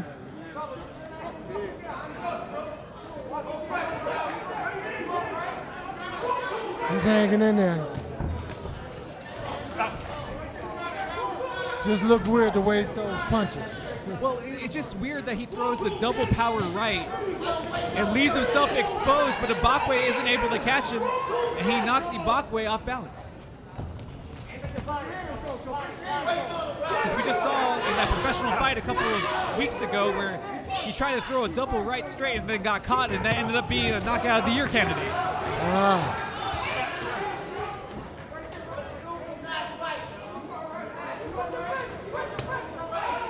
Well, Polana comes back with a 3-hit Look combo. like he tired, man. Trouble, man, tired.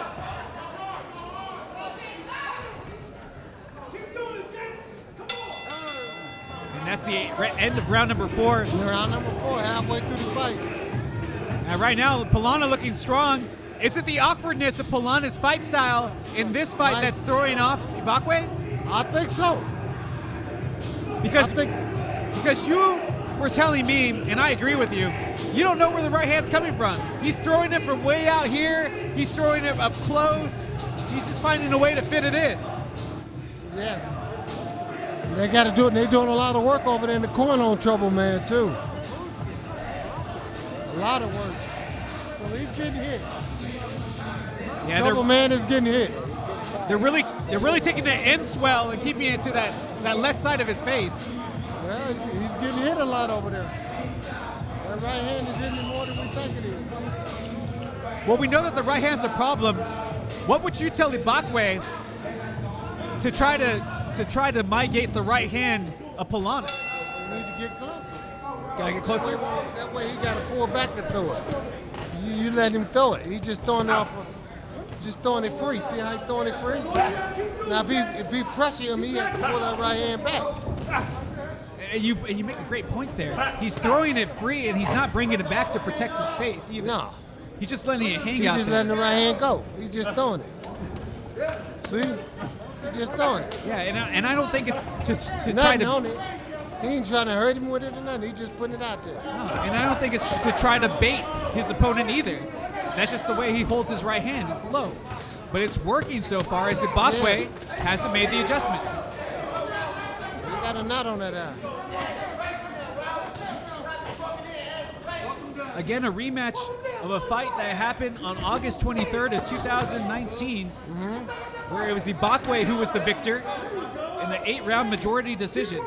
But this time, the ABF super middleweight title on the line. A lot at stake now. And there, Ibakwe finally catches him flush.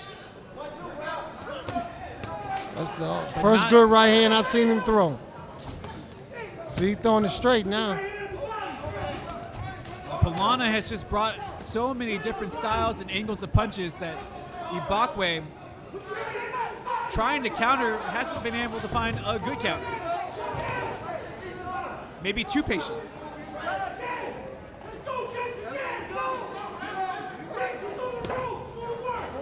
The jab is working though for Ibakwe. But the bigger Polana utilizing that size. Well, he better. He has it, why not? Well, it's because he hasn't utilized it in the jab Oh, no, sense. he hasn't used it at all. In the beginning, the first half of the fight he hadn't, but the second half he's turning it on. Definitely now starting to bully around the smaller opponent. But I just keep on thinking for Ibakwe, Frank, there has to be an entranceway, especially with that right hand so low. He can't get past the jab. If he throw a good jab, he ain't gonna get past it. See? There it was, though. There go right there, the left hand that time. The one punch ain't gonna win the fight. See? He's standing right there in front of him. But even when he throws that right hand, when it connects from Polana, that time he takes a shot to the face. It's just hanging there, just welcoming trouble. No pun intended for Ibakwe. And there's Polana just pushing it back. Turn the favor. And Ibakwe hits him with the left hook. And another tight round. And each round has been so tightly contested. But that's what makes a good fight, though. 46. The 7. This should be round number 6 coming up. I think 6. 6. Round number 6 of the 8. Yeah.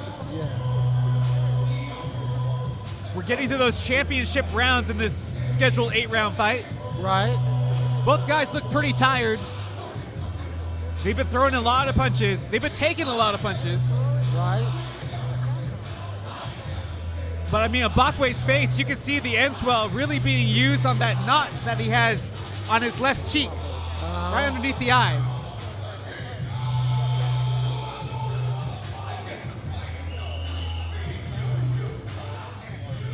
Right now, between the two fighters, who do you think has the advantage? Well, with his eyes not being closed all the way, Ibaka still has a chance, but he just got to get busier. You know, he's the shorter guy. He's standing there posing with it. See, he should be throwing punches. Well, he's standing there posing with it. He should be throwing more than just a jab. A jab ain't gonna win it. There you go. See, every time he throws a variety of punches, he lands.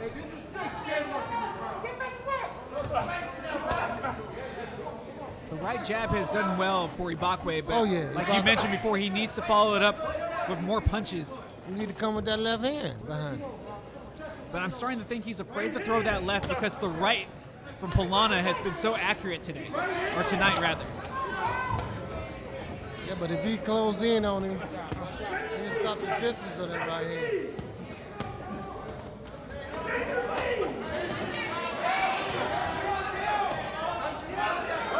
And now Polana just smothering Ibakwe once again. And there's the right hand. Ibakwe unable to get out of the way.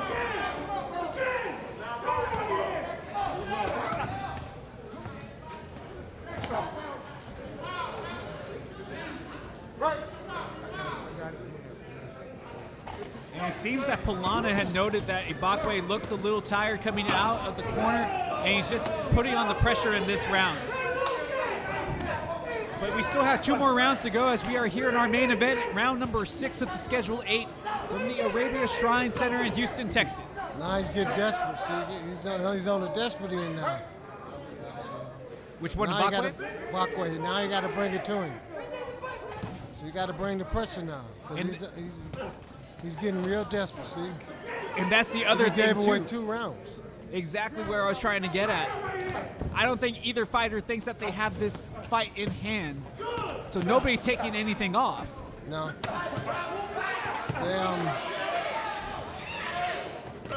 But Polana's not even protecting his face most of the time. Now they're going tit for tat.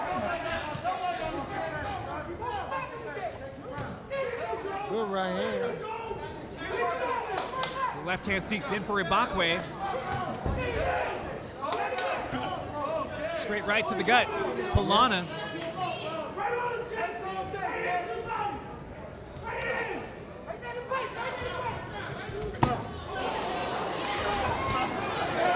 The left to the chest, right on the collarbone. And Ibakwe able to reach and connect right to the face. comes Polana. The end of the round coming up. And that was a slip. Yeah, slip. As that will end round Round 6. 7. Again, another tight round. This one looks like it's going to go 8. Yeah, it's gonna go 8. It's gonna go 8. Frank Tate saying it's going to go 8. It's gonna go 8. From looking at it, it's gonna go 8. We're gonna have to give decisions. We're gonna have to leave it to the judges. Oh man, this is going to be I would not want to have to be one of the judges if that's the case. It really could go either way depending on how you're looking at this fight. Right.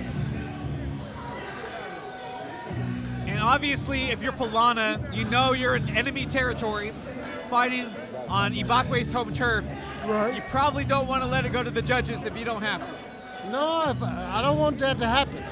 So I got to do everything as possible that I can do to turn that fight around and turn the judges' scores around. Because so far he's in the fight. It's not like he's just getting whooped. He's still in the fight. He's a punch away from the fight. It's not like either man is dominating the fight. It's just going back and forth. One man to get this round in this moment, another man to get the round in another one. So it's not like somebody just taking total control of the fight. First one to take total control, then they're gonna win. Do we need to see someone establish their dominance in this contest? These two pugilistic They're warriors. missing more than they hit. Basically, yes. Yes. They're wasting their energy. Missing. Instead of being composed and making the punch land. That's the first punch I seen him land. You expect this to happen as the rounds get later towards that 8th and final round. The contestants will get closer and closer as they've expended so much energy. But Ibakwe doing some nice work Doing in this some round. nice jabbing. Still showing some spring in his step, but has been unable to follow up successfully in combinations. As for Polana, his game plan hasn't changed at all. Continue to bull in and continue That's all he's to doing, bullying. and try to land that right hook to the body. And so far, he's been successful. Yes. That and the right hand to the right side of the face of Ibakwe has also caused a lot of damage.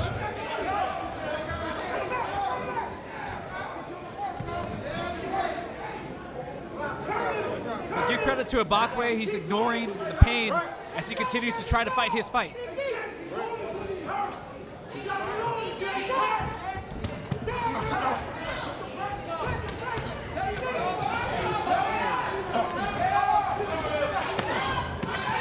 Ibakwe hitting some power punches, and that seems to be the difference in this round.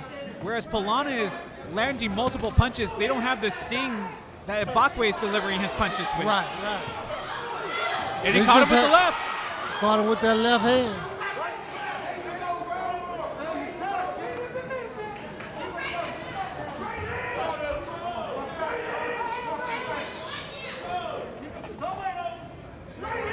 Looks like Polana is starting to slow down in this fight, and it couldn't come at a worse time.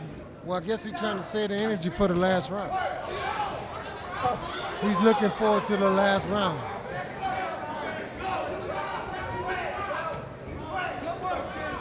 He said, if I can only get through this round, I can look forward to the next round.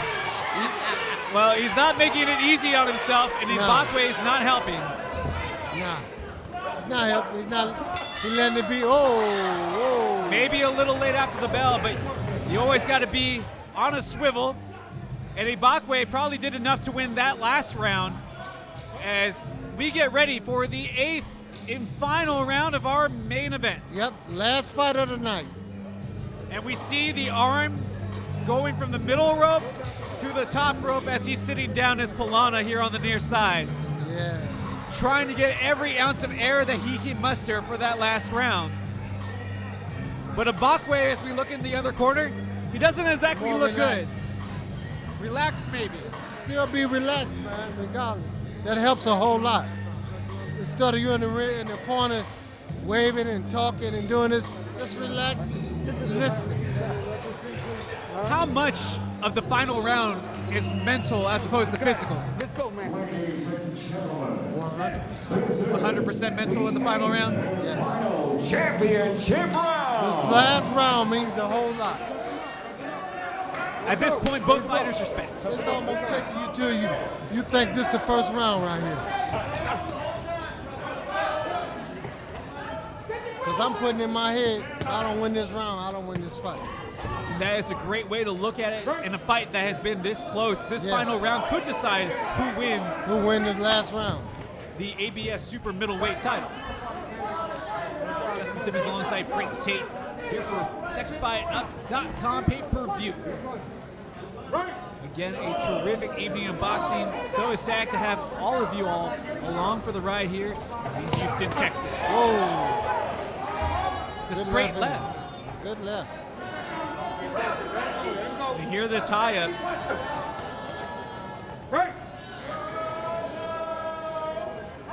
And you hear the chants of trouble as the crowd is trying to will the fighter representing Houston here on his home turf. And he staggered his Polana. Polana's in trouble, but he's trying to fight out of it. He's fighting his way out of it. Now you see how you that's what you're supposed to do. Exactly what you've talked about since we started commentating on these fights. That's Gotta what know how you're to hold. supposed to do. Hold. Forget trying to fight back. You hurt. Good awareness from Polana, knowing that he was hurt and trying to regain his composure as he was on some wobbly legs. That little outburst might have wanted to fight for him. Yep. Bakwe trying to see if he can win this round as Polana smothers him against the corner.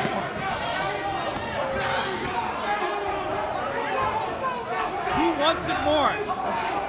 ABF Super Middleweight title on the line. Yep. And Polana, again with the right hand, finding some success, but not as much as Bakwe has had in this round. No, sir. Oh, but there was the right hand right on that That nod. short right hand hit. But it just doesn't have the power it once did No. earlier in the no. fight. Whoa. Whoa. Maybe we spoke too soon. And Bakwe with some bad intentions. Looping right hand connects. Looping left hand connects, and he's hurt again. Will Polana go down? Whoa. Whoa. Polana doesn't know where he's at. And Polana again takes the left hand to the face. We don't have enough energy to finish him. And you figured that would be the case between these two fighters. Who's going to have the more energy? Another thudding blow right to the chest. Whoa. Whoa. But Bakwe gets whoa. knocked. Whoa. Only whoa. a few seconds left in this final round. He has to hold on. Polana missing wildly with the Whoa. right. What a good ending. And what a terrific ending to this fantastic fight here in the main event. What a But fight. Frank, my friend, it has been a very close fight. And now we leave it in the hands of the judges where it really feels it can go either way. Either way. Yes. But with your expert opinion, who did enough in this fight to walk away with the belt? Or did neither fighter do enough to walk away with the belt? I think they're gonna give it to Bakwe. I think so. The judges know it. It, And look, they'll put it in his favor. it looks like he might have also done enough in the last two That's rounds. enough, yes. If the fight was close before that, those last two rounds might have been enough to sway the fight in his favor. But again, a tremendous bout, a whole great night of boxing put on by NextFightUp.com pay-per-view, Force Trains Promotions, and of course all the other promoters involved in this matchmaking. And again, one last special thanks to all our sponsors, Texas Combat Sports Hall of Fame, Burns Original Barbecue, Everlast, and the American Boxing Federation. As we await the talent of the judges' scorecards here in our main event to see who will walk away 10 pounds heavier with the Super Middleweight ABF title. Man, it was a really great fight to end our night. Both competitors giving us everything they had. But Jeremiah Gallegos should be coming up with our official reading. And right on cue, there he is. Everybody's on the edge of their seat here trying to figure out who's going to Who win won this fight. Yep. The crowd was really into this last battle. But a rematch from 2019 did not disappoint. Last time it went in favor of Ibakwe. What about this time? Ladies and gentlemen, before we go to the judges' scorecard, how about a huge round of applause? A brilliant performance tonight by our fighters in this championship contest. And now we go to the judges' totals. Here they are. Judge Ray Zaragoza has the bout 79-73 for Rafael Ibakwe. Judge Jenny Cardenas has the bout 77-75 Gent Plana. And Judge Alejandro Leon scores the bout 77-75 for your winner by split decision and crowned the new ABF Super Middleweight Champion, hailing from Houston, Texas,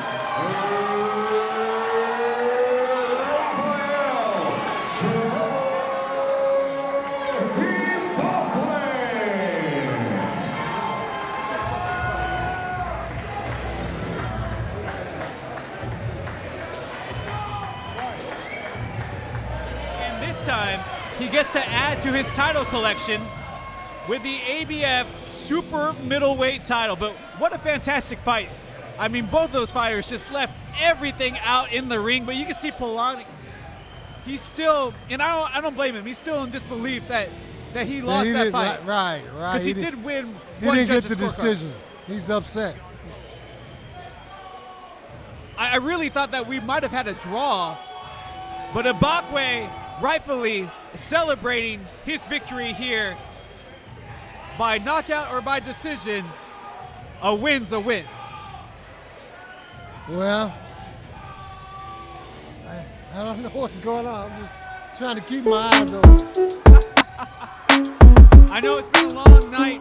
Frank, I want to thank you again for being alongside with me. I've learned so much from you just tonight, and I can't wait to where we'll have more fights so I can learn more from you again. All right, thank you. And hopefully I'll be back. I think you'll be back. I mean, with the gold medal, the 2 championships. All right. Okay, thank you. And I hope that you come back, and I hope I'll be back to work alongside you. Yes. As I'm pretty sure we'll be waiting to get at least a word with the champion here. And Rafael Ibakwe before we let all of you go for the rest of your Saturday night as you get ready for your Sunday. Unless you're going to sleep early tonight, I'm not sure. I know the wife was kind of wondering where you're at already. Yeah, no, I'm going to sleep. She's still wondering where I'm still here. I say yes. Well, that's the thing about boxing. You don't determine how long it takes. The No, boxers will I determine don't that. have the decision. I do not have the decision for that. But you can hear Polana still thinking that maybe he did enough. And I mean, maybe rounds 2 through 4, through 2 through 5. What do you do? How do you come back from something like that? You know, rematch, same guy, same exact result. Yep, same result you got the first time. And you could tell, I mean, it's right after the fight. Maybe he'll have time to reflect on it, but I know if it's troubling him now, it's going to be something that's going to be troubling him not just this week, but next week, probably a week after that. Yeah. As we get a chance to speak with the champion in trouble, Rafael Ibakwe. And champ, thank you again for joining us. It's worth it, right? Yes, sir. Yes, sir. Congratulations. Congratulations on a hard-fought victory again, going against an opponent that you're very familiar with, who is still disgruntled with the outcome, the same exact outcome that you guys had in 2019. But it looked like it was a much tougher fight this time around. What are we doing?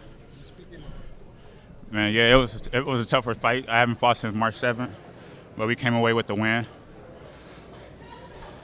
What? He had a lot of success with his counter right hand against you, but what? And you were in a little bit of trouble after round 1 and round 2. What adjustments did you and your corner make that saw you come out on top through rounds 3 through 8? We was really just saying just keep the pressure, because he didn't fight good but going backwards. But, you know, I'm a middleweight. He a super middleweight, so that weight did play a part. I haven't fought since March 7th, so that did play a part a little bit on the ring rust. But, hey, we can't make excuses. We're professionals. That's why we stay in the gym and stay ready.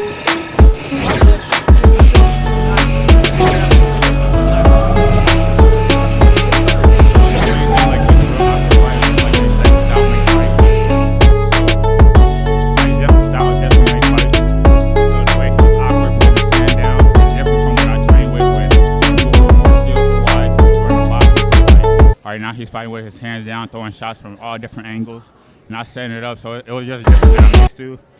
And then, like I said, he's 168. You don't know where he's coming down from. He's probably coming down from 190, 200, because I walk around at 75. So right there, that's already an advantage. The shots I did land probably didn't hurt him as much as it would if I did fight in the middleweight. So I don't know. You had some really hard shots, especially with that right jab of yours from the southpaw stance. You had a lot of success with that. What else were you using that you felt was really effective against him in this fight for the victory? I was just saying move back. Like when he was moving back, like him coming forward, he was bringing the pressure. So I was like, all right, maybe if I keep the pressure on him, he can't throw the shots. I'll see it coming. All his shots were wide, if you could see it. He was throwing wide shots. Nothing was set up. But we came away with the win. That's all that's important. We can't worry about spilled milk. Keep going forward. And anybody at 160, it's probably my last fight at 168. Them boys heavy. So. Now, I understand that this could be your last fight at 168, and I know you beaten him twice, but it was a really close fight. If he wants a rematch, would you give him a rematch? I don't know. Like the money got to be there. Money's got to be there. Said, if he come down to 160, yeah, we can make it 160. But it's like there's no point. I beat him twice. Because I mean, he's still disgruntled. Yeah. What do you think he's possibly disgruntled about? Just the loss? Do you think he really? I mean, you lose. Nobody likes to lose. Even if I've seen people get whooped way worse. I just see people get whooped way worse, and they'll still be in disbelief. You seen Adrian Broner when he lost to Pacquiao. He still think he won the fight. So I felt like I did enough to win the fight. The judges, 2 out of the 3, felt I did enough to win the fight. So hey, I got the win. 2 belts. We going home, and hey. They don't know me today. They gonna know me tomorrow, baby. Trouble Ibokwe. Let's go. Well, now that you're troubled 2 belts, what's next on the horizon for Ibokwe? Man, just keep moving up. Now I'm trying to fight bigger fights. Just work with my management. Try to fight some top ranked shows. Nice. Just bigger fights, like 15-2 now, 2 belts.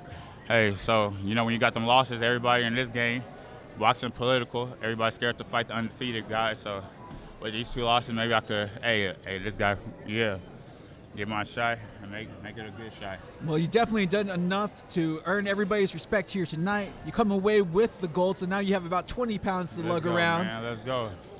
And now you give your promotions team some more firepower to go and get you some big fights coming up for you. And then, you know, like I said, style makes fights. Everybody who saw that fight saw he was a definitely awkward fighter. So it's like what I've been practicing for, I didn't see that. Like, he throwing shots like almost, that was almost like a street fight. So it's like I've been boxing. I've been sparring Jarrett Hurd for the fight. So that's way different from what I've been fighting. So I've been sparring Jarrett Hurd, sparring Elmo Williams for this fight, just training. So when you come out and see something way different from what you train, So now, like they say, style makes fights. Like, now you fight in his game because, like, damn, what I'm used to setting up is not going to work. Were you surprised that he tried to pressure you so often against the ropes like that? Man, I wasn't surprised at all. Like I would have done the same thing. This is his division. My division is 160. I fight 160. Like, I don't make weight to fight at 168. So it's like I don't train hard to fight. Like, 160 is my division. So he was like, all right, let me put my weight on him, because that's what I'll do. If somebody moves up to my division, I'll try to put the weight on them. But hey, we got the win. We can't talk about it. It's over now.